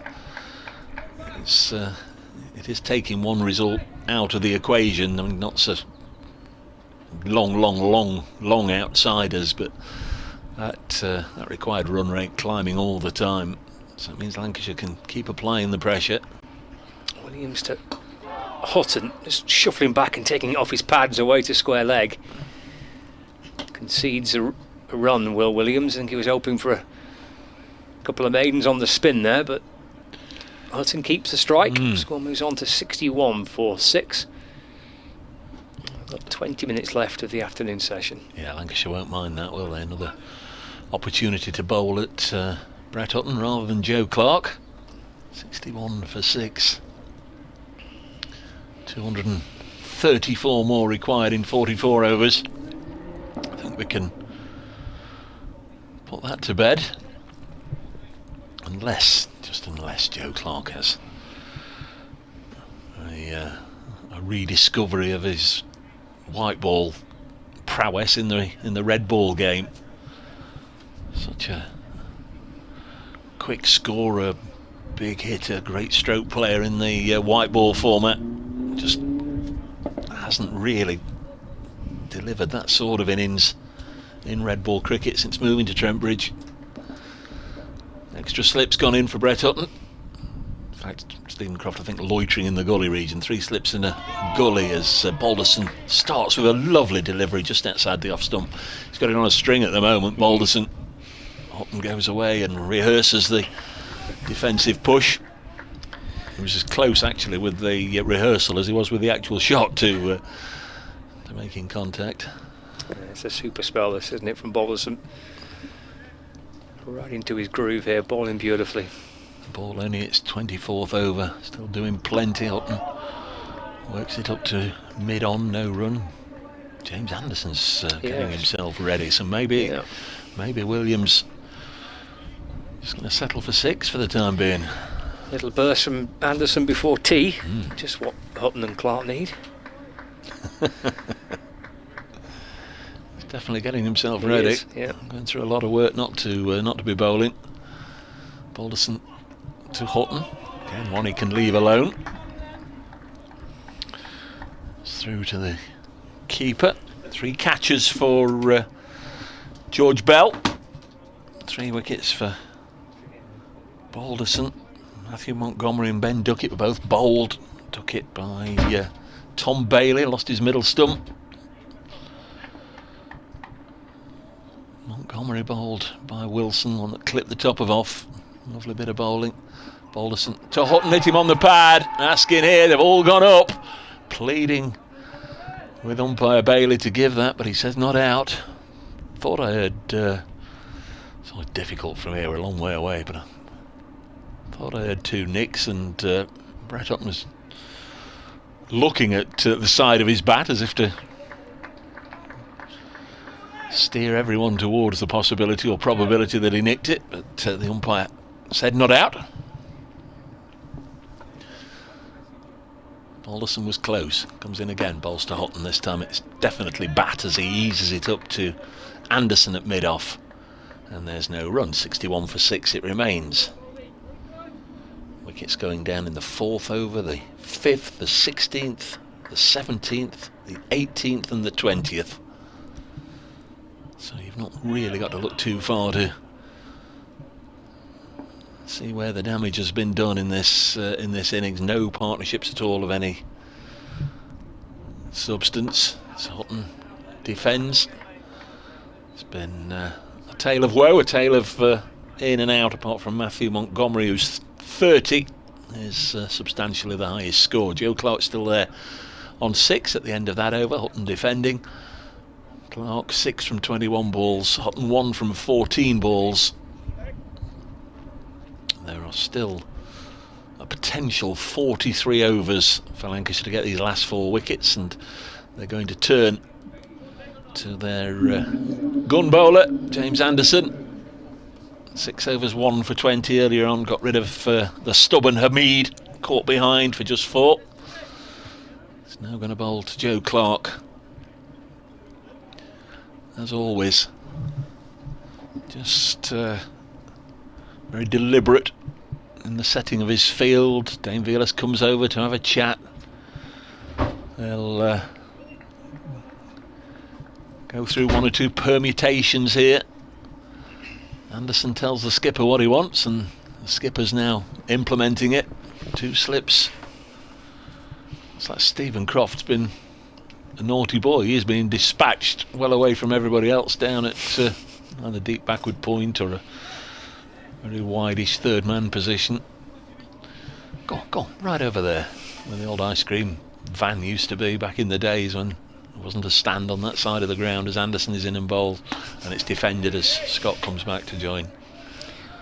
Does the ice cream van make an appearance now, or was there no room? No, I mean back when I was a kid, there was nothing on the Fox Road side of the ground. Yeah, Sunday League, you'd bring temporary stands in for the international matches, but cars could actually park on that side of the ground, and people sat and laid on the grass, or bring their deck chairs and sounds lovely. Park there, and you'd get an ice cream van obviously over on that side of the ground.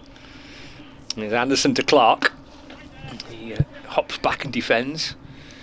He's pushed up to Bailey at mid-off for no run. Not many grounds now you can actually see an ice cream van there. I don't think the one at New Road comes anymore, and I think the one at the Aegeus Bowl, there's like a permanent wooden cabin, but apparently it only sort of is open for blast matches. It was far too cold when we went there for the championship, but there was, it certainly wasn't open.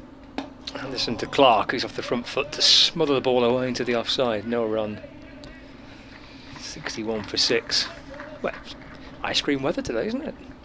Grace said it was going to be 21 degrees, and actually, looking at the blue sky and the sunshine, looks pretty pleasant out in the sun. What do you do? Is it double it and add 28 or something, isn't it? So, for the old Fahrenheit? Yeah, so what's that, 21, 42, 70 then, is it? Around about 70. She got sunburnt up at Chesterley Street yesterday. I'm sure she's lying. And Anderson down the leg side to Clark, taken by Bell.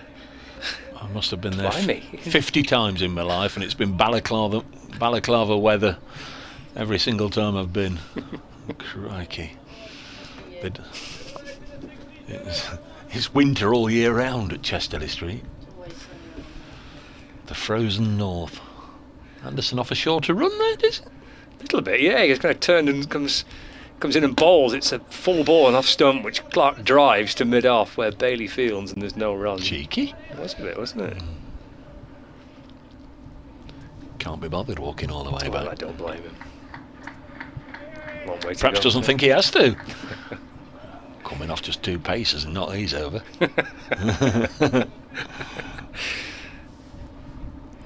He's back to his usual mark now. Into Clark. He's worked off the pads to mid-on where Will Williams fields. End of the over. So Anderson starts with a maiden, I think. Yeah, I think so. 61 for 6. Hutton 1, Clark 6. And we've got about 15 minutes until tea. Is today the day then? Is today the day? Well, the problem is with, I know what you're going to say, this is about the scones, isn't it? Scones. The problem is the sugar that I had on my fish and chips, and if you weren't listening earlier on, don't worry about it, it was a disaster on my fault. There's not many sentences that have begun, the sugar I had on my fish and chips is Balderson, bowls to Hutton, leaves it alone. Well, unsurprisingly, I feel a bit sick, so I don't think I'm going to bother again. I don't think I need anything else that's sweet and sugary. Grace will have our share. She likes a scone with jam and cream. I'm sure her coaches aren't listening.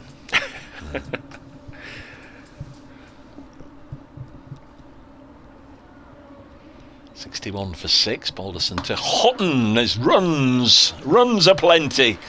Stares it through the offside for 4. Brett Hutton goes from 1 to 5. He'll feel a little better. 65 for 6. Not been too many blows with that sort of intent off George Balderson's bowling. He's now 3 for 10 in his 7th over. That's damaged his figures.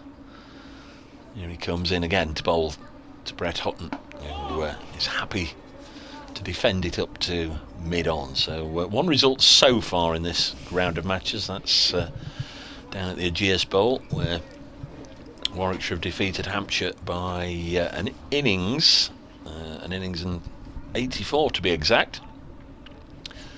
Surrey are 24 for 1 at Chelmsford, requiring a further 249 to beat Essex. Some wide of the pegs.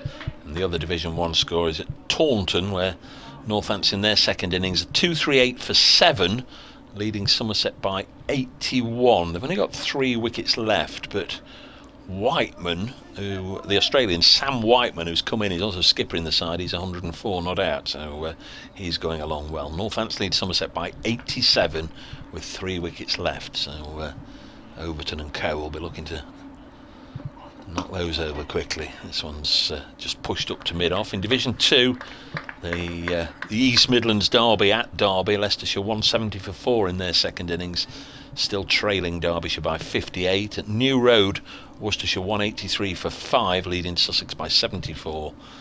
And Yorkshire going along nicely, that Adam Lyth century. They're 218 for 2 at Headingley against Glamorgan, needing a further 274. You'd imagine a further 274. Unlikely, but looking good value for a draw right now. Yeah, 65 for 6. A bouncer, the highest bouncer of the match by Balderson, just proving that he can do that, but it's going to cost his side 2 runs for the no ball. 67 for 6. Not sure I've ever seen him bowl a bouncer before. So he was 3 for 6 at the start of the over. He's now 3 for 12. Hotley getting himself ready at second slip. Maybe a bit of twirly-whirly stuff as Brett Hutton will take a single up to mid-on. One of my correspondents said, I wish, when he earlier on when he was running, said, I wish he'd stop saying Hartley Hares down the other end. It reminds me, was it Pipkin or something, children's television programme, Hartley Hare? Vague recollection of what he was on about, but apparently I said that a couple of times just before tea as Hartley was running down the other end. He probably head down the other end and was run out by Luke Fletcher. That was the last act of the morning session. Anderson's going to have another one, but again he's not happy with the field, and like a couple of traffic policemen here, Vilas and Anderson are moving everybody about. Who's that going off? Is that Josh Bohannon who's had enough? I'm going for my slice of cake right now.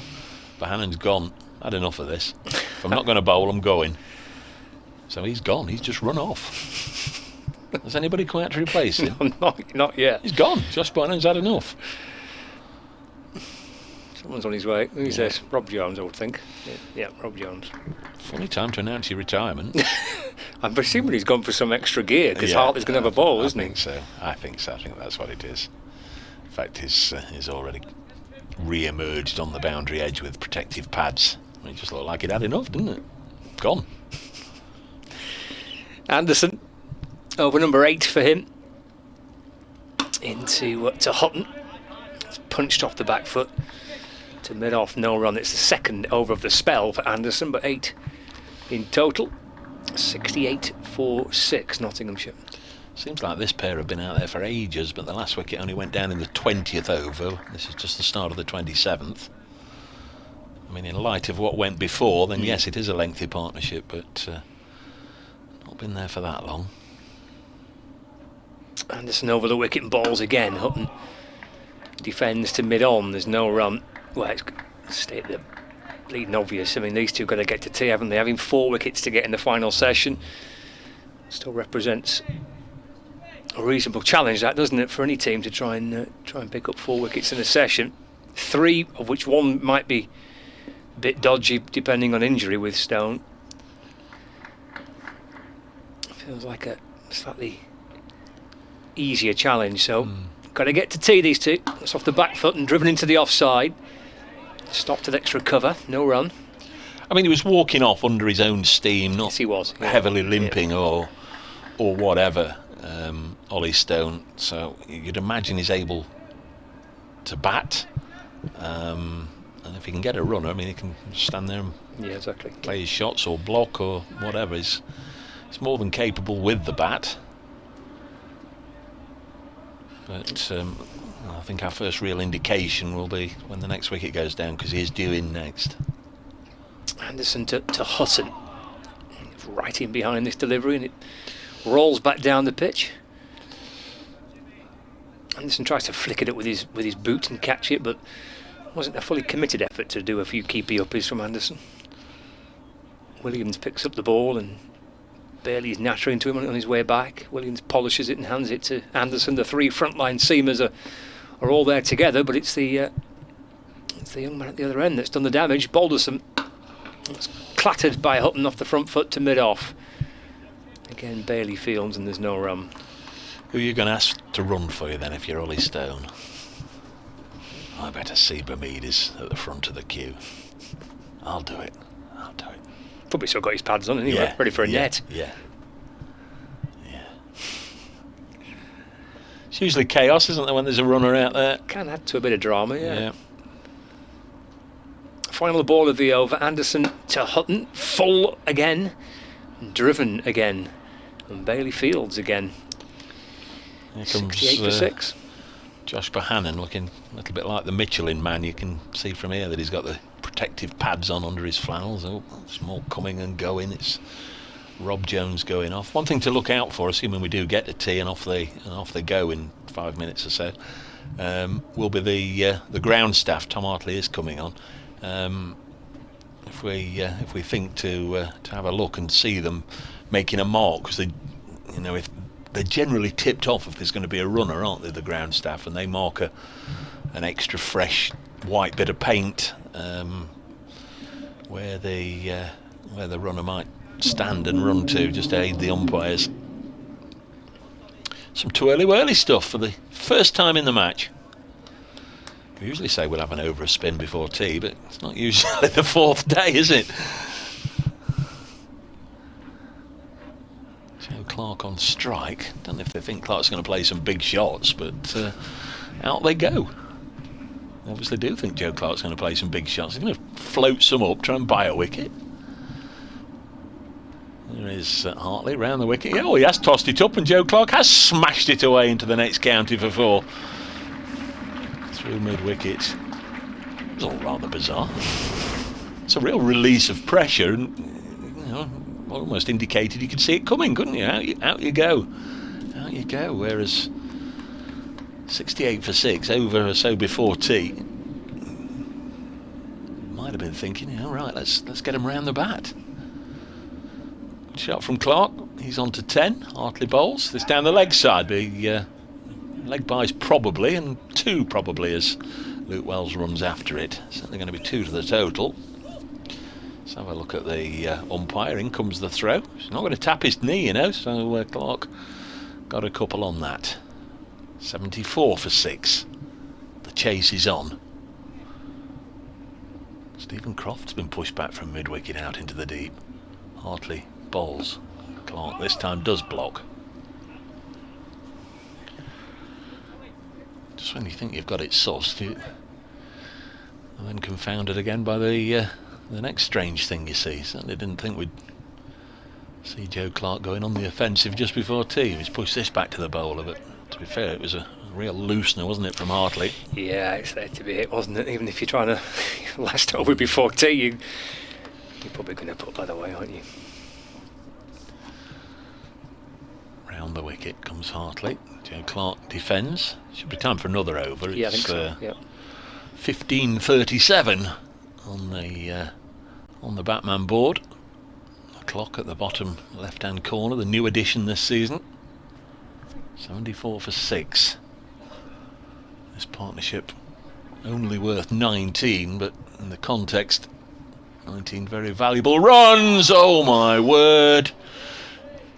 It's a dot ball. That's the significant thing. But Clark gave it the biggest of wind-ups, and how either he didn't hit it or the ball didn't hit the stumps, I'm not entirely sure. He missed it, and it just went past the stumps, just by a coat of varnish. 74 for 6. Thought he was bowled, and if he wasn't bowled, I thought he was going to be stumped, because he did. There was forward momentum, but he just about kept his back foot grounded. It's a heck of a swing, wasn't it? Went for the big hit. This will be the last over before tea, because even if they get a wicket, they'll go off anyway. So it's not as if they're going to get 3 wickets and keep them out there. Yeah, it will be James Anderson to start the final over of the penultimate session of the match. And he's into Hutton. So forward defensive to mid-off, and there's no runs. It's going to be 38 over final session. So 38 overs to try and bat through the 221 is the required amount of runs if they were to try and win the match, but 38 overs to try and negotiate after tea. At the minute with 4 wickets in hand, Hutton tries to flick it away into the onside, just deflects off his thigh pad. Bohannon comes up from mid-wicket to field, no run. He'll enjoy the battle, Brett Hutton, actually. He'll try and put a high price on his wicket. He's 6 not out from 29 balls faced. He's to have brought up the half-century partnership in terms of balls faced as well, so they're doing the best to try and get to tea. Forward again goes Hutton. Solid defence to mid-off, no run. A bit of that after tea as well. It's a different sort of game, though, isn't it? You know, if you're number 8 and you're sent out there, just last as long as you can, block. Whereas if you're not making excuses for any of them, if you do go out at 3, 4 or 5 and it's a run chase, you're not just looking to block for overs and overs on end. You are looking to keep the board moving. Unfortunately, they've not been able to stick around. Anderson to Hutton, and just guarding the top of his off stump, deflecting the ball with a decent stride forward away into the offside. Velas will come slowly up to scoop the ball up and give it a polish. So 2 balls to go until tea. A flurry of wickets in the afternoon session. Spurt from George Balderson. Anderson to Hutton, it's left. Gathered by Bell. Ding ding. And there's no run. So the final ball coming up of Anderson's 9th over. Final ball of the afternoon session. So we're going into the final session on the 4th day. And the game very much alive. Anderson to Hutton. It's pushed away into the offside, no run. Tea on day 4. And Nottinghamshire are 74 for 6. And require a further 221 more runs to win. Lancashire need 4 more wickets with Clark on 12 and Hutton on 6. And the afternoon certainly belonging to Lancashire's young all-rounder George Balderson with fine figures at tea on this fourth and final day of 3 for 13 from 7 Albert. Yep, thank you, Scott. We're 11 of the 12 scheduled sessions through in this LV County Championship Division 1 game between Notts and Lancashire. One more session to come. At the moment, you'd say Lancashire heading towards the win. What can Nottinghamshire do? Brett Hutton 6 not out, Joe Clark 12 not out, Ollie Stone, Stuart Broad and Luke Fletcher standing between the visitors and a win to see if they get it. Come back and join us when the players return in about 20 minutes time. We'd love to have your company then.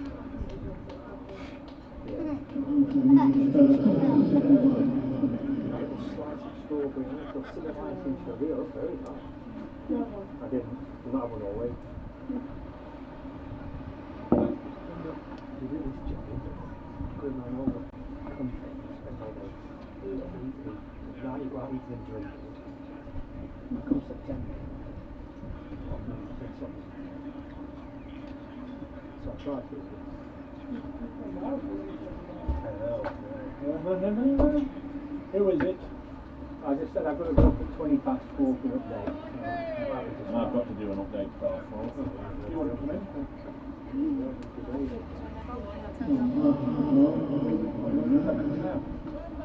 No? Yes? No? Yes? No? Mine, that's 4. Oh, welcome back to Trent Bridge for the 4th and final session of the final session on the 4th and final day. I'll get my words out. It's all that sugar for lunch. 74 for 6.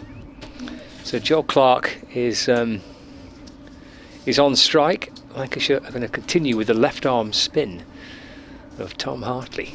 The ball's to Clark, who's off the back foot, and that's worked away through the offside. And he gets through for a single. 75 for 6, the first run of the afternoon session. There's a bit of batting grace for Nottinghamshire to do in this final session. They've got 37 overs, a minimum of 37 overs to try and bat. At the minute, that is their priority, isn't it? Forget the runs, it's about batting through, I think. Yeah, I think so. It's Hartley to Hutton. He's defending, maybe a little bit of inside edge back onto the pad. The ball deflects away into the offside, no run. I think even the most optimistic of not supporters would be maybe settling for a draw from here. Unfortunately, Lancs have come out well. Their second bowling innings. Hartley balls to Hutton. Let's play a little uppishly, but safe enough. Just eased away to mid-on, where Bailey fields, and there's no run. So there's a slip and a short leg. 4 on the offside, 3 on the leg side. Hutton works it out towards mid-wicket, where Croft fields. There's a mid-on, mid-wicket, and a backward square leg. Then backward point, cover, extra cover, and mid-off. Anderson at mid-off is actually quite deep and wide, because that is a shortish boundary there. It's dropped out into the offside by Brett Hutton, and there's no run. It's the final ball of the first over after tea to be sent down by Tom Hartley. He made a very enterprising 58 not out in Lancashire's second innings total. Oh, he's leaving this one, is Hutton, and it's extremely good judgment, because the ball missed the stumps and went into the gloves of George Bell. Completes the over. So 75 for 6. We've got 37 overs left. We've had issues with bad weather and with poor light across the game, but none of those issues today. It is perhaps the best period of the entire game, really. It's beautiful. The entire ground is in sunshine and we've got blue sky, so we'll have no problems completing the overs that are allotted to be bowled. Could be the warmest day of the year, I reckon. It could be. Yeah. It's lovely, isn't it? It's quite pleasant. Yeah. Happy days, that's more like it, isn't it? Yeah. Feels a bit Getting like there. summer. Yeah, we are, aren't we? Getting Getting there. A month too late, Yeah. but getting there. Looks like it will be Bailey to come on here at the Radcliffe Road end, replacing Jimmy Anderson, who bowled before that tea break. Joe Clark's faced the first ball, 2 slips and a gully. As Bailey is in for his first delivery, and that's straight, and it's turned into the leg side gap through mid-wicket for a single by Joe Clark. Brings Brett Hutton onto strike. What's the coldest you've been so far then? Because you've played for a few weeks now, haven't you? A couple of weeks you've been going? Yeah, we had a pretty cold pre-season game right at the start of April, Right. down at Lady Bay, literally just down the road, yeah. and yeah, it was Grim. Cold one, yeah. Yeah. To be honest, over the years we've been pretty fortunate. I think Monday was the first game that we've had against Thunder that was rained off, and there wasn't any rain on Monday. It was because the pitch was unfortunately too wet before. But normally we've had pretty good luck. Bailey bowls, and this is on the stumps and draws Hutton into a defensive shot off the back foot. I was with Alex Hartley last week doing a bit of IPL commentary, and she said that she had to reach for the sun cream for a Thunder match the other week. I can't remember which game it was now at OT, and she putting a bit of sun cream and had to get the sunglasses on. April in Manchester, happy days. Yeah, I mean, it's the wind burn that gets me. Maybe it's the wind that she's looking at. Yeah, been suffering with that.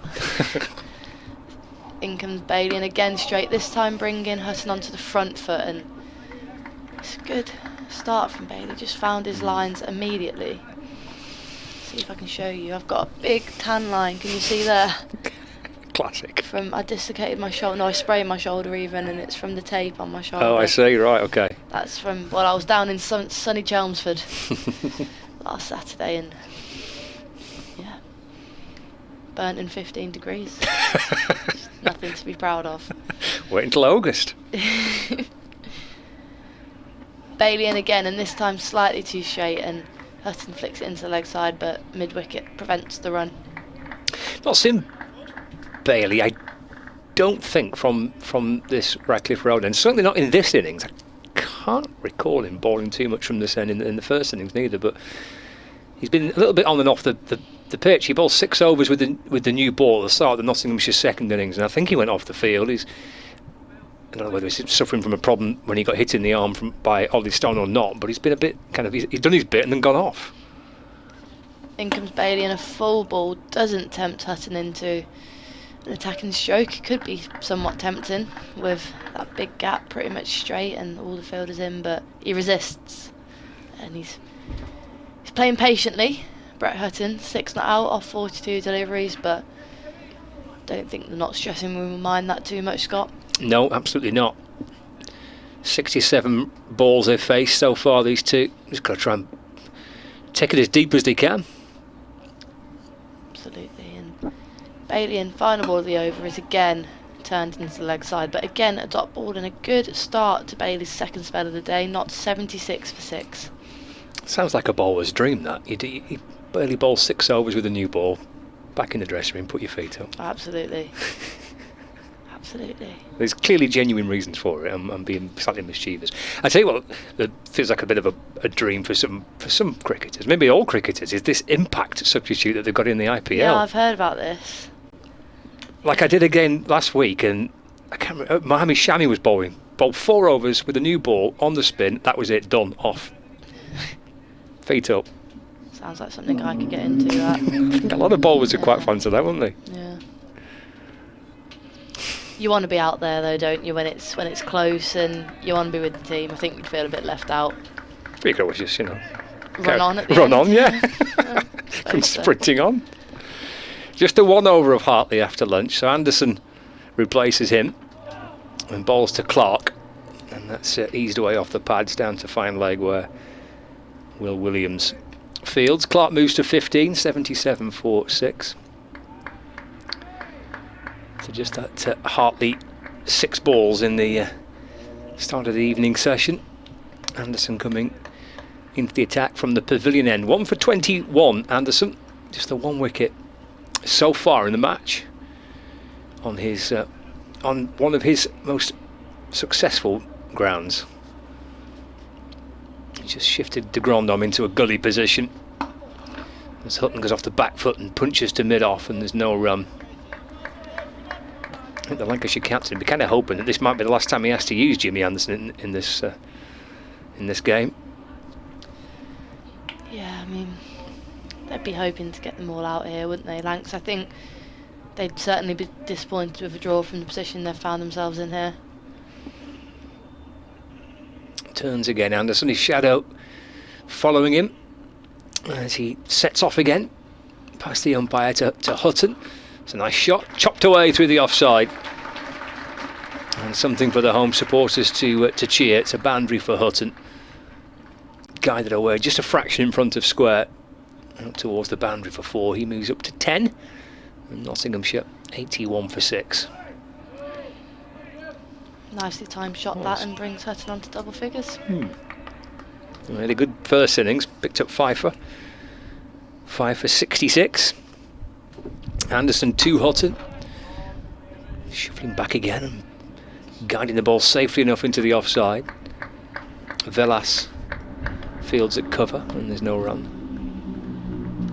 Loops the ball up towards Josh Bohannon, who's at mid-off. Lancashire have got 2 slips, Luke Wells and Tom Hartley, and then there's a little gap to where de Grandhomme is at gully, and this backward point with Balderson. The skipper's at cover, Bohannon's at mid-off, Bailey at mid-on. Anderson's in, and Hutton hopping back this time and playing it to the leg side. A ball that is just to come back in towards him. Picks out Croft, who's at mid-wicket, and then Will Williams is at fine leg, just down towards our left-hand side. We're broadcasting from the media centre at the Radcliffe Road end of the ground, looking right down the outfield here. Looks terrific, all bathed in sunshine. There's plenty of spectators dotted about. Little change to the field. So Anderson's told Velas to go from gully to backward point, and kind of wide third man goes to deep extra cover, and he's asking Croft to jog back towards the square leg boundary as well. So give Hutton the strike if he wants it. Yeah, takes it. In fact, he might get more than that. He's just worked it away into the offside. They think about coming back for 2, but decide against it. So Hutton does get a single. He will be on strike for the next over. Nottinghamshire 82 for 6. So they require 213 more runs to win. Lancashire still trying to prize out 4 more wickets for victory. We've already had that one result coming through in the county championship from earlier today, with a victory for Warwickshire. A pretty emphatic one. They bowled Hampshire out for 97 in their second innings to win by an innings and 84 runs, and possibility 1 or 2 other results to come through in the final session as well. Will be Bailey to continue from the Radcliffe Road end. He's in, and that's a full ball, and it's a good delivery, but Hutton gets forward, gets his full face of the bat on show. He rehearses the exact same shot again. He's making his intentions clear here. Brett Hutton, he's here to bat for the draw.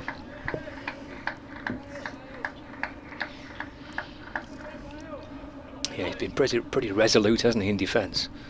Been positive though, isn't he? He's not just kind of defending. He's been trying to be at least give the impression that he's in control there, in charge of it. Bailey's in again, and this time slightly back of a length, but Hutton fails to take advantage and just rolls to mid-on. The Essex-Surrey match. Surrey are 45 for 2. Their target is 237 runs to win. Ollie Pope 26 not out. So it's a lot to get batting in the final session, but I think against Surrey are the type of team that'll go for that and try and see if they can win the match. In comes Bailey, right arm over, and that's another good ball that again brings Hutton forward into a defensive shot. Yeah, I think, as you say, I think a lot of teams, especially with the points changing, less points for a draw this year, are absolutely going for the positive option. I guess it's probably an impact of the way the England team have been going, and that message that's being sent around the counties and around the regions to an extent in women's cricket as well, that I think the English brand of cricket's moving quite positive, isn't it? Which I think is quite exciting. Yeah, the point structure is certainly encourages teams to try and win. I mean, there's some good draws, and you can still have some good draws from losing positions without doubt. But encouraging teams to try and win the game. Bailey's in again, and this one straight and full, and just turned into the offside by Hutton. Took some sort of deviation there, which caused a bit of an all from the crowd. Don't know if it didn't hit the umpire, did it? Did it just? I don't know. Did it? Up off the square? Oh dear. I don't think it was hit at any particular pace. You'd think the umpire might have had time to get out of the way, but I'm not sure. Guess we'll never know. funny that I was talking about kind of encouraging teams to. When I was listening to the Alex Stewart was saying at the start of the season about the change for the point system. Bailey bowls in this one slightly back of a length and just dropped into the offside by Clark, who takes a comfortable single. He was saying, like, he's been asked the question about, is this going to encourage more attacking cricket and encourage teams to try and win games? And he said, well, I've been in cricket for like 40 years. I've never once known a team not want to try and win a game from the outset. Everyone goes into it trying to win games. But maybe you might be more willing to lose it in a bid to try and win it, because of you're almost better off winning and losing than you are drawing. Yeah, absolutely. I think some later declarations is quite a key sign of that and all. And I think that's an attempted slow ball. It's quite full and it's kind of just slid down the leg side, and Bailey holds his head on his hands like it was some sort of unplayable delivery, but I'm not too sure. It kind of just looked like a low full toss down the leg side, but there you go. What do I know? End of the over. Nottinghamshire 84 for 6. What do you reckon, Scott? Well, I've seen him put this kind of loopy, floaty, slower ball in a few times, and it has worked. He's got the odd wicket from batters being deceived by it, expecting it obviously to be pace on, and he's had a success previously. I wonder whether he thought if that was straight, it might have caused a problem, but unfortunately it was a bit leg sidey, wasn't it? It's alright, you can give it another go. Yes, yeah. Here's Anderson, starts a fresh over into to Clark. It's worked off the pads down to Williams. A fine leg for a single. Clark moves on to 17, not out. 85 for 6. Yeah, it seems like a bit of a dirty word in cricket, the draw now, doesn't it? But there's some belting draws still, and you can still get some very good draws, and from positions certainly when you are behind in games. Yeah, definitely. I think not to be pretty pleased with the draw from it. It'd be a pretty good effort from the middle lower order.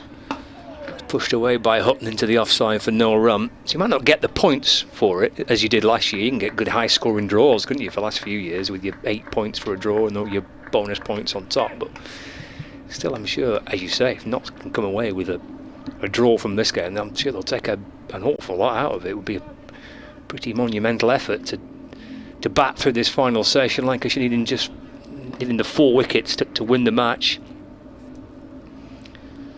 Sure, the Nottinghamshire supporters would really cherish that as well. Anderson in to Hutton. It's flicked away to backward square leg for a single. Moves on to 13. 86 for 6 now. Speaking of the draw, it looks the favourite for the game between Yorkshire and Glamorgan in Division 2. Yorkshire, they're batting nicely in the second innings. They're 240 for 2, but they've been set almost 500 to win. 2 slips in the gully. Clark waits for Anderson, and he defends to mid-off, and there's no run.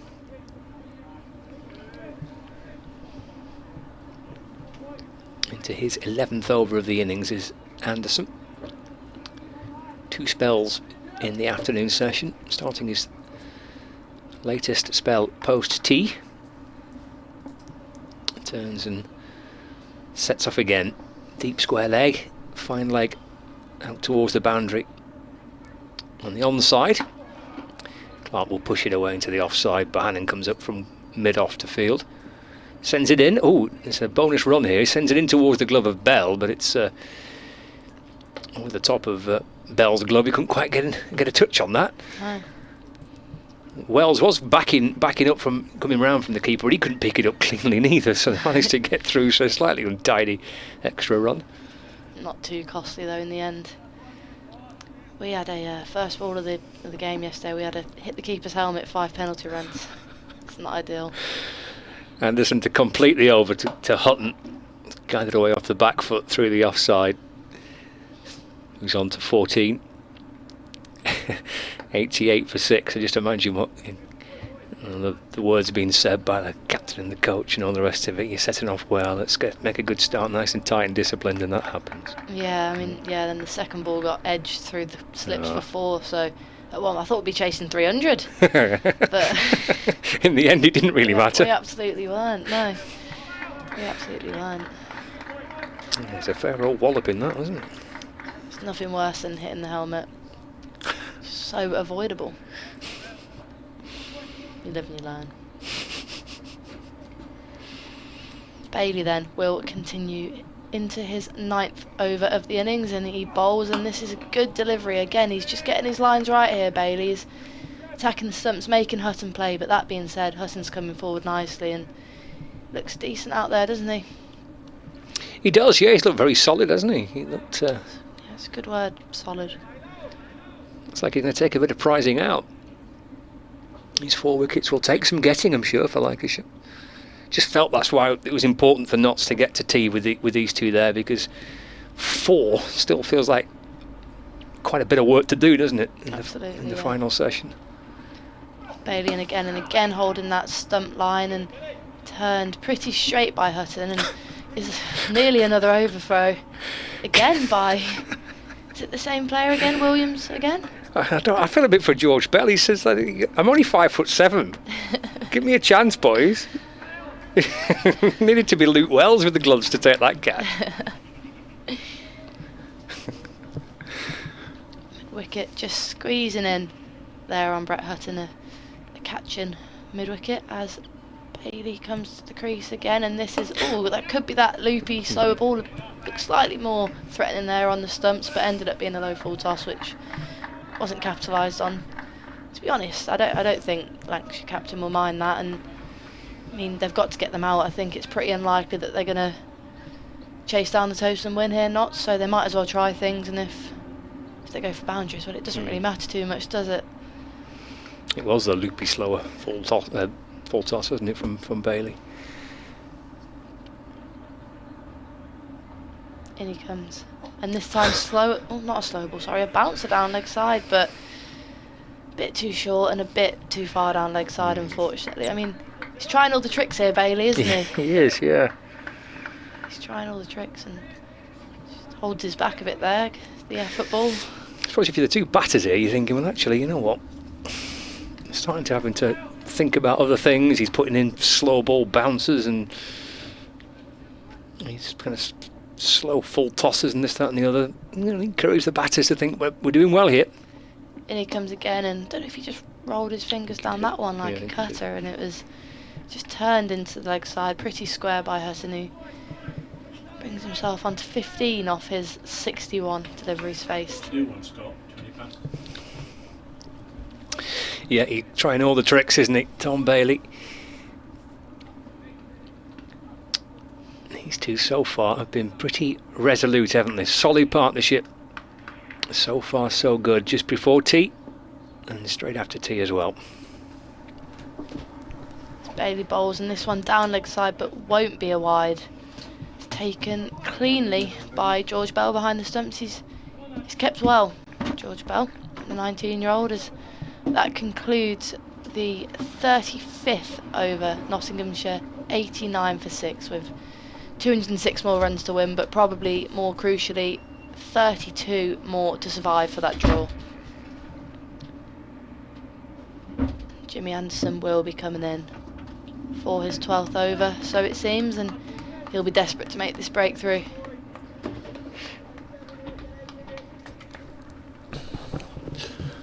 Almost like when the score was on Nelson, I was afraid to move then, really, but I've got to come back. Scott's gone to update listeners to the northwest. Here's Anderson from the pavilion end bowls, slightly false shot from Brett Hutton. Just squared up a little bit, plays it up to mid-off, watching from the back of the box behind you two, and Scott made a good point. You can sometimes sense by what the bowlers are doing as to how the momentum might just be changing a little bit, trying all sorts of different things, aren't they, just to try and end this partnership. Anderson bowls and Hutton again defends, not exactly to the point of trying to buy a wicket, but let's just try this and try that, and a few variations in the over, just hoping something comes off, something will either unsettle the batters or find an edge or something just to get a wicket. 38 overs remained at tea. It's 31 after this one, so Anderson bowls, Houghton defends through 6.5 overs since the break.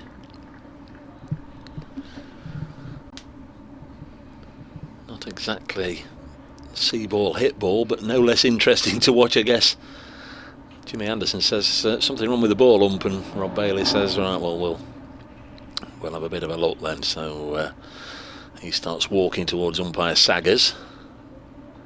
It always seems as if there's only ever one umpire that has one of those bits of card or whatever with the holes in. Why don't they both have one? Don't know. Maybe they're expensive. Do you think they are? No, bit of card with a hole in, isn't it?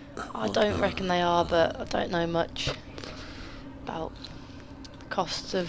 Is he going to go off and get the suitcase, or is he? Yeah, he's going to go off and get the suitcase. So they're all going to have a drinks break, I think. So that's just going to put a temporary halt on proceedings. 89 for 6. Where's the spare balls? Where's the spare balls?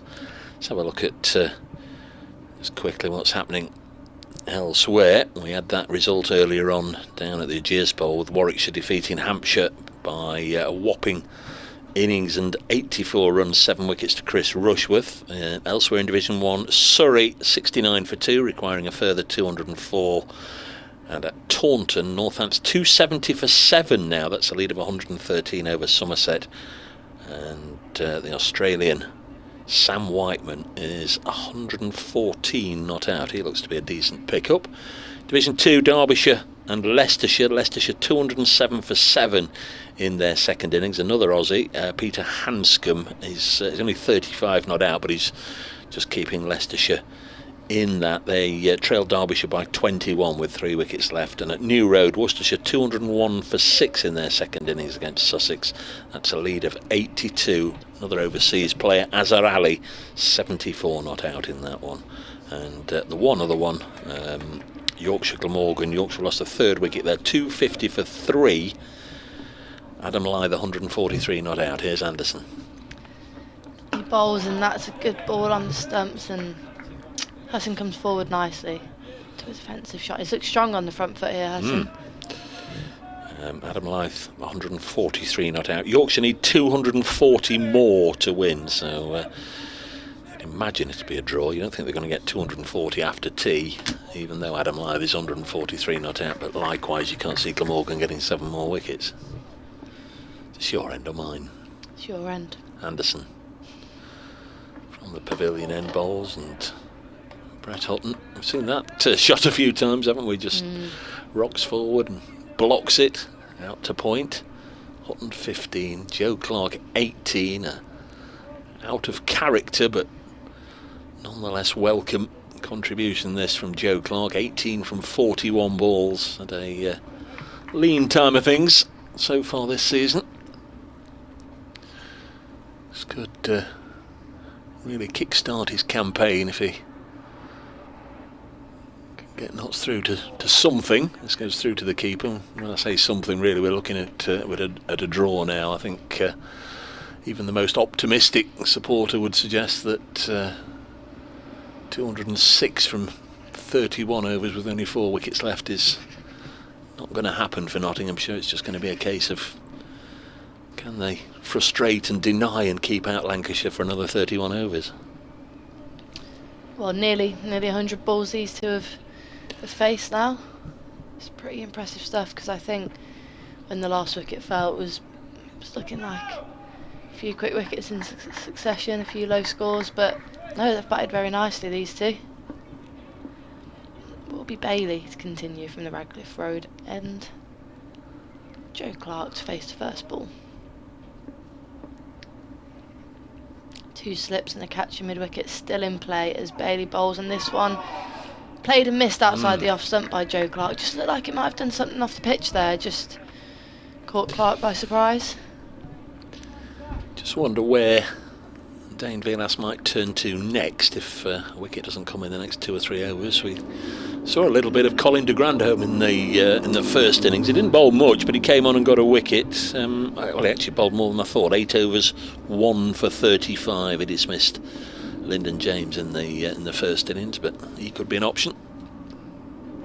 Bailey in again and pushes Clark onto the back foot with a straight back of the length delivery, and it's another defensive stroke from Joe Clark. Just the umpire takes a look at the landing point of Bailey. Seems slightly drier at this end. Radcliffe Road end closer to where we are, Dave. You can see the footmarks, can't you? I don't know if it's just our angle, but footmarks from the far end seem a lot more. They're pronounced, aren't they? They are. Just say it might just be our angle at it. In comes Bailey and again pushes Clark onto the back foot, but he turns this relatively straight ball square towards the Smith Cooper stand and takes a single. Certainly, if they were getting paid in by the amount of boundaries they'd hit, neither of them would be very wealthy since tea. It's been a period of play noticeably lacking shots to the fence, but nonetheless they're still there.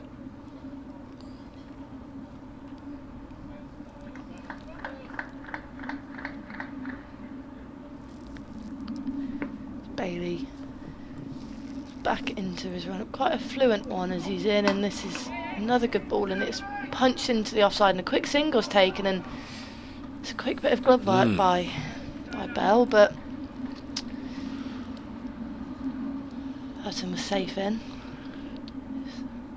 Strange single really. Yeah, well I was going to say I think there was always a run there, but certainly don't want to push and run and get Joe Clark run out, do you? That would be one that would take some explaining really when he got back to the dressing room.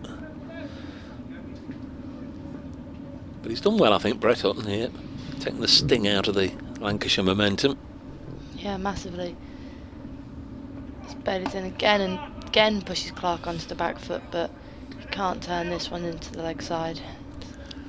Slightly wider line than previous deliveries.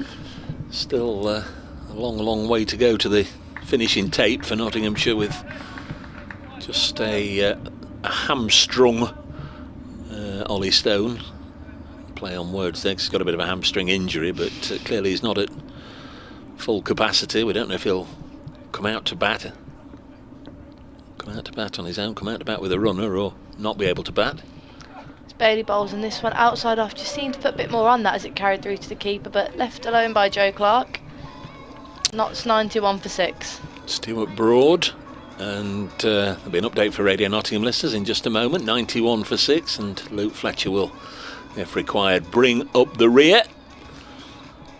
Hutton 16, Clark 19. 30 overs to go here on BBC Radio Nottingham, BBC Radio Lancashire, BBC Radio Manchester, 4:30 on the Sunday evening. There is going to be a bowling change, and it's the man who's got 3 of the 6 wickets to fall, George Balderson, coming back into the attack from the pavilion end to replace Jimmy Anderson.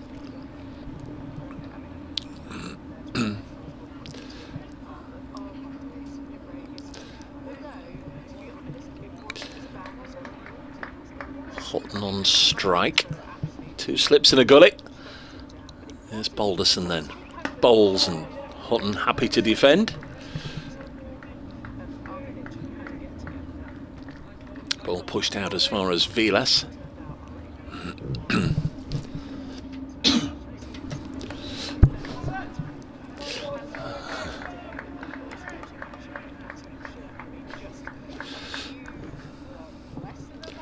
.91 for 6. Next ball is defended.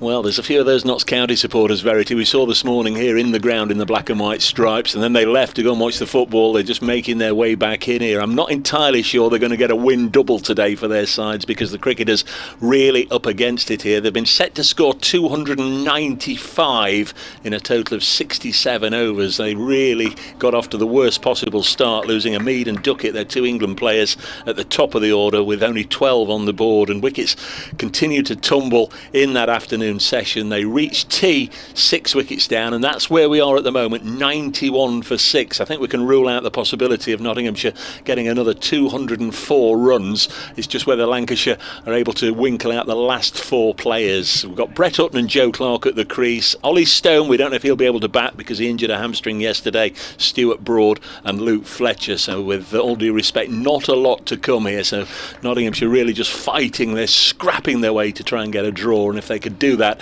it really would be a good day for Nottinghamshire sports fans. 91 for 6 at the moment.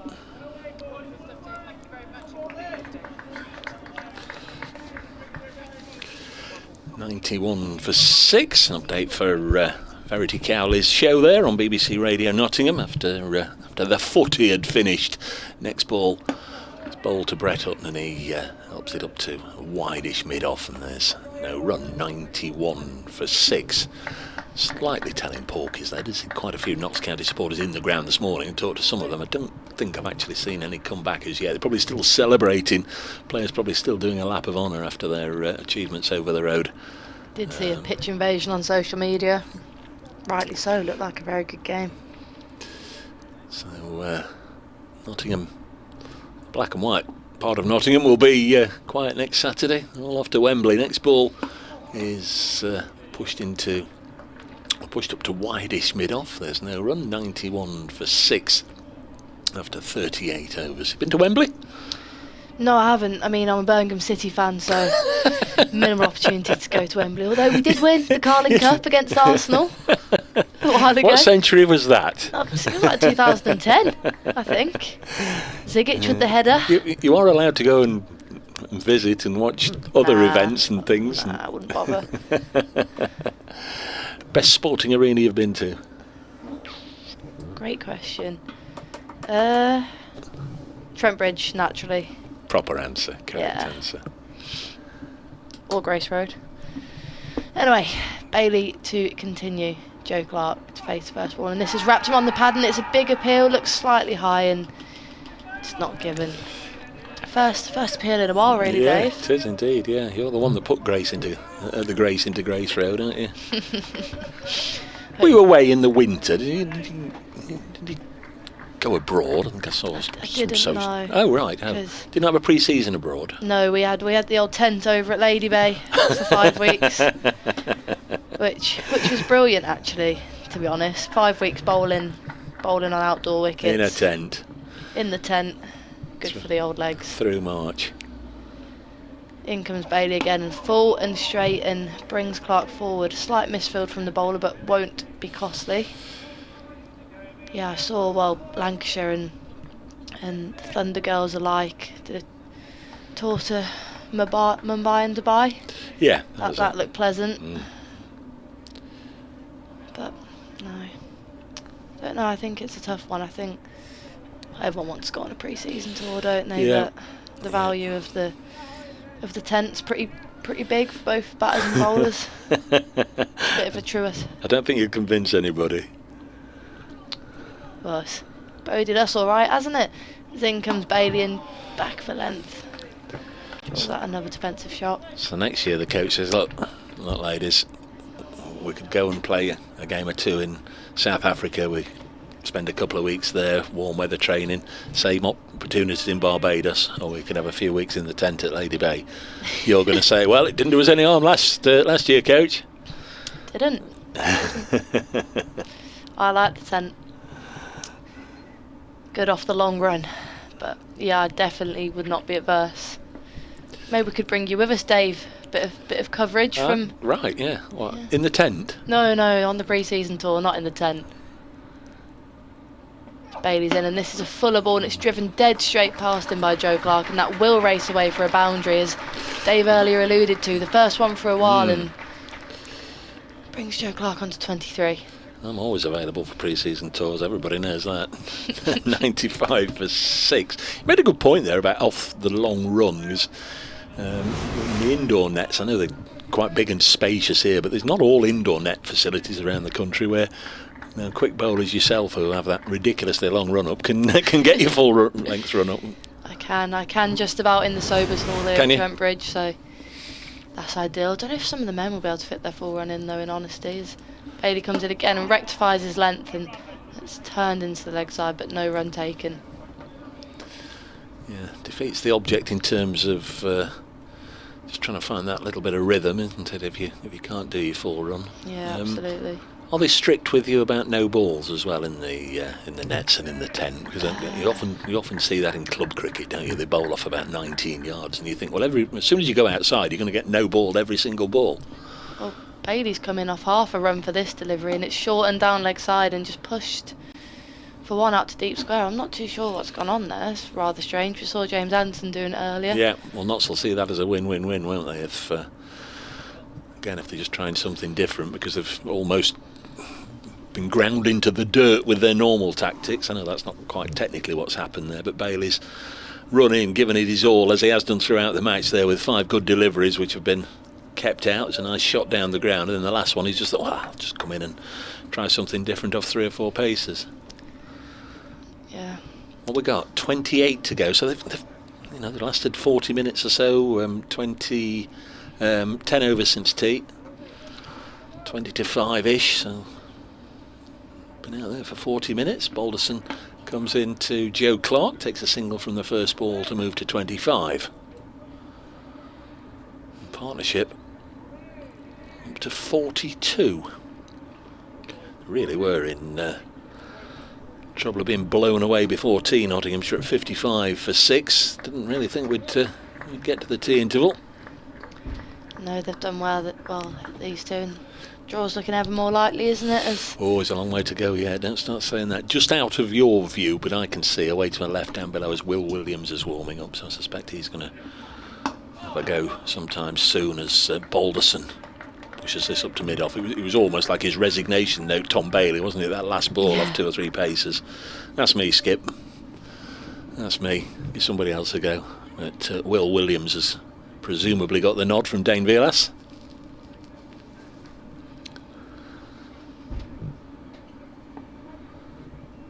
.97 for 6.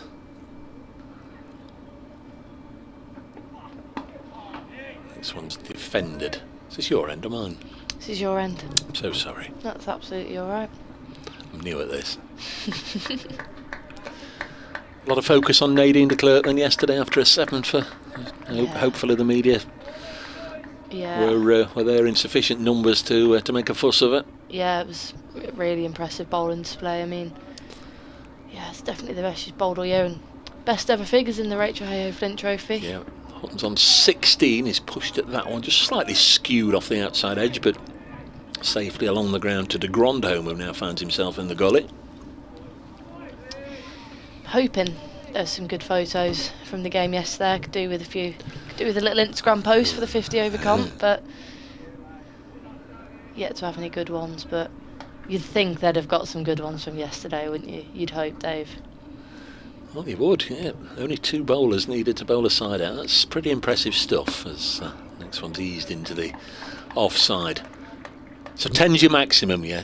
Yeah. Your allocation, and you'd had your 9, and Nadine was just starting her 10th. You bowled them out at the start of the 19th over, so there are a couple of bowlers, no doubt, just about getting ready. The skipper probably. Yeah. Longest spell I've bowled in a while. Off the long run. Good job I'd had the practice in the tent all over, otherwise I wouldn't have been able to do it. Grace Ballinger, sponsored by the Lady Bay tent.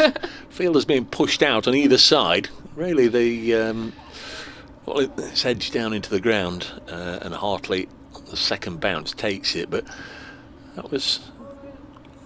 Did the umpire call a no ball then? He may have done. Because I was watching where the ball had gone, and then I turned round, and I think Rob Bailey had signalled a no ball. But as Balderson was running in, and if you noticed, fielders either side weren't even looking at the cricket. They were rushing out to the boundary. Bohannon one side, and was that away to our left on the other.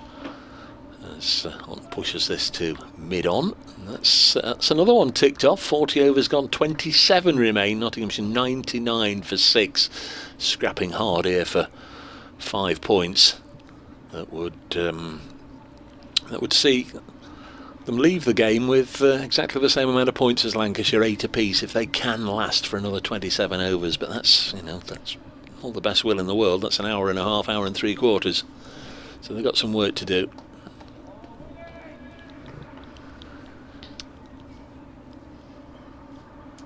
This, you are correct. It is Williamson. Looks like he'll be coming on back to bowl at the Redcliffe Road end. Just the 1 wicket today, but it's only bowled 6 overs, gone for just 13 runs, so it's been pretty impressive from the Lancashire seamers, in fairness. Yeah, but these two have resisted well. Oh my word. Umpires getting together again, another chat about the ball, I think. Should go out with half a dozen in their pocket, shouldn't they? They could get 1 in there, couldn't they? Surely.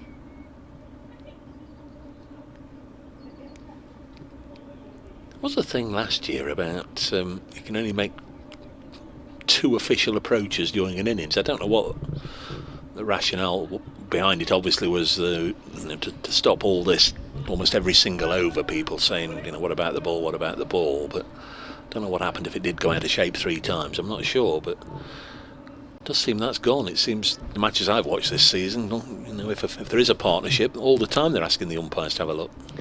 Williams is in, and the first ball is on the money, full and straight, and Clark defends that to the catching mid-wicket, which has been there for a while now. Colin de Grandhomme finds himself in there. Just the 1 slip in place now, and a gully, deep point, extra cover, mid-on, mid-off, and deep square and deep fine. Fine also quite square on that short Smith-Cooper stand boundary. So Williams is in, and this is short and turned into the leg side towards that Smith-Cooper stand by Clark, and that brings a ripple of applause as it is the 100 for Nottinghamshire. They are 100 for 6. Hutton 16 not out and Joe Clark 26 not out.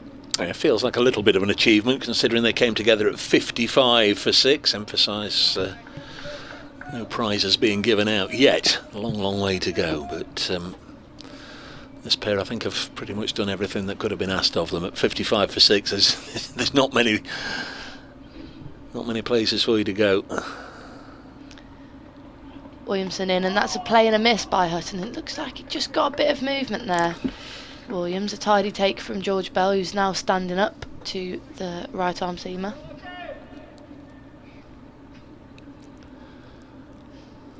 Does that dent your ego when the keeper comes up to you, or don't you allow it? Don't mind it at the death, sometimes. Time and a place. Got a bit quicker though over this winter though. Last year they were up quite a lot. In comes Williams, and this is taken off what looks like middle stump and finds its way down to deep backward square, and Hutton gets himself off strike. Done well. 17 to Brett Hutton. Joe Clark 26. It's not going to make any headline scores of that magnitude, but they've been together now, this partnership, for 127 deliveries. It's 20 overs, isn't it? Yeah, 20 overs, 21 overs. It's impressive stuff as Williams is in, and this is again attempted to be turned into the leg side towards that short boundary, but Colin de Grandhomme prevents any runs being taken. Just see that Smith-Cooper stand, they only stand in the shade, but there's still a fair few people dotted in there. I think the first day of sun of the year, arguably. I think I'd be getting myself out of there into one of the other stands. Quite close to the action though, isn't it? I think you feel you're part of what's going on in the middle. Williams in, and again straight, but this time Fuller drawing Clark forward, and end of the over, Nottinghamshire 101 for 6. And they've probably got a better view there than that's a motorbike rolls past than in the Fox Road stand, where they're looking into the sun. Virtually everybody sort of shielding their eyes over there. Got the sunnies on, quite a long way away from the action. Yeah, it is a long way away where the wicket is. As you say, a little bit warmer over there. The gaffer's back, so I'll make way for Scott, and then I'll slide into yours if you're ready for a break. How's that? Mm-hmm.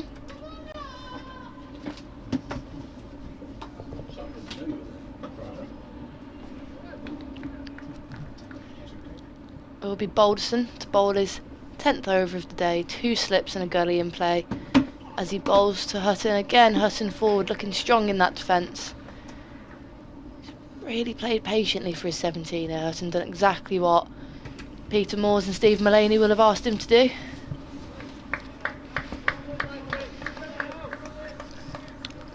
Thanks to Spence for the birthday cake. Nice, wasn't it? Very Nice touch, that. Very nice. Happy birthday. Happy birthday indeed. Balderson bowls and this one back of a length and punch with not much conviction into the offside, and slightly loose delivery, but gets away with it with a dot ball, and just seems to be some problems from the far end with bowlers and where their front foot's landing. Don't know if it's a bit slippy, but there's been a few front foot no balls. We saw it from Stuart Broad in the Nottinghamshire bowling innings, and now for a couple of the Lanc seamers. But no sawdust being put on, so can't be too bad. It's Balderson's in, and it's a Yorker length, and Hutton does well to keep it out, actually kind of square. Plays it quite front on. Yep, these two have been terrific here, haven't they? Either side of tee. Battered over 10 overs since tee, frustrating Lancashire. I don't think they'll be panicking just yet, Lancashire, but this partnership, certainly I'm sure I'll have the captain pondering his next move, which might be to have a little go with a bit of spin perhaps. He's not used a grand dom, he's the only seamer that he's not turned to. Might be having a look at Hartley potentially at some stage. There's a delay here now. I'm not quite sure whether he's, well, obviously he's having a little tweak to the field, isn't he? He's chatting to his bowler. Where's he putting himself, the captain here, at short extra cover by the looks of it. Very short extra cover. Balderson in, right arm round the wicket this time, and brings Hutton forward. That change of angle worked, didn't it? Earlier in the innings, the left-handed Ben Slater. Yeah, it was the first ball he bowled, wasn't it, from around the wicket to the left-hander. Got him caught behind.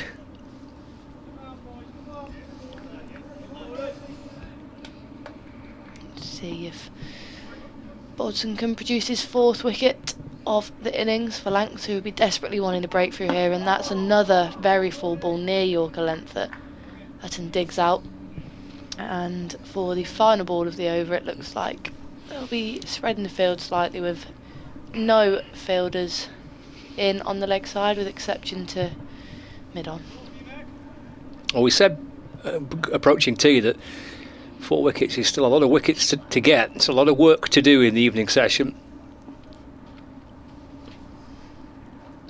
Balderson in, and good drive straight by Hutton. Looked like for a minute it might race away, but mid-on comes round and fills it, and looks like he might be in a bit of pain, but he's back up on his feet, and the end of the over, maiden over, Nottinghamshire still 101 for 6. And that's turned out to be the case. There's a lot of work to do. These two batted nicely building up to tee, and that's continued after tee, leaving Lancashire with a few conundrums to try and solve here. Captain's in the middle of a little melee of players all trying to work out what to do next.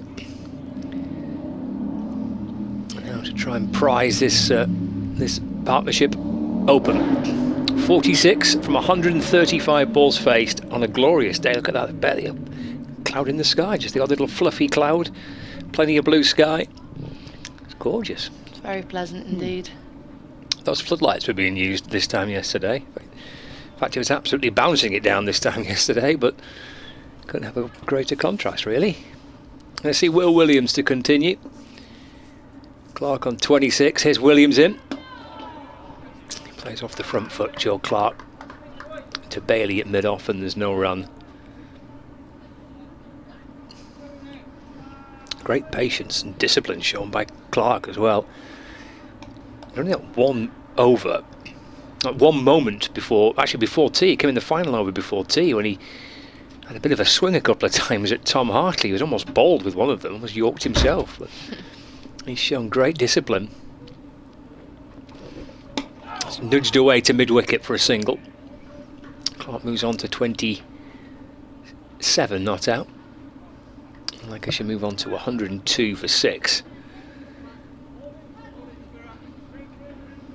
So 194 more runs for Nottinghamshire, but I guess the key numbers on the board are what is left in the day, and that's 24.4 overs remaining. It's a sizable amount of batting to do still. Game still very much in the balance.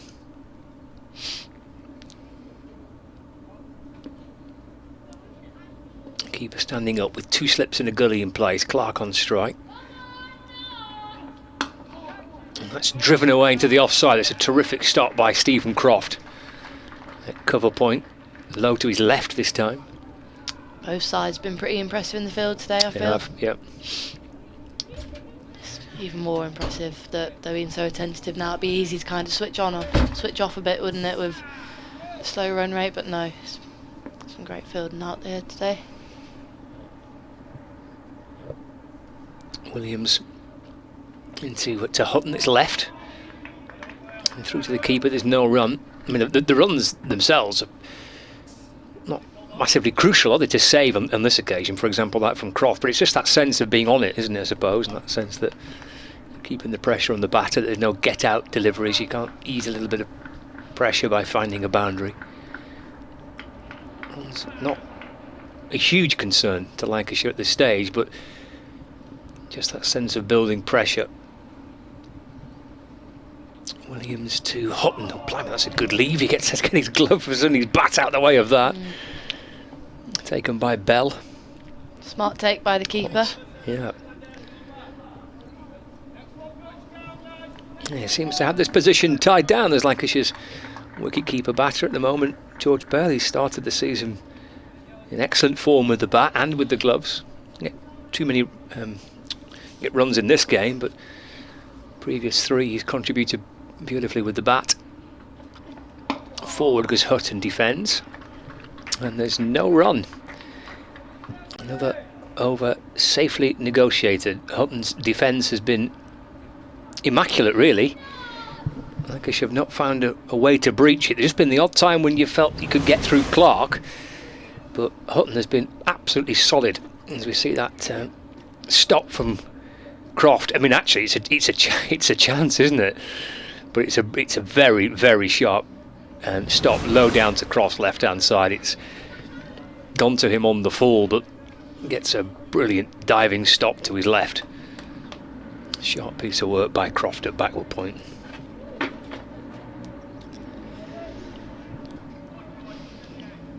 Balderson awaits at the end of his mark. Joe Clark to face. As he bustles in. First ball's pretty sharp and it's full and straight, and Clark is enticed into a drive, but the bowler prevents any runs. Looked like, I don't know if I imagined it, looked like he ran in a bit quicker there, Balderson. Oh, possibly, yeah. What, coming perhaps towards the end of a spell. What's he in here? Oh no, absolutely not. No, it's 4th over. He's in. And bowls, and this one catches Clark on the outside edge, but it gets through the slip cord and it will race away for 4. He's beat the batter there, Balderson, but it will be Joe Clark that gets the reward, and that brings up the 50 partnership for the 7th wicket. 51 runs from 143 balls. Very impressive from Brett Hutton and Joe Clark. Hutton contributing 17 and Joe Clark 30. What a key time for a partnership. Absolutely. Number of balls faced is perhaps even more vital than the runs scored, isn't it, really? 143 deliveries have negotiated between them. It was a bit edgy from Clark, but they all count. Safe, wasn't it? Yes, yeah. Balderson's in and brings his length back, and it's just dropped into the offside by Clark. And these two have done this well. They've rotated the strike, haven't they? They've they've dropped and ran into the offside quite nicely, and whilst it's been a relatively defensive batting, I'd say the intent's still been good around that. Yeah, you've got to keep, where possible, keep ticking things over, I guess, haven't you? And boundaries have been relatively difficult to come by, but they've obviously spotted something here, or they fancy something here, Lancashire, with these 2 men on the drive on the offside.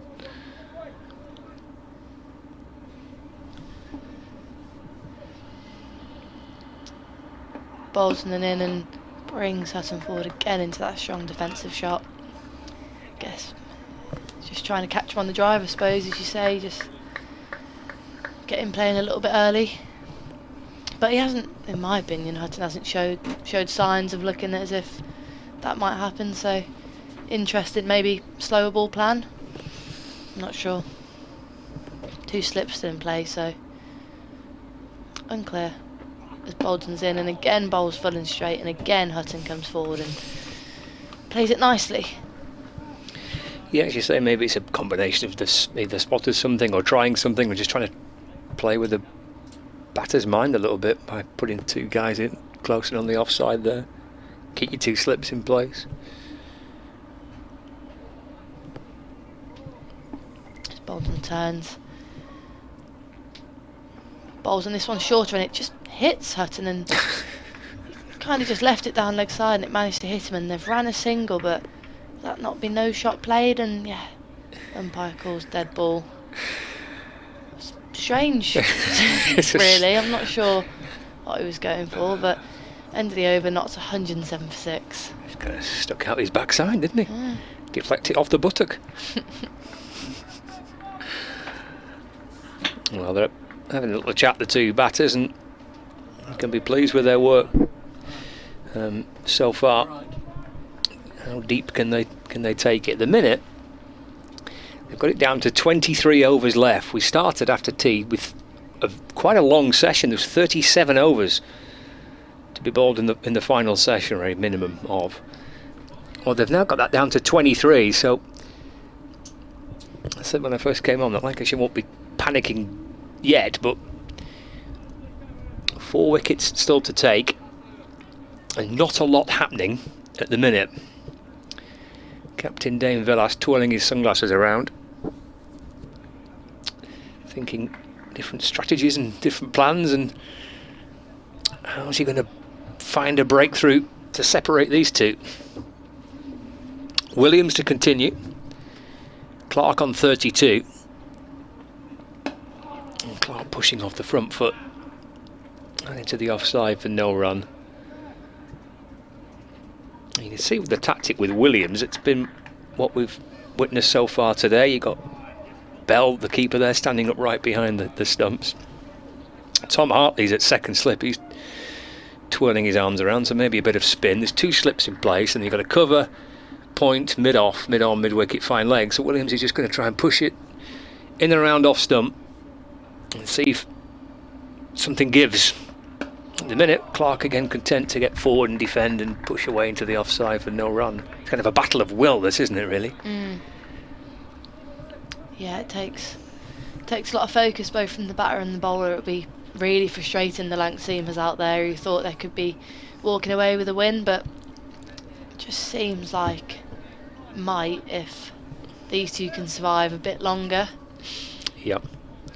Fall into a draw, which I think Lancs were disappointed with. They're winless, lossless also, but in both the campaign, and that one's full by Williamson and just turned into the leg side into the hands of mid-wicket. No run taken.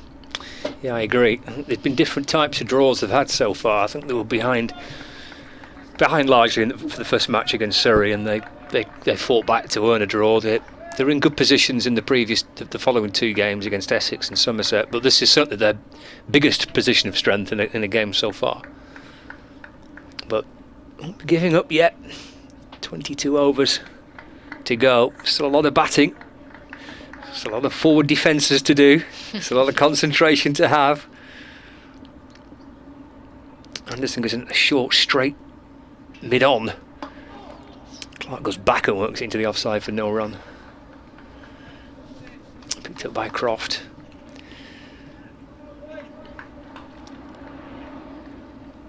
Clark on 32 and Hutton on 17.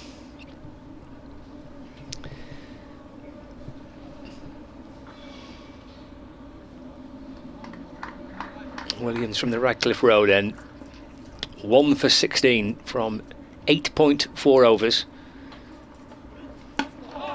Clark works it to the leg side. Anderson Fields, no run. On 32, Clark. Hutton on 17. Grace is going to have a well-deserved break. So Dave will come back in.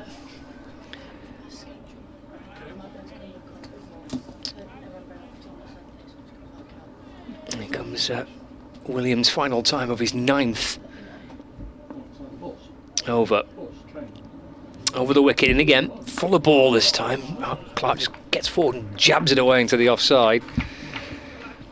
There's some reinforcements coming out from the dressing room for Lancashire. I think we're going to have some spin. It's the end of the over, so 22 left. So they've got through another 6 deliveries. Hutton and Clark, they faced 153 balls for 52 runs. It's 107 for 6. 132 balls remaining, I think. Never entirely safe with maths, but I think it's going to be Tom Hartley then, as you indicated, to bowl 2 overs, none for 7. Of those 7 runs, the first one was a floaty full toss that was hammered away for 4, but he'll get more respect, I think, when he comes back for this spell. Going to be bowling from the pavilion end. This partnership worth 52, considering they came to the crease at 55 for 6. I think Brett Hutton and Joe Clark have done probably more than Notts would have hoped, but still not yet achieved anything. There's an hour and a half of cricket left here. Waiting for Josh Bohannon to pop on the protective pads and helmet and all the other gear, and then we'll be underway again shortly, I would imagine. What do you reckon, Scott? I think these two have been terrific. I mean, Hutton's defence has been absolutely exemplary, hasn't he? He's not. I can't recall even a moment where he's looked too concerned. No, we've not had a rush of blood to the head yet. Throw the yet in there. But if you're out on the field, you just know somebody is going to be chirping away that old cricket saying, "Come on, lads, 1 brings 2." You always say that, don't you? After a sizey partnership or a lengthy partnership, almost inevitably the next wicket goes down straight away. So from 107 for 6, not so suddenly 110 for 8, really are staring down the barrel, but they'll be trying their level best not to do that, as Hartley from the pavilion end round the wicket bowls to Brett Hutton, and seemed to have enough time there just to push it out onto the offside. Not a great amount of turn, not a great deal of pace in the wicket. In the 46th over with this ball. Balls again, no, not necessarily with this ball, I think it's been changed a couple of times. This is pushed out into the offside to the Lancashire skipper. 107 for 6. Still rather more people inside Trent Bridge than you'd normally find on a Sunday afternoon if there was no cricket going on here. It's pushed back to the bowler. Decent enough crowd, isn't it? I think those that have come, majority of course home supporters, they'll be disappointed. They would have hoped to have seen a rip-roaring run chase, but it's cricket of a different variety here as Hutton defends. They're trying their level best to grind out some draw points, and sometimes in terms of watching that can be just as riveting. It's cricket for the purist, as this is floated up there and Hutton defends. We do know the younger brigade, understandably brought on a different diet and type of cricket, would be they'd be longing for 4s and 6s hit into the crowd, perhaps even a little bit of music after every boundary. But for your county championship enthusiast, this is what it's all about. As another over comes to the end, tidy enough stuff there from Hartley, but Houghton was equal to every delivery, 107 for 6. And Brett Houghton remains 17 not out. Yeah, just have a little scout around some of the other games. Northamptonshire have lost an 8th wicket. So they're 298 for 8. Their lead is 141. Still fancy a draw in that game, but maybe just still something in it. And Surrey have lost the 4th wicket. 100 for 4. Sean Abbott.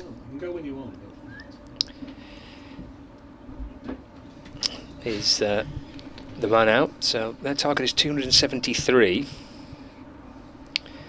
100 for 4, target 273 for Surrey. So it's a little bit of life in some of these games, and issues not yet resolved. Likewise here. There's Williams.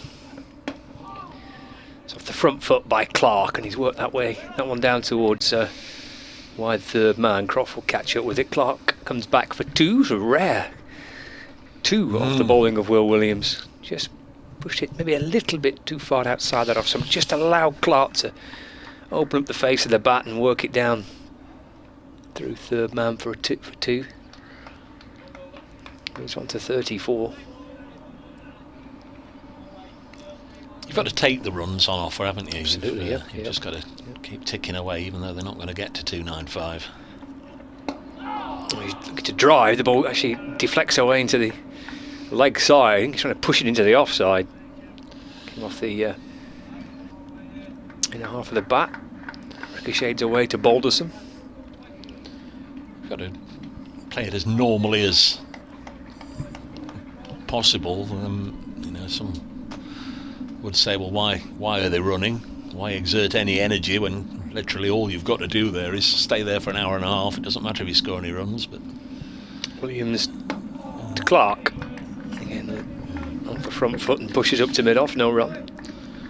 It's almost like a football team, isn't it? You're just trying to defend, and then if you do concede a goal, you've got to change tactic, and that's when you can run into difficulties. You've still got to play it properly. If you get a bad ball, put it away.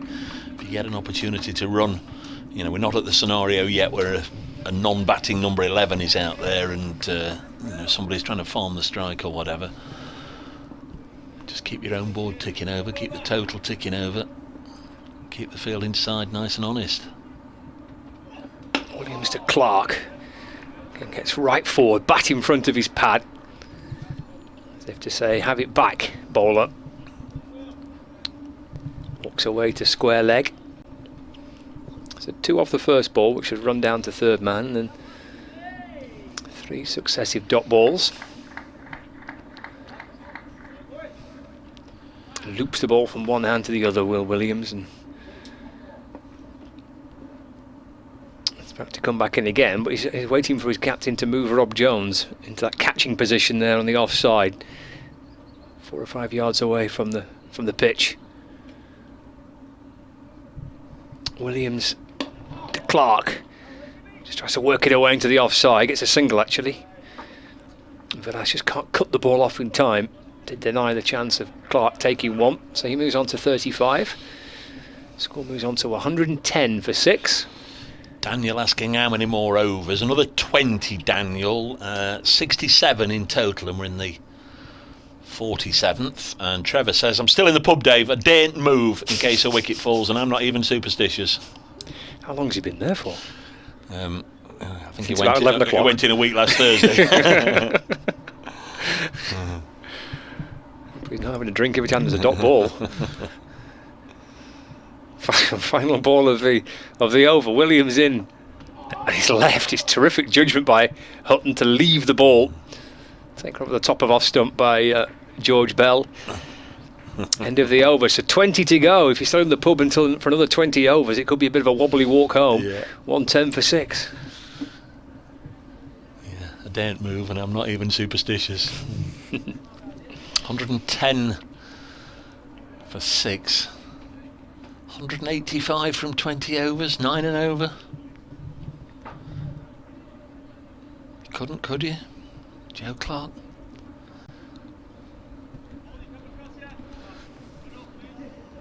Couldn't, of course. Not even entertaining it for a second. It's not going to happen, but if Dane Velas said, blooming heck, start of the last hour, can't do this, we'll offer a hand, but that's not going to happen. This is going to go right down, unless Lancashire get the wickets before then. This is going to go right down to the wire, and now we have got pressure all around Clark.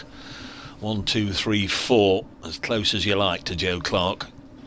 2 in front of the wicket, 2 behind the wicket, 2 on the off, 2 on the leg, all around him, and Clark tries to move them by punching this first ball of Hartley's over forcefully into the advertising boards at the base of the Smith Cooper stand. They liked that one, gave that a wallop, and Stephen Croft says, have I got to really stand here, skipper?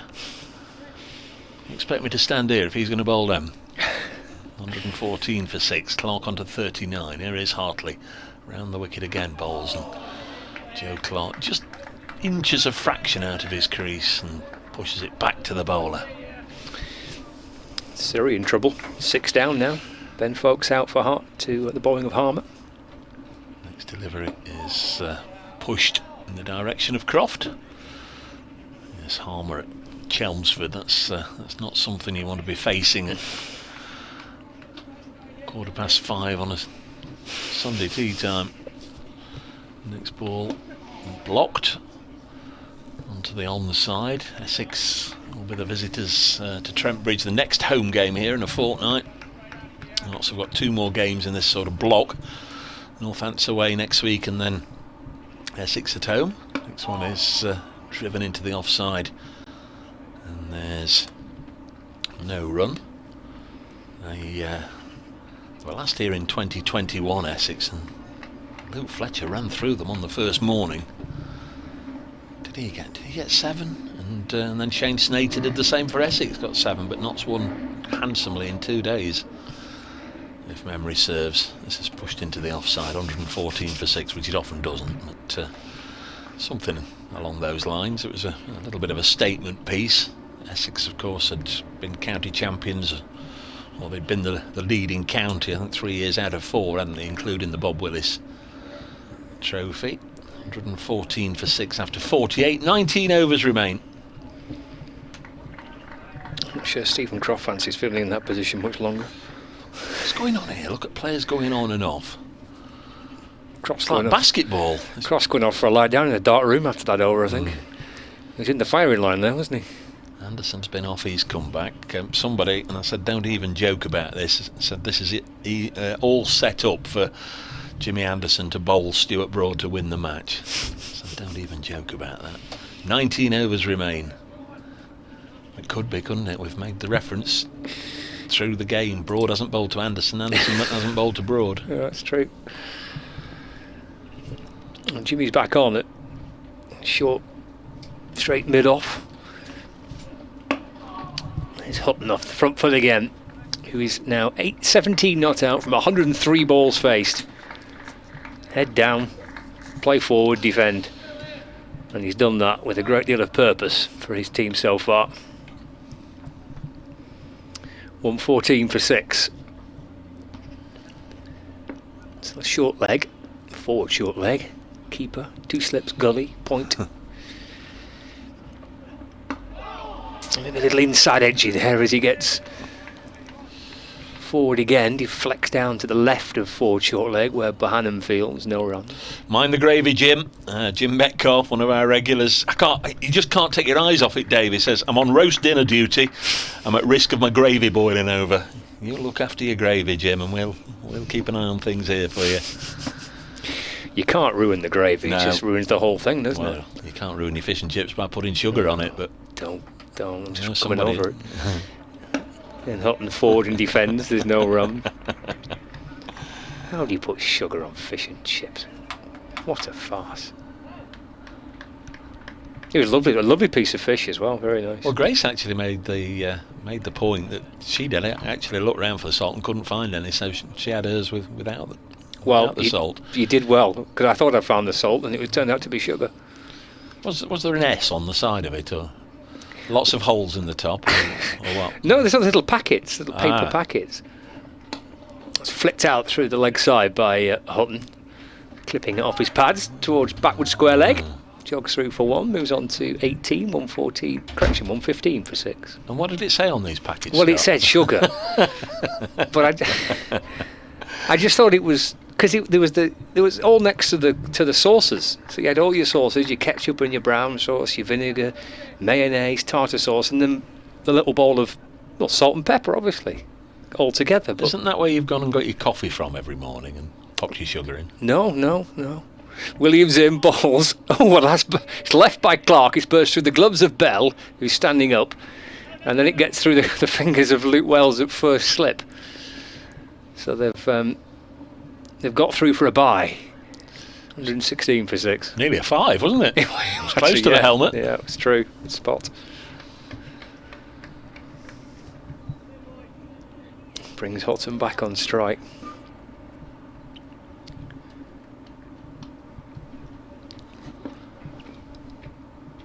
Williams looking for his second wicket, final ball of the over. Into the teens in terms of overs left. Again, Houghton defending, and there's no run. 18 to go. 18 overs left. 4 wickets still to get. 61 run partnership from 177 balls between Brett Houghton and Joe Clark.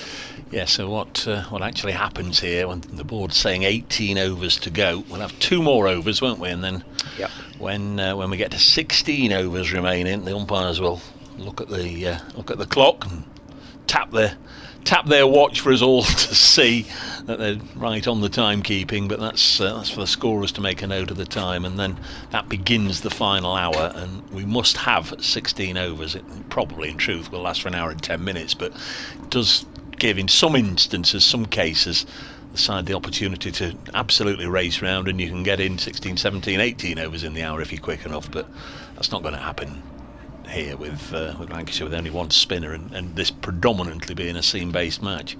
It's Hartley round the wicket, bowls, and Joe Clark rocking forward, defends, and there's no run. Stephen Croft rather happier to pick this slowly rolling ball up rather than the one that was just a blur as it was belted past him in the last over. This one's pushed back to Hartley. He's gone back to the dressing room and got some more protection, hasn't he? He's got some every pad he can possibly find from his bag. I fancy there might be a big moment coming. Big moment coming. Hartley round the wicket, bowls. Well, just forced away onto the offside for a single. Not exactly a big moment, but it is a run. 117 for 6. We're in the 50th over. Have you got any more updates to do? Yeah, Scott? 20 past. Yeah, at the end of this over, I'll nip in. Houghton's on 18, blocks this one. Do you want me to go now? Well, it is 20 past. Well, it's like 21 minutes past normally. And Grace is hovering with intent. Get him off. Get him off. I'm not well. There's one that goes past the outside edge. Of course, he's always welcome. Scott Reed will be back with us before too long. Grace Ballinger plays her cricket now for the Blaze. Is alongside. Been with us for this final day. Why the Blaze? Who came up with the Blaze? Do you know? Well, is there a story behind it? Or? I don't know. I mean, there was a lot of talk about what would be called a while ago. I did put forward.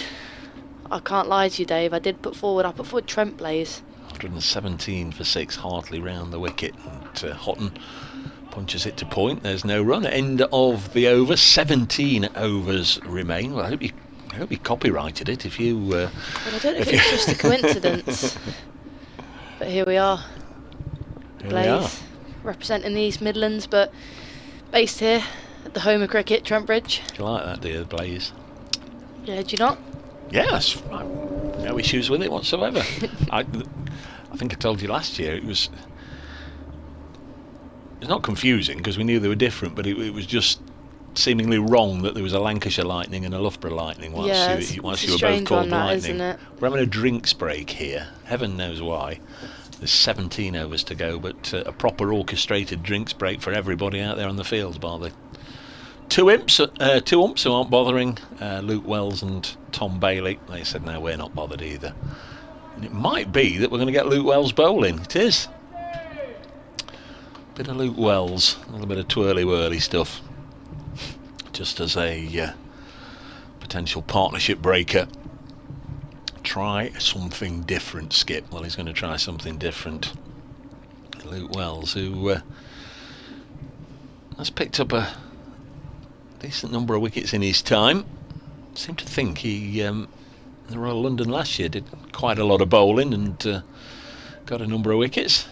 Big tall man, former Sussex skipper. Missed out on this game really in both innings with the bat. Not would have been delighted to see him off cheaply both innings. Just wonder if he might have a little bit of a say with the ball here.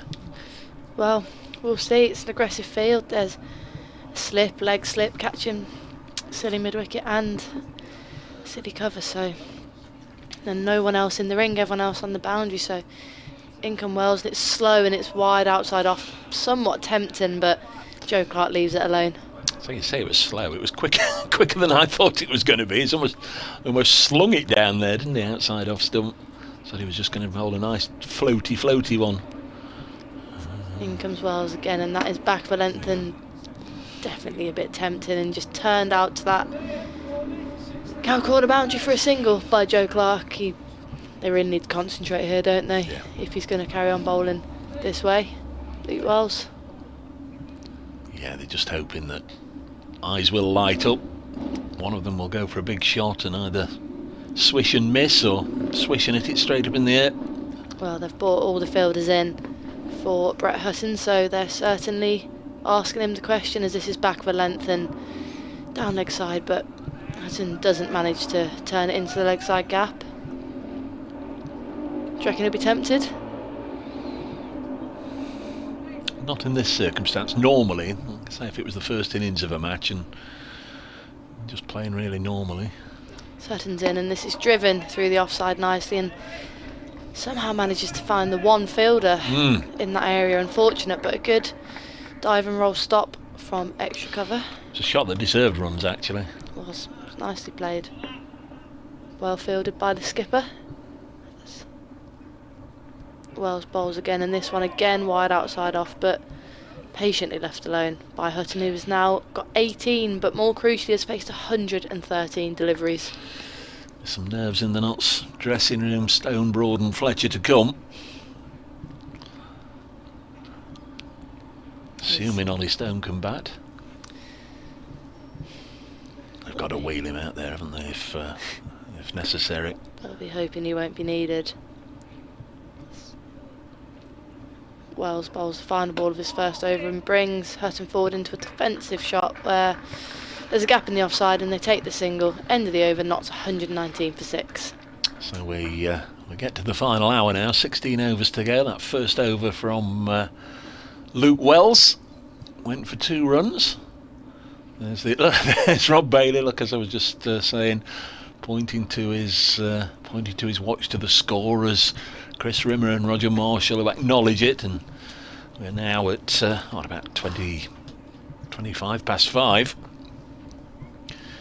We are now entering the final hour. Jimmy Anderson is going to come back, so it's not going to be spin at both ends. Not going to be Hartley and Wells. Going to be a different sort of challenge from each end. And James Anderson has won so many matches, of course, over the last 2 decades for Lancashire and for England.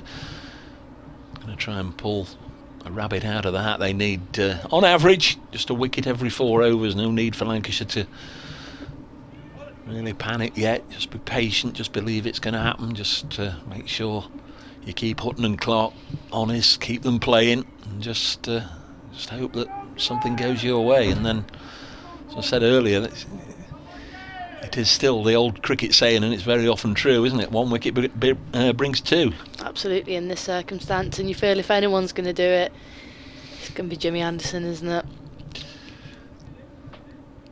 Hutton has 19, faced 114 deliveries. So that's well, if 120 deliveries is 20 overs, he's faced 19 overs on his own then, Brett Hutton. Joe Clark not quite so many. He's 41 not out from 85. Thanks to those of you that have sent in comments about the coverage over the 4 days. Greatly appreciated. Many thanks to Kirsty and Aaron for looking after us, the production team, and to John O'Spence and Laura manning the cameras. And first ball by Jimmy is a short ball and ducks by Brett Hutton, but doesn't get the carry that it might have done the first couple of days. But it's an aggressive start by Anderson and maybe suggests what's to come here.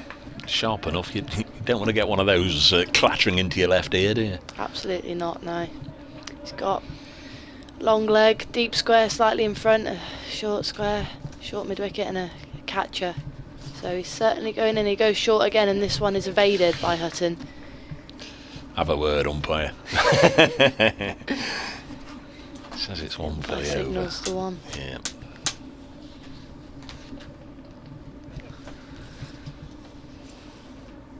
Interesting to see how long the Luke Wells experiment continues for at this end.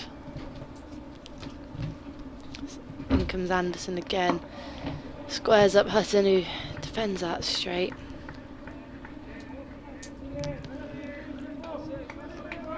Jimmy Anderson, number 9 on his shirt. Trademark sweatbands around his wrists. Been playing Test cricket for England nearly as long as I've been alive. Debut in 2003. I was born in 2002, so. Good grief. That's some career. Don't know if I've got 20 years of bowling in me, to be honest. I don't know how he's doing it. He's at the end of his mark and he's bowled, and it's a full ball, and he's changed his angle here. Decided to come round the wicket to Brett Hutton. Yes, and as a consequence, the Lancashire players on the balcony had to shut the dressing room door there because it was right in the eye line of Brett Hutton. So, what, 3 of them out on the balcony, members of the coaching staff. Up the top, the Nottinghamshire coaching staff and players watch Anderson's in again and short, and Hutton tries to evade it, but it hits him on the shoulder. It looked like it could be pretty painful, but he shakes it off like absolutely nothing's happened. Bear of a man, Brett Hutton. Pretty impressive stuff, and it's got a lot of encouragement that from, I think it's the Lancashire fielders. That won't even have registered on the Richter scale.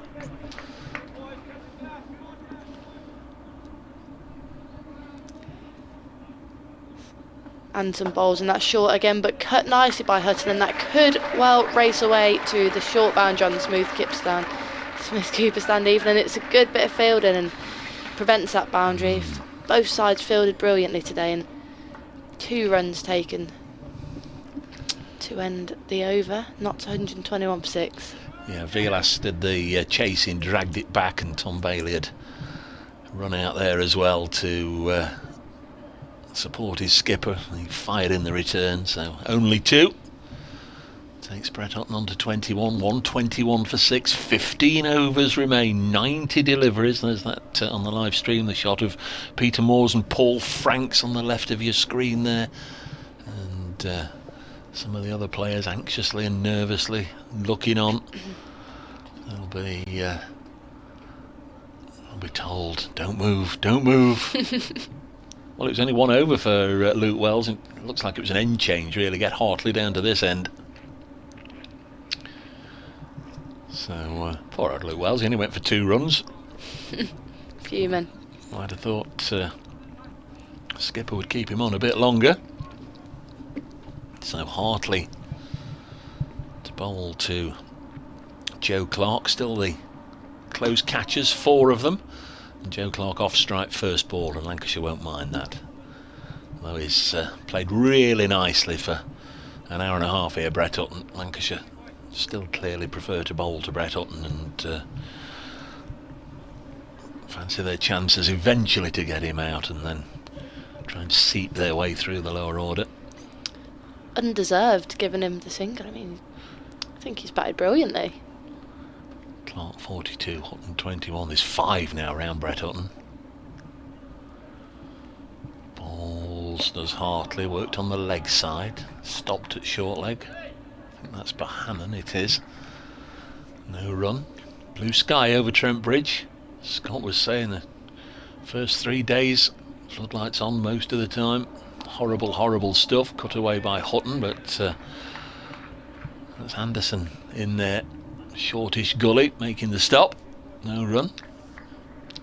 Aeroplane just going over the Batman board. Will descend into East Midlands Airport. Next one is cut into the offside. Cry of weight there from Brett Hutton as they realised that Williams in the covers was going to cut that one off.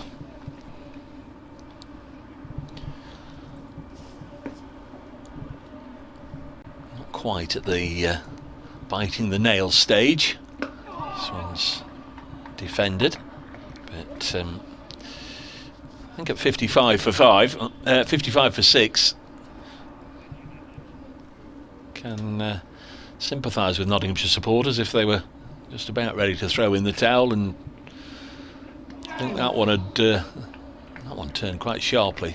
Bell took it, whipped off a bail, but if they thought this one was done and dusted, but there's a little bit of hope now, and as they say, it's the hope that kills you. 14 overs remain.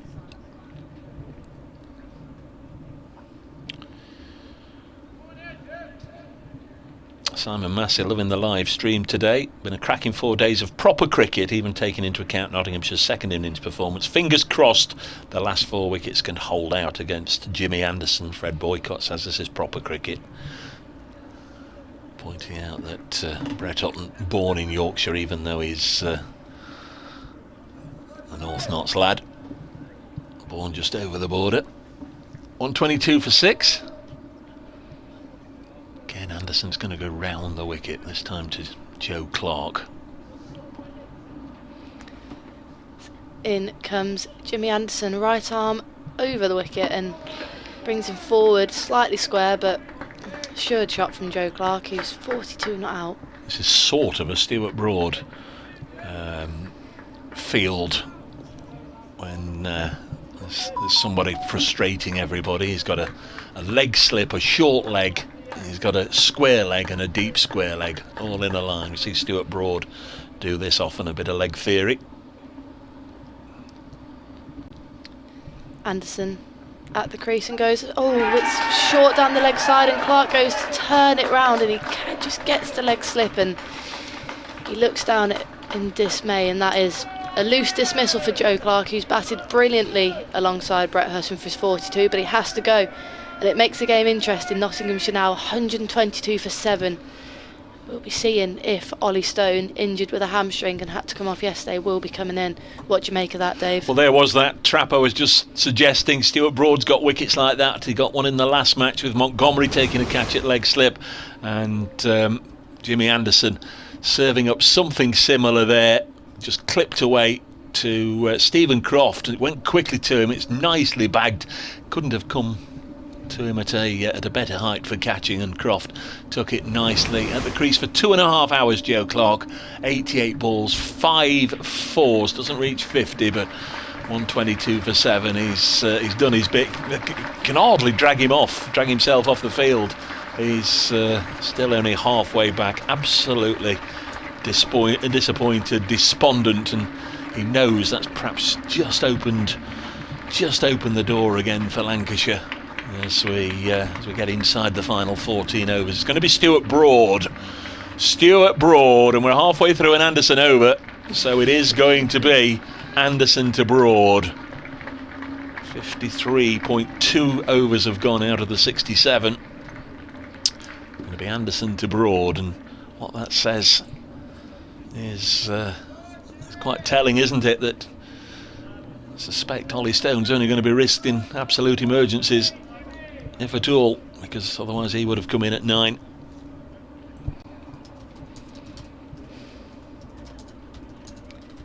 It's what the crowd came to see here, isn't it? Anderson versus Broad. Sure, Broad would be confident. He can see off the last 13.4 overs and help contribute to what would be an impressive middle to lower order. Bit of resilience from Nottinghamshire, but on the back of that I reckon Anderson would be pretty confident he can get his opening bowling partner out here. Stuart Broad, number 8 on the back of his shirt, as I walk around the pitch, and we have a fight on our hands here for the last hour or so at Trent Bridge. James Anderson versus Stuart Broad. At the end of his mark, in comes Anderson for his first ball at his England teammate, and it brings Broad back. Strong shot, Dave. Confident, assured defensive shot from Stuart Broad. He's done it before under pressure, he can do it again, is what Peter Moores will be saying there on the balcony. Just changes the dynamic a little bit, doesn't it, with Stuart Broad out there, and you know, there's been a bit of chat and a bit of geeing up and all the rest of it. In comes Anderson, and he bowls, and that's short, and it's got a bit of pace on it, that one, as it's ducked slightly by Stuart Broad. He's a tall man, what, 6'5"? Yeah. But he gets underneath it.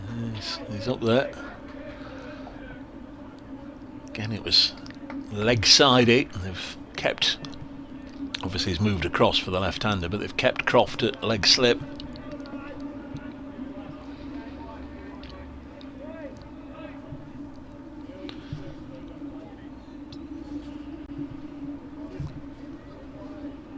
Square leg is brought in from the already rather short boundary, just 15 yards. In comes Anderson, and that's down the leg side, and as he nicked it, there's half a heart-hearted appeal, but Stuart Broad stands confident at the crease, and there's a ripple of noise from the crowd, who, for a second, thought Jimmy could have one-upped Stuart there in the battle of the two greats of England fast bowlers in Test cricket. No, I don't think there was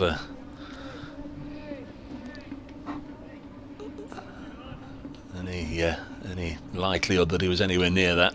Final ball of the over then. Anderson bowls, and this is full, and Broad gets right behind that one and keeps it out. It's the end of the over. Nottinghamshire 122 for 7. It's going to be a cracking final few overs here, Dave, you sense? I do. 13 overs, 78 deliveries, 122 for 7. Thanks to Grace, who has been with us today, and will be, I think, back for the next home game against Essex. And Scott and myself will talk you through the last knockings here at Trent Bridge, with Lancashire needing 3 wickets, Notts needing to survive for 78 deliveries.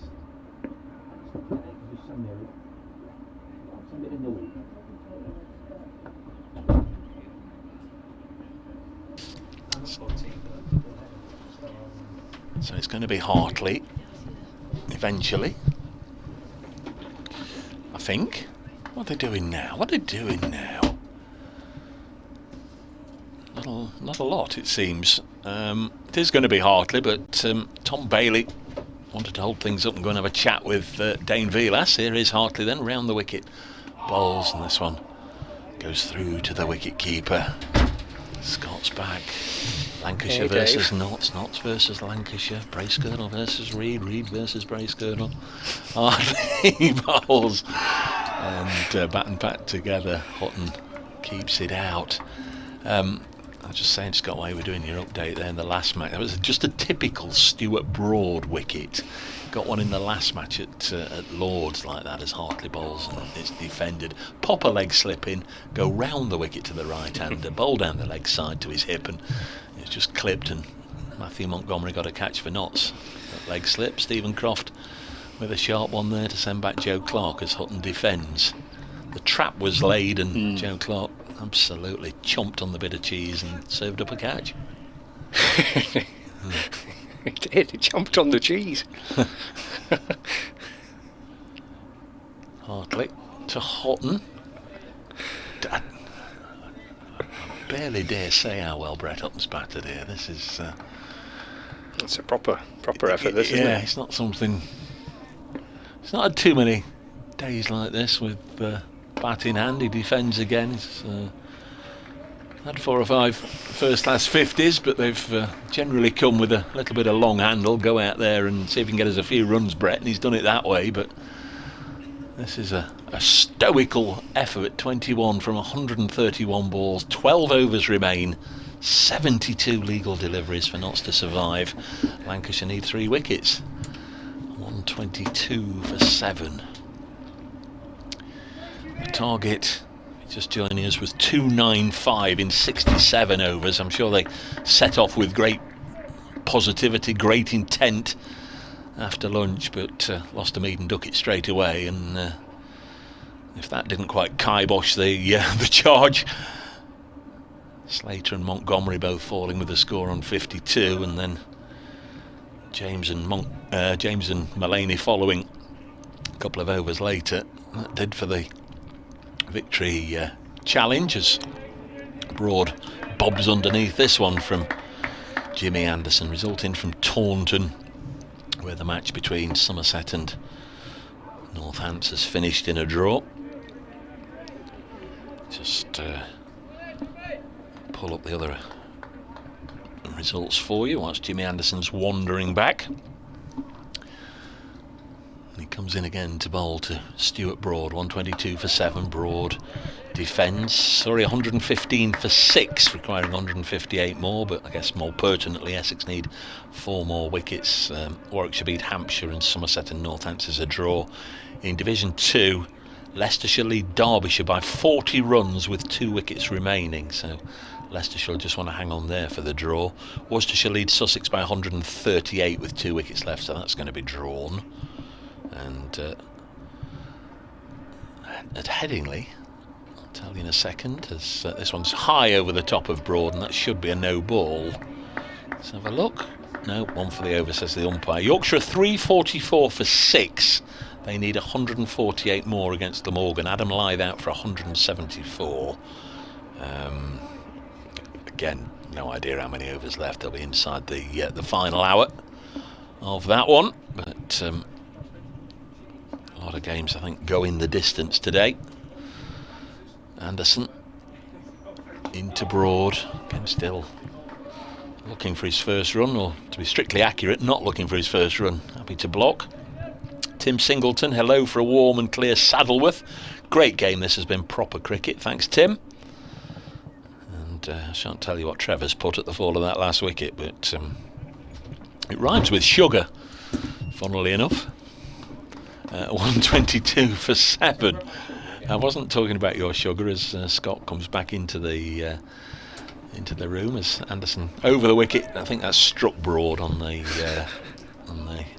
right shoulder. I was just saying, I was going through the recent correspondence, and all Trevor had put was a word that rhymes with sugar at the fall of the last wicket. 122 for 7. 1 ball left in this over, and then there'll be 11 overs remaining. Somerset Northants a draw at Taunton. Anderson, well, it's bowled a slow loopy bounce, so that's bounced about once in front of Broad and 15 times between Broad and Ding Ding George Bell. End of the over, 122 for 7. He's giving Stuart a bit of a working over here, isn't he? Oh, Jimmy. He is indeed. Broad 0, Houghton 21, 66 deliveries left. Well, I suppose Stoney's there if required. Well, you can only imagine it's going to be one of those, wheel him out if absolutely necessary. Stephen Brady, thank you, Stephen. Dave and Scott thoroughly enjoyed the coverage over the last 4 days. Mainly thanks from Debbie Harry. Tunnock's caramel wafers, fish and chips with sugar on. I'm sure, given the weather interruptions, this has been a great advert for County Championship cricket. Come on the Red Rose, one last hurrah, thank you. As Hartley bowls a new over, and sorry Scott, talks all over it. Thank you, Stephen, though, for that. Well, there's plenty around the bat. 2 slips, leg slip, short leg, silly point. Hartley in, and Hutton chops the ball down. He somehow managed to get in between the 2 fielders at slip, Wells and Anderson. Hutton comes back and runs 2. I don't want him to get too many here. I quite like the idea of him being stuck on 17 not out from about 130 deliveries. It's been good fun to watch, but he's now 23 not out, is Brett Elton. It's 124 for 7. So Hartley's left arm spin from the Radcliffe Road end, with 5 around the bat, all waiting for an opportunity. Hartley bowls forward as Hutton and defends back down the pitch, and there's no run. Croft comes round from silly point to field under the helmet, settling into position. They all crouch down. Hartley bowls again forward because Hutton in defence, no run. You didn't realise we were as close to Donington racetrack as we are, didn't you? Motorbike. I presume it's a motorbike. It's certainly a problematic exhaust if it's not a motorbike. Roars past the ground. Field creeps in with Hartley bowling. Hutton off the front foot on the bounce to Croft, right underneath his eye line. Do you remember those days when the exhaust used to drop off? You'd be either going along the motorway, oh blooming heck, or following somebody. You could see all the sparks as their exhaust fell off. Blocked away by Hutton through the offside for no run. End of the over, 10 to go. 124 for 7, Hutton 23, Broad on 0. And we're going to see Anderson to Broad continuing. Was that a no? You can't remember any exhausts? I do not recall any exhaust. Was that a regular thing? That happened all the time? It was a regular thing. You go on the motorway, you'd always see somebody that was exhaust. Oh, we're going to have a chat about the state of the ball at the moment. The 2 umpires.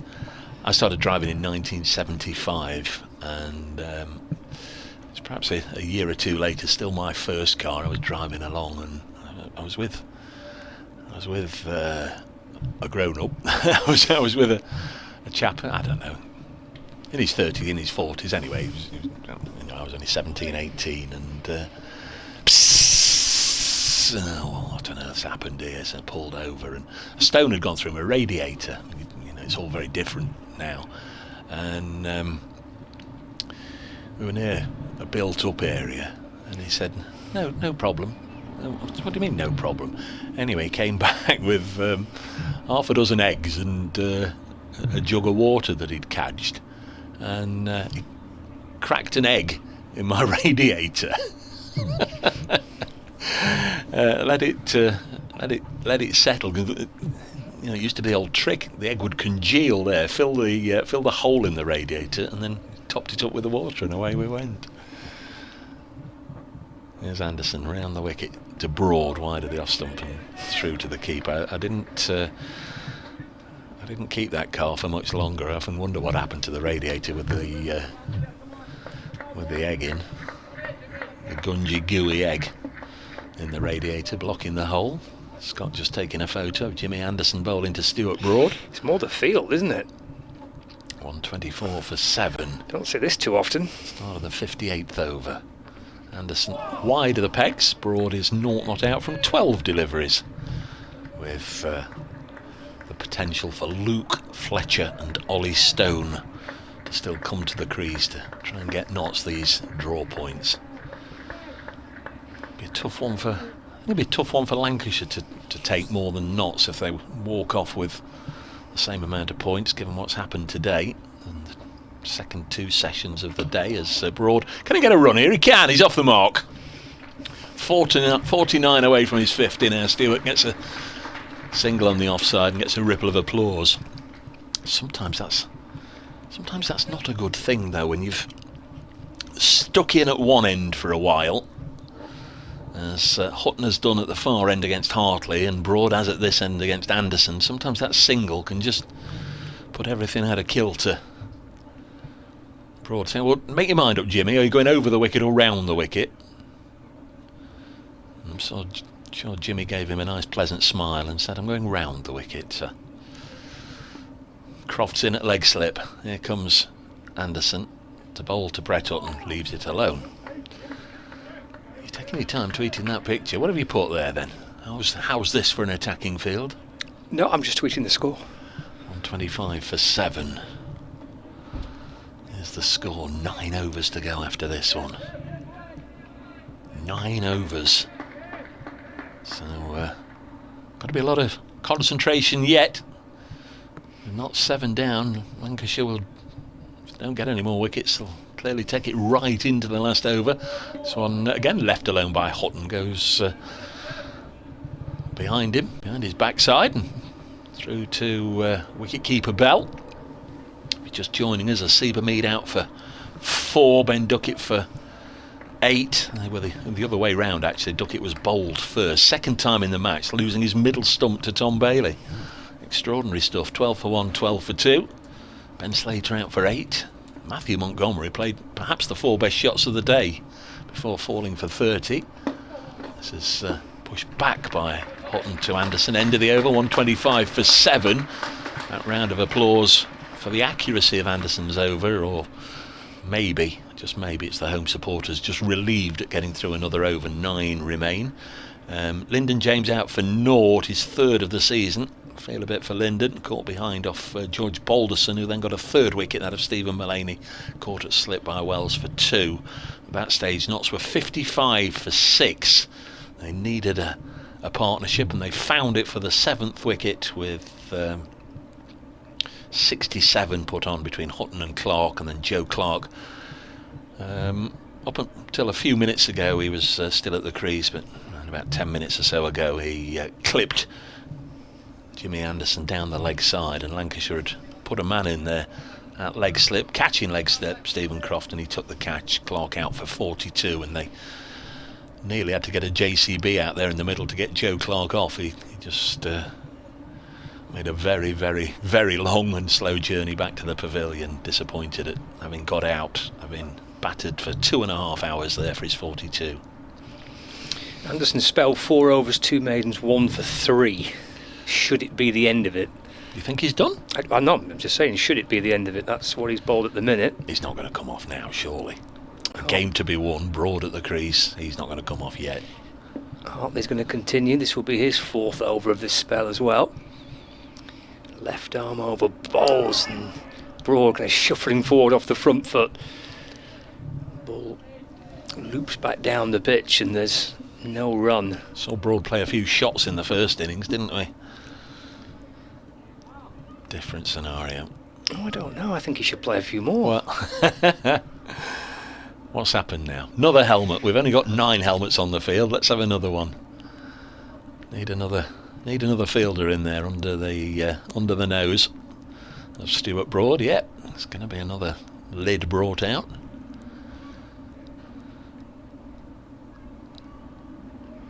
Used to be a saying back in the day when club cricketers used to whiten their pads and cricket shoes and that with whitener. You wanted a short leg to go in. Just get in there, sniff the whitener. Urging him to get closer and closer. Sniff the whitener.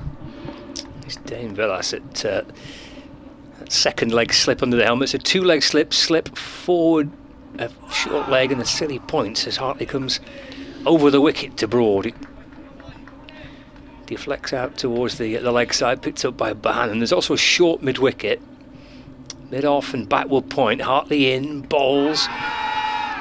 He's asking whether that's LBW or not. The ball off a good stride forward from Broad. Loops away into the offside. 125 for 7. 8 overs to go after this. Again, Broad getting forward as he edged it. It wasn't convincing at all, was it, from Lancashire, really? It fell to Wells at slip. And the umpire, a little shake of the head. Don't think he's going to tuck his bat under his arm and walk off. We've seen him snick here to slip in a test match, and he has gone by, of course. It's right forward and defends.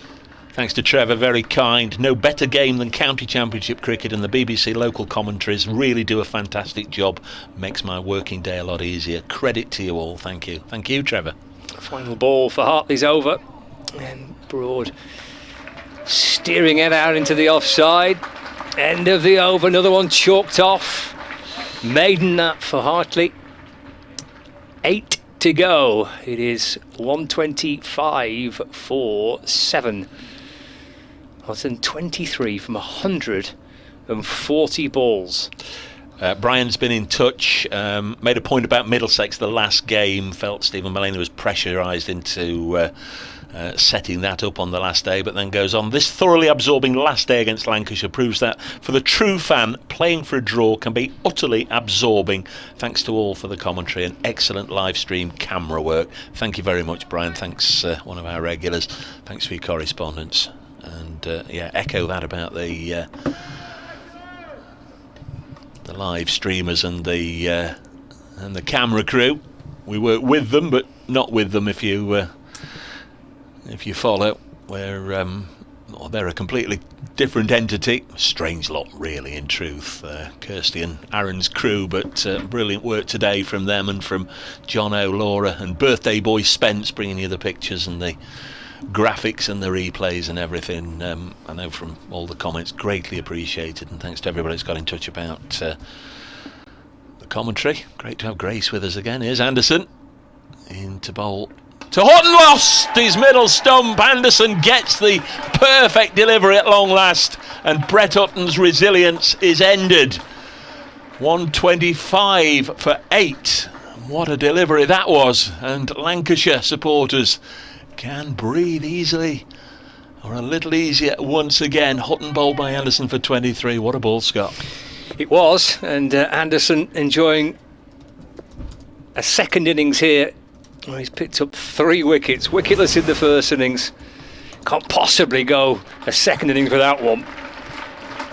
Well, that's a beauty from Jimmy Anderson, that really is. We'll get a great hand here, Brett Hutton. He's batted magnificently for his team. 153 minutes of batting, 141 balls faced for his 23. But he has just got an absolute beauty from Jimmy Anderson, who's now 3 for 33. And Lancashire 2 wickets away from a victory. But well batted, Hutton. You've done all you can for your team with a bat. And it's Luke Fletcher coming out next. Yeah, it is. We don't know if this is the last man, or if Ollie Stone will be sent out either on his own or with a runner. But Luke Fletcher on his way to the middle. And did think Scott was a little premature when he said that might be the end of Jimmy's spell. I just said it. Yeah, you did. You did. To be fair, yeah, you just gave his figures. Yeah, sorry, but didn't think he was ever going to come out of the attack when there was a game to be won here. 7.5 overs left.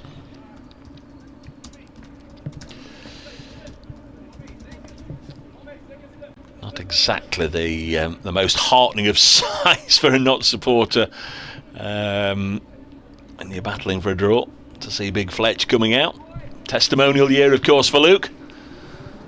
Not exactly a big fan of the bang it in short and go for him upstairs mode of attack, which Anderson might adopt. Know each other very well. They've golfed together. Anderson's coming to one of Luke's testimonial dinners.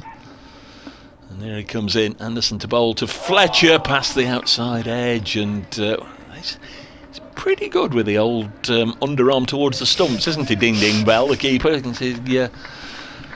Just wondered if Luke Fletcher had batted outside his crease, took the ball 15-16 yards back and underarmed it onto the sticks. Quite close, aren't they, the slips from the keeper? Yeah, that wasn't ideal in any sense, that wicket going down, the loss of Brett Hutton, but also it's the first ball of the over, so Fletcher still plenty to do in this over. It's got behind that one, helps it onto the leg side. They'll be wondering where's young Parkinson when you want him. It's one of his most memorable times at Trent Bridge out there batting against Lancashire was when what's his name? What's his first name? Parkinson. Matt, of course it is. I was going to say Callum, but he's his brother in Leicestershire. Anderson bowls and Hutton, Fletcher rather, gets one in the bread basket.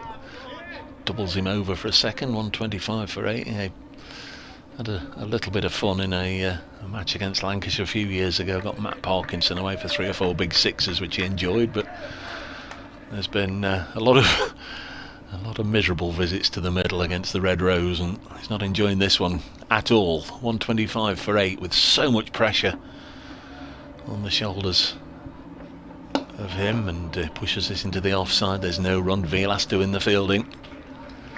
2 low scores for Dane Vilas with the bat, but I think I said yesterday when he got out, it might just be that he has the last laugh in terms of the overall result. What have we got left? 1 ball in this over and then 7 overs, 43 deliveries. Lancashire going to win this, I fancy. Next ball sees Fletcher defend. Over to you, Mr. Broad. Wicket maiden for Jimmy Anderson. This spell now 5 overs, 3 maidens, 2 for 3. And this dismissal, first ball of the over, it's an absolute beauty. Middle stump out the ground. Hutton stands there thinking, how has that breached my defence? Steve Williams, thank you very much, Steve. Great commentary, Dave, by you and Scott. Obviously Grace threw that in there. A song for Scott as he leaves. What about the Arches? Sugar, sugar. Thank you, Steve. In case you weren't with us earlier, folks, fish and chips for lunch for Scott. Mushy peas as well. Absolutely lovely. Put sugar on his dinner rather than salt. You Wally. Aye, I know. 2 to get for Lancashire. 7 overs left. Hartley in and balls to Broad. Well, that's got through, I think, everything. It's disappearing down towards the boundary in front of the pavilion. It's 4 somethings. 4 byes. Well, Hartley into his spell, his 5th over of this spell. Reminder, Anderson, 5 overs, 3 maidens, 2 for 3. Yeah, he's got 3 altogether, Anderson, now. We talked about Broad getting 2 wickets and Jimmy not having any in the first innings. Well, Anderson has now gone past him and might just well have the last laugh, strike the final blow. 3 slips, 2 leg slips, short leg, silly point, short mid-wicket. Hartley bowls and Broad goes back and dabs the ball safely away into the offside to one of those 3 fielders. Close in, catching behind square. You can see him if you're watching on the live stream. Wells, Balderson and Vilas. Yeah, it was a no ball, fielders. That was. It's a no ball. So Extra's having a great over so far. Hartley in to Broad. It's a good stride down outside the line of off stump. Defends away into the offside. Croft on his knees, almost on the pitch there to field the ball. It's not what Notts want, is it? No balls. Don't give him another go. Vilas is just wandering back towards the dressing room. He wants a helmet, I think. I tell you what, if that over rate just suddenly turned to -1, that'd speed him up a bit. Fair play though, and it is the regulations, isn't it? If you're going to get fielders that close, they must have a helmet on.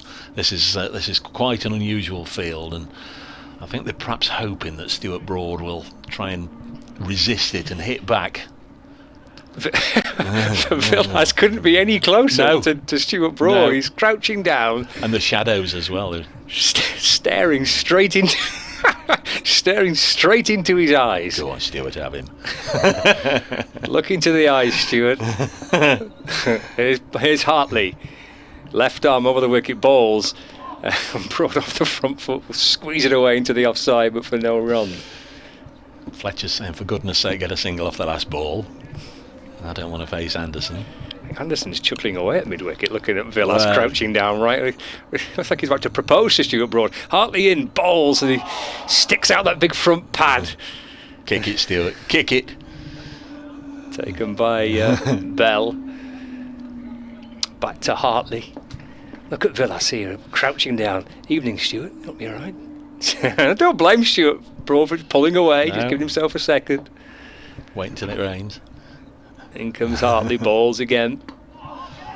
And he's defended, he almost ran back onto the stumps. It went just past the off stump. And picked up by one of the many fielders, all asking just how Stuart Broad's doing at the minute. Final ball of the over, Hartley to Broad. And that's turned away into the onside. He's got through it as Stuart Broad. And the Nottinghamshire supporters enjoyed it because he survived another over. We're down to the final 6. 131 for 8. Still 2 more wickets Lancashire need if they're to win this game. 36 balls. Luke Fletcher, Stuart Broad having a chat. Mark the Mod, cheers to Dave and Scott. Always touched by your presence, dear. See what I did there? Everything crossed here in Stamford. Thank you, Mark. Hope all is well. I was wandering round Rutland Water, or Mrs. Mark the Mod was wandering round Rutland Water this morning.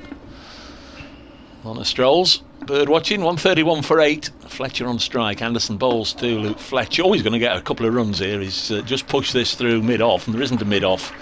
Dane Villa. Oh, now then, they've only taken 1.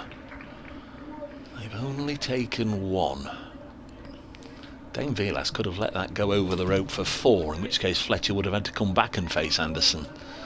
But they settled for 1. They could easily have run 1, 2 or 3 there, or it could have gone for 4 if Vilas hadn't picked it up, but they've changed ends. Broad will face Anderson, or Anderson will face Broad, whichever way you want to cut it. Late on a Sunday evening, 6:10. Match that started, of course, 11 o'clock on Thursday morning. Lots of interruptions yesterday. Day 2, can't remember now. Day 2, I think we lost the middle session. Yesterday we lost a lot, didn't we? Yeah, lunch latter tea, wasn't it? 12:30 till 5, I think. And what did we get? 24 balls, or something like that. Yeah. 44 balls, and 24 for 3. Anderson to Broad down the leg side, taken by Bell.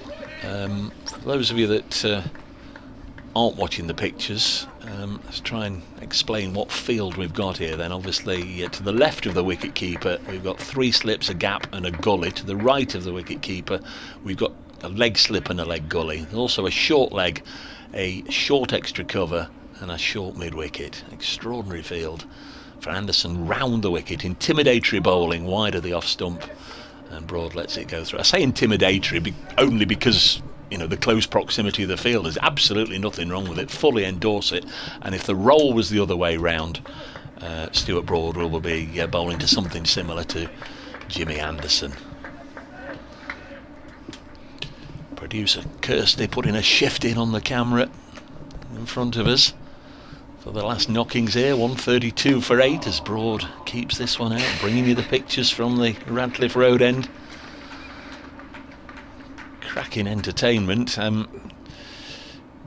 Just have to see, won't we, at the eventual outcome, Scott, just what happens as to who will be the happier side. If it's a draw, I think Nottinghamshire from 55 for 6 will be pleased. They've got out of it. All this one's fended off his nose by Stuart Broad, but skillfully down into the ground, and Will Williams does the fielding. Be a blow Lancashire. If Lancashire can't win this one, it'll be 4 draws, because they've certainly set the tempo today. They've been the better side today, and 55 for 6 were well on course. But you know, you've got to bowl a side out twice to win a county championship game. They may well do. Final ball of this over, kept out by Broad. He can take a single here, and Luke Fletcher can't get down this end quick enough to get away from the potential strike. And listen to that applause for Stuart Broad. 133 for 8 here. BBC Radio Nottingham, BBC Radio Manchester, BBC Radio Lancashire, and all our friends wherever you're watching us on the live stream provided by the club. I hope you're enjoying the entertainment. It's been a pleasure to bring you yet another thrilling round of county championship cricket, and whatever they tell you, it's the best format of the game. 133 for 8, 5 overs to go. Well, he's going to get a bit of company again, isn't he, Stuart Broad? I don't know whether he's going to get Dane Velas squatting down right in front of his face again, but I think there's every chance he probably will. Well, but it's quite a lengthy conversation now as to who's going where here. Velas was squatting down right in front of Stuart Broad, but he's not now. So he's going to be 3 slips, which is Anderson, Balderson and Wells. There's a silly point. Velas and Croft close in on the leg side and 2 leg slips. Oh, he's trying to catch it. It wasn't taken cleanly by Croft. I'm not sure just whether it bounced short or indeed whether there was much bat on that at all. I don't know. Lots of hands on head, wasn't there? It was, yeah. Hartley again to Broad. And deflects off the pad and he's caught by Wells at first slip. It is wonderful fun. All looped around the batter, desperate for a chance. Hartley to Broad, fizzing a bit quicker, but another no ball. There's only 2 out there that think it's not fun. Notts are going to win this in no balls. Hartley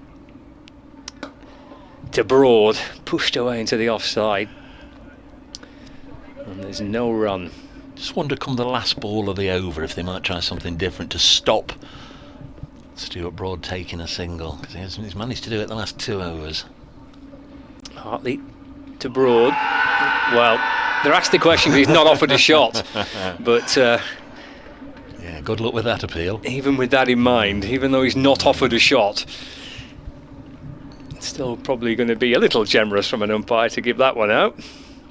But as soon as you don't play a shot, then you're going to get the fielders all asking the question. Oh, Jim's been back. Bad news. Hartley to Broad.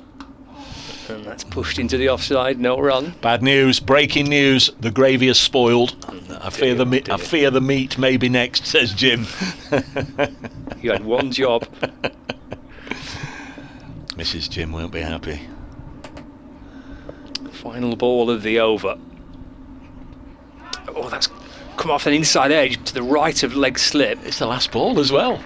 Now then, they're just going to settle for 1. Yeah, they do. Take the single.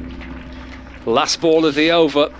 Broad gets 1, keeps the strike. Fletcher's playing a blinder here, isn't he? 136 for 8, but the 8 is important, but what is crucial here is that there's 4 overs remaining and Lancashire still need to take 2 wickets. We'll look at a little replay as Hartley comes in. Nigel's been in touch. Thank you, Nigel. Well said, Dave. County Championship certainly the best form of the game. I know, and everybody's got their own views. This old so and so has always enjoyed the County Championship, and it's days like this where ultimately it might go against the side you've come to support. But it just reminds you how gripping it can be, even with one side scrappy. Just looking at it's spoilt now. We did have a line of 5 helmets. We've got 4 in a row now because George Bell has taken 1 helmet.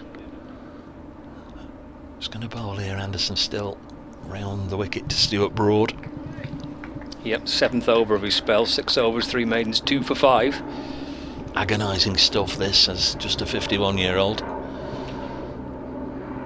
Anderson to Stuart Broad. He's going to get a boundary here, I think. He's deflected it away behind square. No, it's not going to go.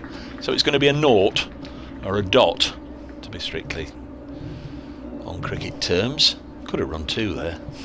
Well, they could, couldn't they? But again, we were saying earlier on, you've got to play it properly. There's a close-up that Kirsty's managed to get of those helmets. 4 little ducks in a row there. Behind the keeper. Be 20, if it hits all 4, Scott. Anderson bowls. And again, it's worked away on the offside, and they could have taken 2, but they're not going to get any. They're not running. You do know it's not 20 if it hits all 4 helmets, don't you? 136 for 8. Been denied some runs here. Stewart, come the end of his cricketing career, when he looks back at his first-class runs total, he'll be saying, well, I had a few more that day against Lancashire, but Luke Fletcher didn't run. He's on 3. 136 for 8. Anderson to Broad. Defended by Stuart Broad. Could have had another run there. Notts could have got him in this over. It's proper defence, this, isn't it, from Broad? 41 balls he's faced here. It's brilliant. It's brilliant. It really is. of which most of them it feels like have been from Jimmy Anderson to Broad. I know he's had quite a bit of Hartley as well, but it's going to be Anderson to Stuart Broad. Bouncer over his right shoulder and through to Bell. So 20 balls remain. I'm just a little fearful. Not that Notts lose this, but we have a tame end in that a wicket goes and they all troop off, and suddenly it comes out that Ollie Stone's injury is more than was feared, and he can't bat at all, and they troop off 9 down, having got so close. I don't want that to happen. If Notts lose, well, Lancashire need to get these last 2 wickets. I just hope Ollie Stone's okay if required. Broad on strike on 3. 2 balls left in this one, wide of the off stump, and it goes through to Bell. So there's 1 ball left. He could have taken a run at almost any time in the first part of the over. Will he get the chance to get a run? Luke Fletcher's peering at him and hoping he can. It feels like an age since Fletcher last faced a delivery. Well, it's 4 overs that Broad has taken a single from the final ball. Tom Bailey's gone across and had a word. 136 for 8. Final ball of the 64th over. Anderson bowls, and it's not going to be a single on this occasion. And almost a sigh of relief from Jimmy Anderson there that Broad didn't get a run. So we now need a transporter and a low loader to carry all those helmets down the far end. And we've got 3 overs left. They're all going to be put on, of course. Hartley's going to continue. 11 overs, 3 maidens, none for 20. 18 balls left, but slightly different scenario in that Luke Fletcher's going to be on strike. Well, that was terrific to watch, wasn't it? Yeah. Even the end of the over was great when Jimmy Anderson kind of looked up and gave Stuart Broad a bit of a wry smile. Great battle between those two there. Wonderful. Terrific defence from Stuart Broad. He's withstood everything so far that his old mate Anderson's thrown at him. Everybody's around the bat. There's the bowler, and then all the other fielders are all in catching positions around Luke Fletcher. And it's Hartley in and bowling to Fletcher. Squirts away off an inside edge out towards the leg side. They don't run. No, that was interesting. That was interesting. So one ball chalked off. Not sure about that. Could have easily taken the run. Gets that now, they'll wish they had. Around the wicket he comes. Nudges the ball off the front foot. Deflects again through the gap of those fielders on the leg side. 16 to go. Must remember to tell you, if you want some reaction, those of you watching the live stream, just keep watching your pictures. As soon as the game's over, we'll get whoever we can for an interview. Hartley to Fletcher, just rocks back and plays it calmly back to Tom Hartley off his own bowling. No run. Forgot to tell you last night and got the stare from producer Kirsty. Got the stare. Halfway through the over, and then 2 to go. Again, Fletcher turns it to square leg. Bailey will catch up with it. Lovely evening, actually, if you sit outside and have a nice cold drink and rehydrate after a tough day at the cricket. Lovely evening. Meanwhile we've got everybody on the edge of their seats.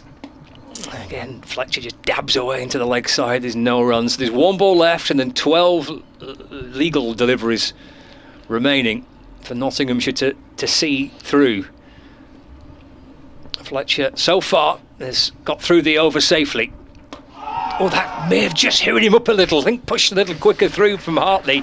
Brings the bat down, he keeps it out. And a great reception again from the Nottinghamshire supporters. His hands on heads all over the place for the Lancashire players, but the home supporters enjoying Fletcher's resistance and defence. 12 balls left, 2 wickets still needed. Lots of people getting in touch, folks. Many thanks. If we don't get to read them all, I do apologise. Many thanks. Tim Singleton, gripping stuff, great coverage as ever. Thank you, gents. Sir Fred Boycott's been in touch again. Sarah, if we've got 2 wickets standing going into the last over, is that it? At intervals we go off if a wicket falls in the last over. No, Sarah. it would go right to the very end. Steve's in the ground. Steve Battlemuch, I'm here for the last hour, has not tried to grind out a draw. Classic championship cricket, proper red ball cricket. Thank you, Steve, appreciate it. Deborah's been in touch, and lots more. As I say, let's enjoy it together, folks, if we can. 2 overs left.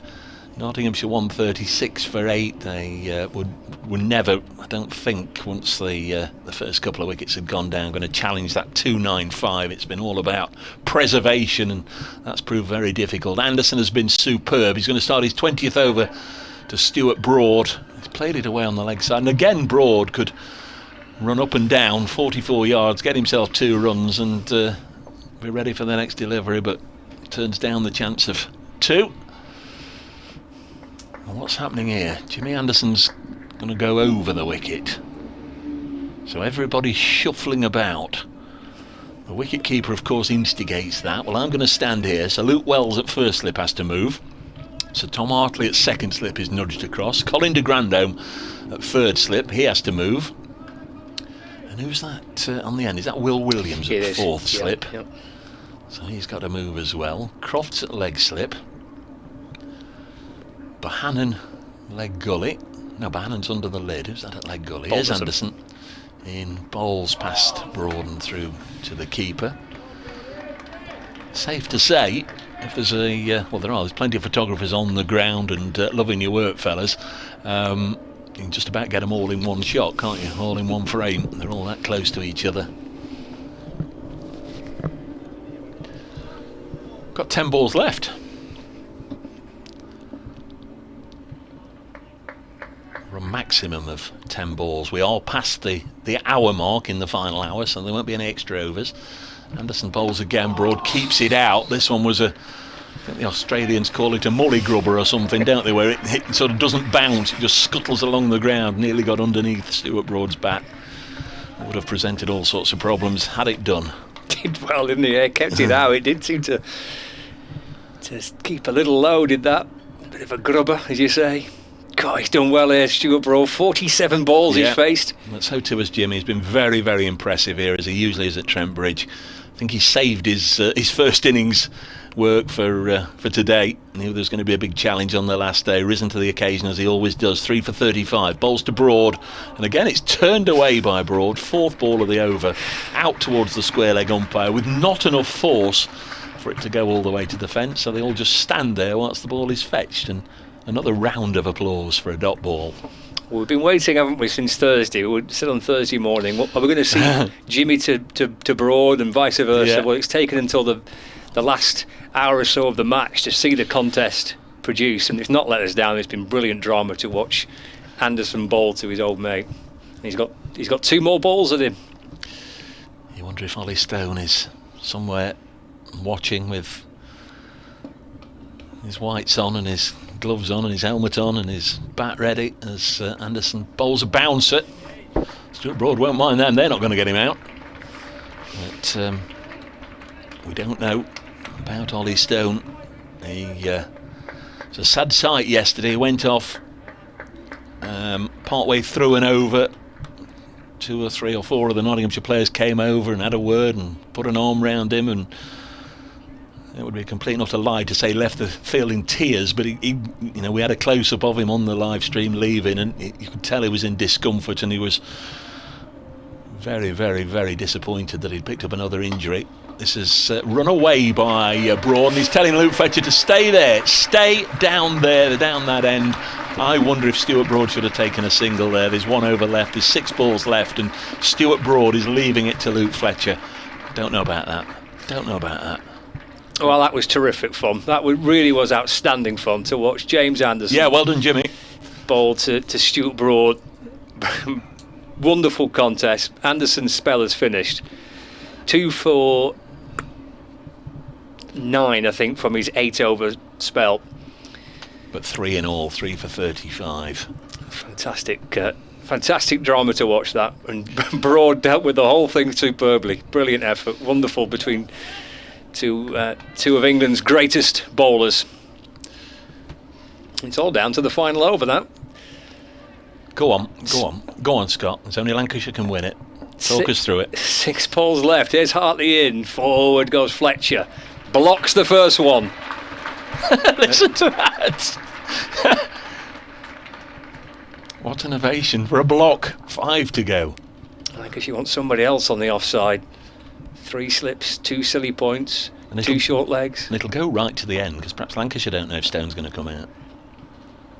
And Fletcher pushing forward. Oh, he's given it! LBW! Fletcher's gone. Finger raised.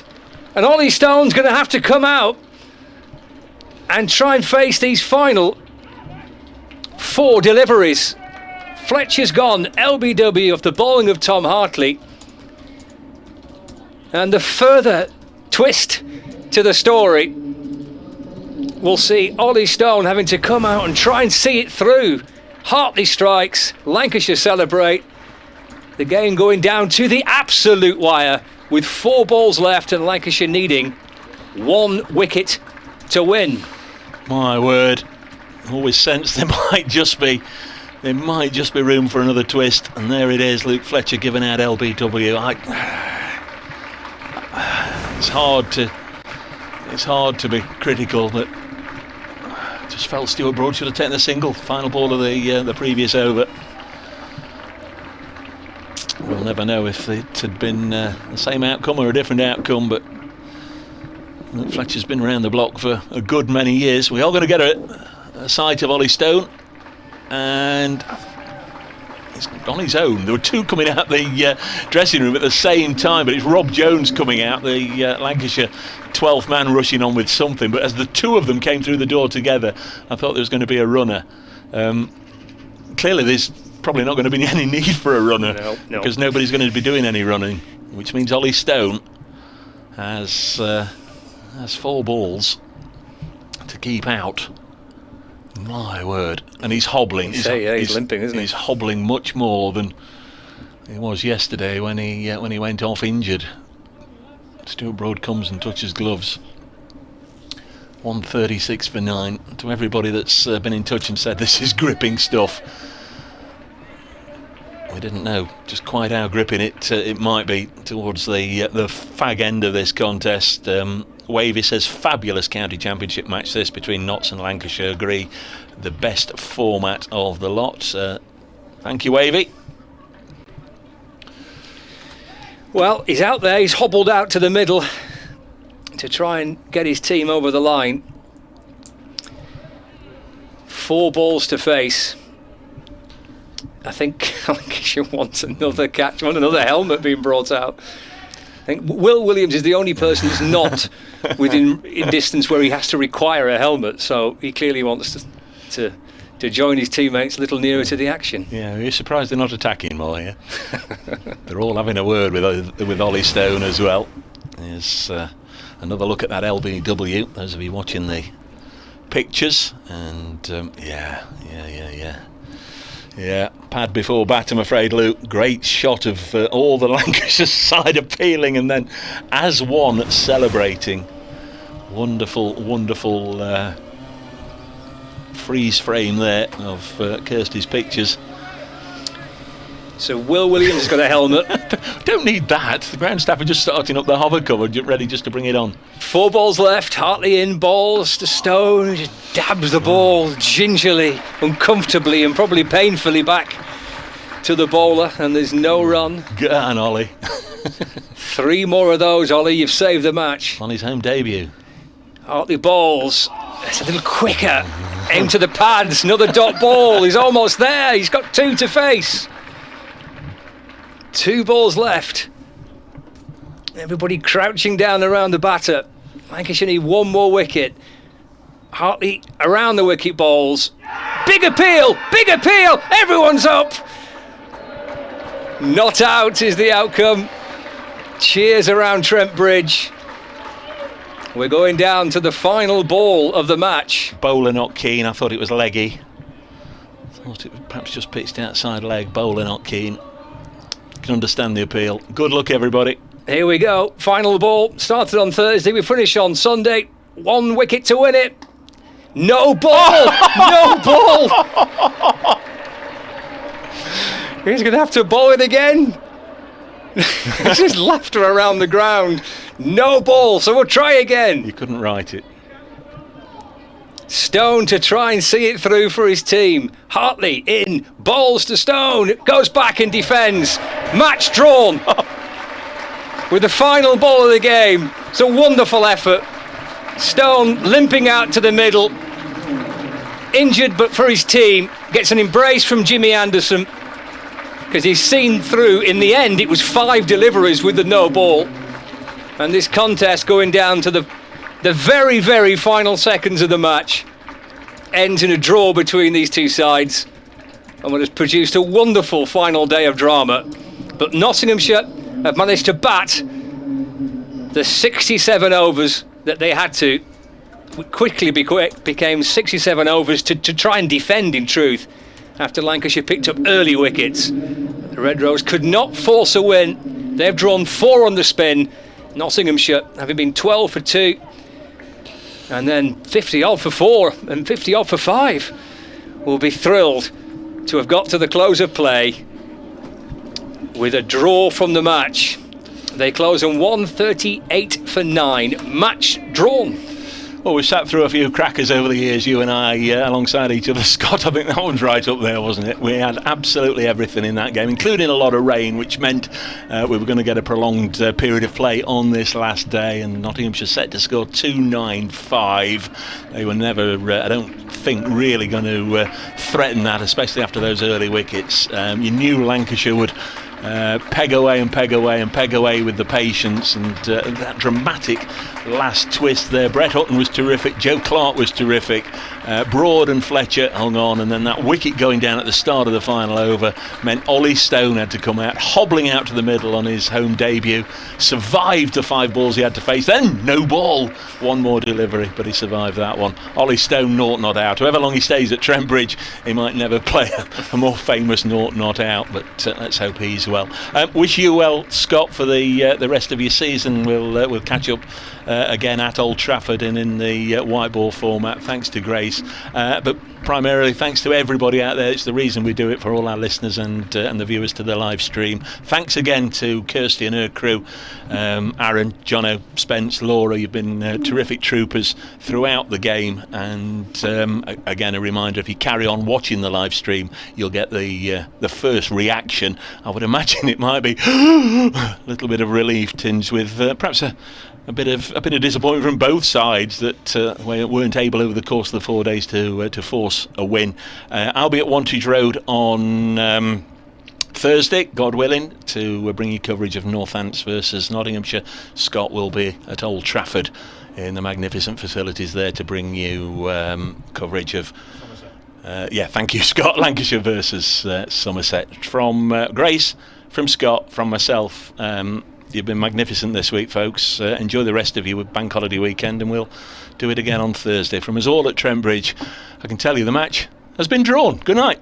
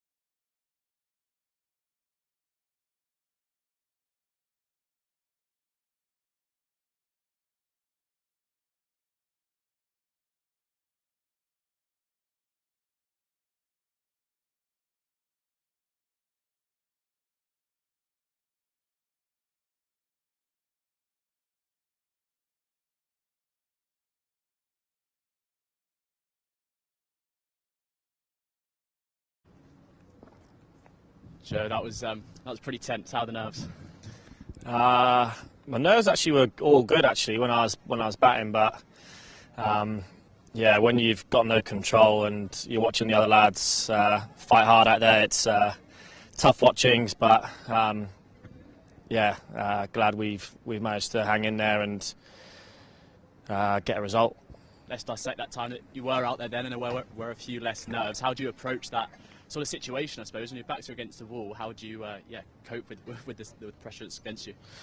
I mean, I hadn't faced many balls and we'd lost 3 wickets quite quickly, so I didn't really know how I was going to play. I just thought I was going to play my natural game, and Brett Hutton come out and looked really solid, and when we came off of the tea break, all the chat was, 30 odd overs to go, that we really believed that we could hang in there and get the point for a draw. And credit to Brett Hutton after bowling all the overs in the game and then batting for all them balls there and not looking like getting out really until he got a good ball off Jimmy. But that partnership, there wasn't a lot of talking, to be honest. It was just ticking down the overs, and I think we're probably, me especially being the batter, a little bit gutted that I wasn't there at the end and made it a little bit more comfortable. But the other boys managed to get the job done.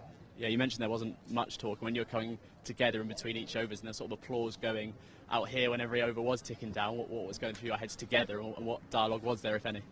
Well, Brett's a pretty simple man, so we didn't really talk too much, to be honest. We discussed what we thought the bowlers were trying to do to us, and how we were going to go about defending them, basically. Credit to him for a bowler. He obviously can bat, and he showed that then. But to come out in that position we were and to bat all that time, incredible effort from him. Do you think it makes it harder for him as a quote-unquote bowler, someone who's put a lot of effort in on the field, doing that job throughout the game, then having to come in a different role? Yeah, I mean, we've bowled 90 overs or so in the field. He's bowled a lot of overs, first innings and second innings, so the wear and tear is there. And I think it happened really quickly in our innings, where even when he came out, I said to him, geez, that's happened quickly, that he probably didn't think he was going to be in that early. But it just shows the depth of our team, and I think more importantly the character and resilience to get through that tough period there. And although obviously we're disappointed with how we've played, and to make it that close to the game, to fight and get the sort of same points as them out of it, we're happy. We'll come on to the result in a sec, but on a personal note, from the batting point of view, how nice was it to spend that amount of time in the middle, almost regardless of the runs, just soaking up the pressure and spending time at the crease? Yeah, there's a few of us who probably haven't had as much time in the middle as we'd have liked. I think it's quite obvious that our first sort of lot of games, we've had some standout performers. Ben's played so well, Haas has played so well, and we know that you can't rely on 2 batters. We need our middle order players to step up. So I know that, and I'm happy that personally to get some time in the middle, but also to spend a bit of time and tick down some of them overs. And for those batters, does it help, having not lost in a way, that mindset going into Northants next week? You're unbeaten in this game, you've got a win on the board already. You're not in a bad position actually when you look at the table. No, definitely. I mean, look, Lancashire are a very strong side. We knew that coming into the game. We will have to play really well to beat them here. And I think it was a really good game. They got their tails up this afternoon, and they bowled well all game. Really, I think if Haas hadn't played the knock he did, it could have been a far different game. So credit to him. But yeah, they've got some outstanding players, and I think we'll take them points and take the draw. And as an advert for 4-day cricket, for Red Bull cricket, that was almost as good as it got there at the end as well. Well, it's a bit of a difference to how the sort of Red Bull game has been talked about over the last sort of 12 months, I guess, in terms of what the England senior team are doing. So a bit more traditional today. But yeah, I think it's always exciting when there can be all results on the final day, and you know, their declaration at lunch was, you know, an opportunity that we felt that we could go and get them runs. But obviously an opportunity for them to think that they could take 10 wickets, and obviously how the game sort of went, you know, we're happy. We've snuck away with some valuable points come further on in the season, and I think it'll give us some momentum to go away to Northampton next week, and yeah, hopefully go there and pick up a win. Thank you.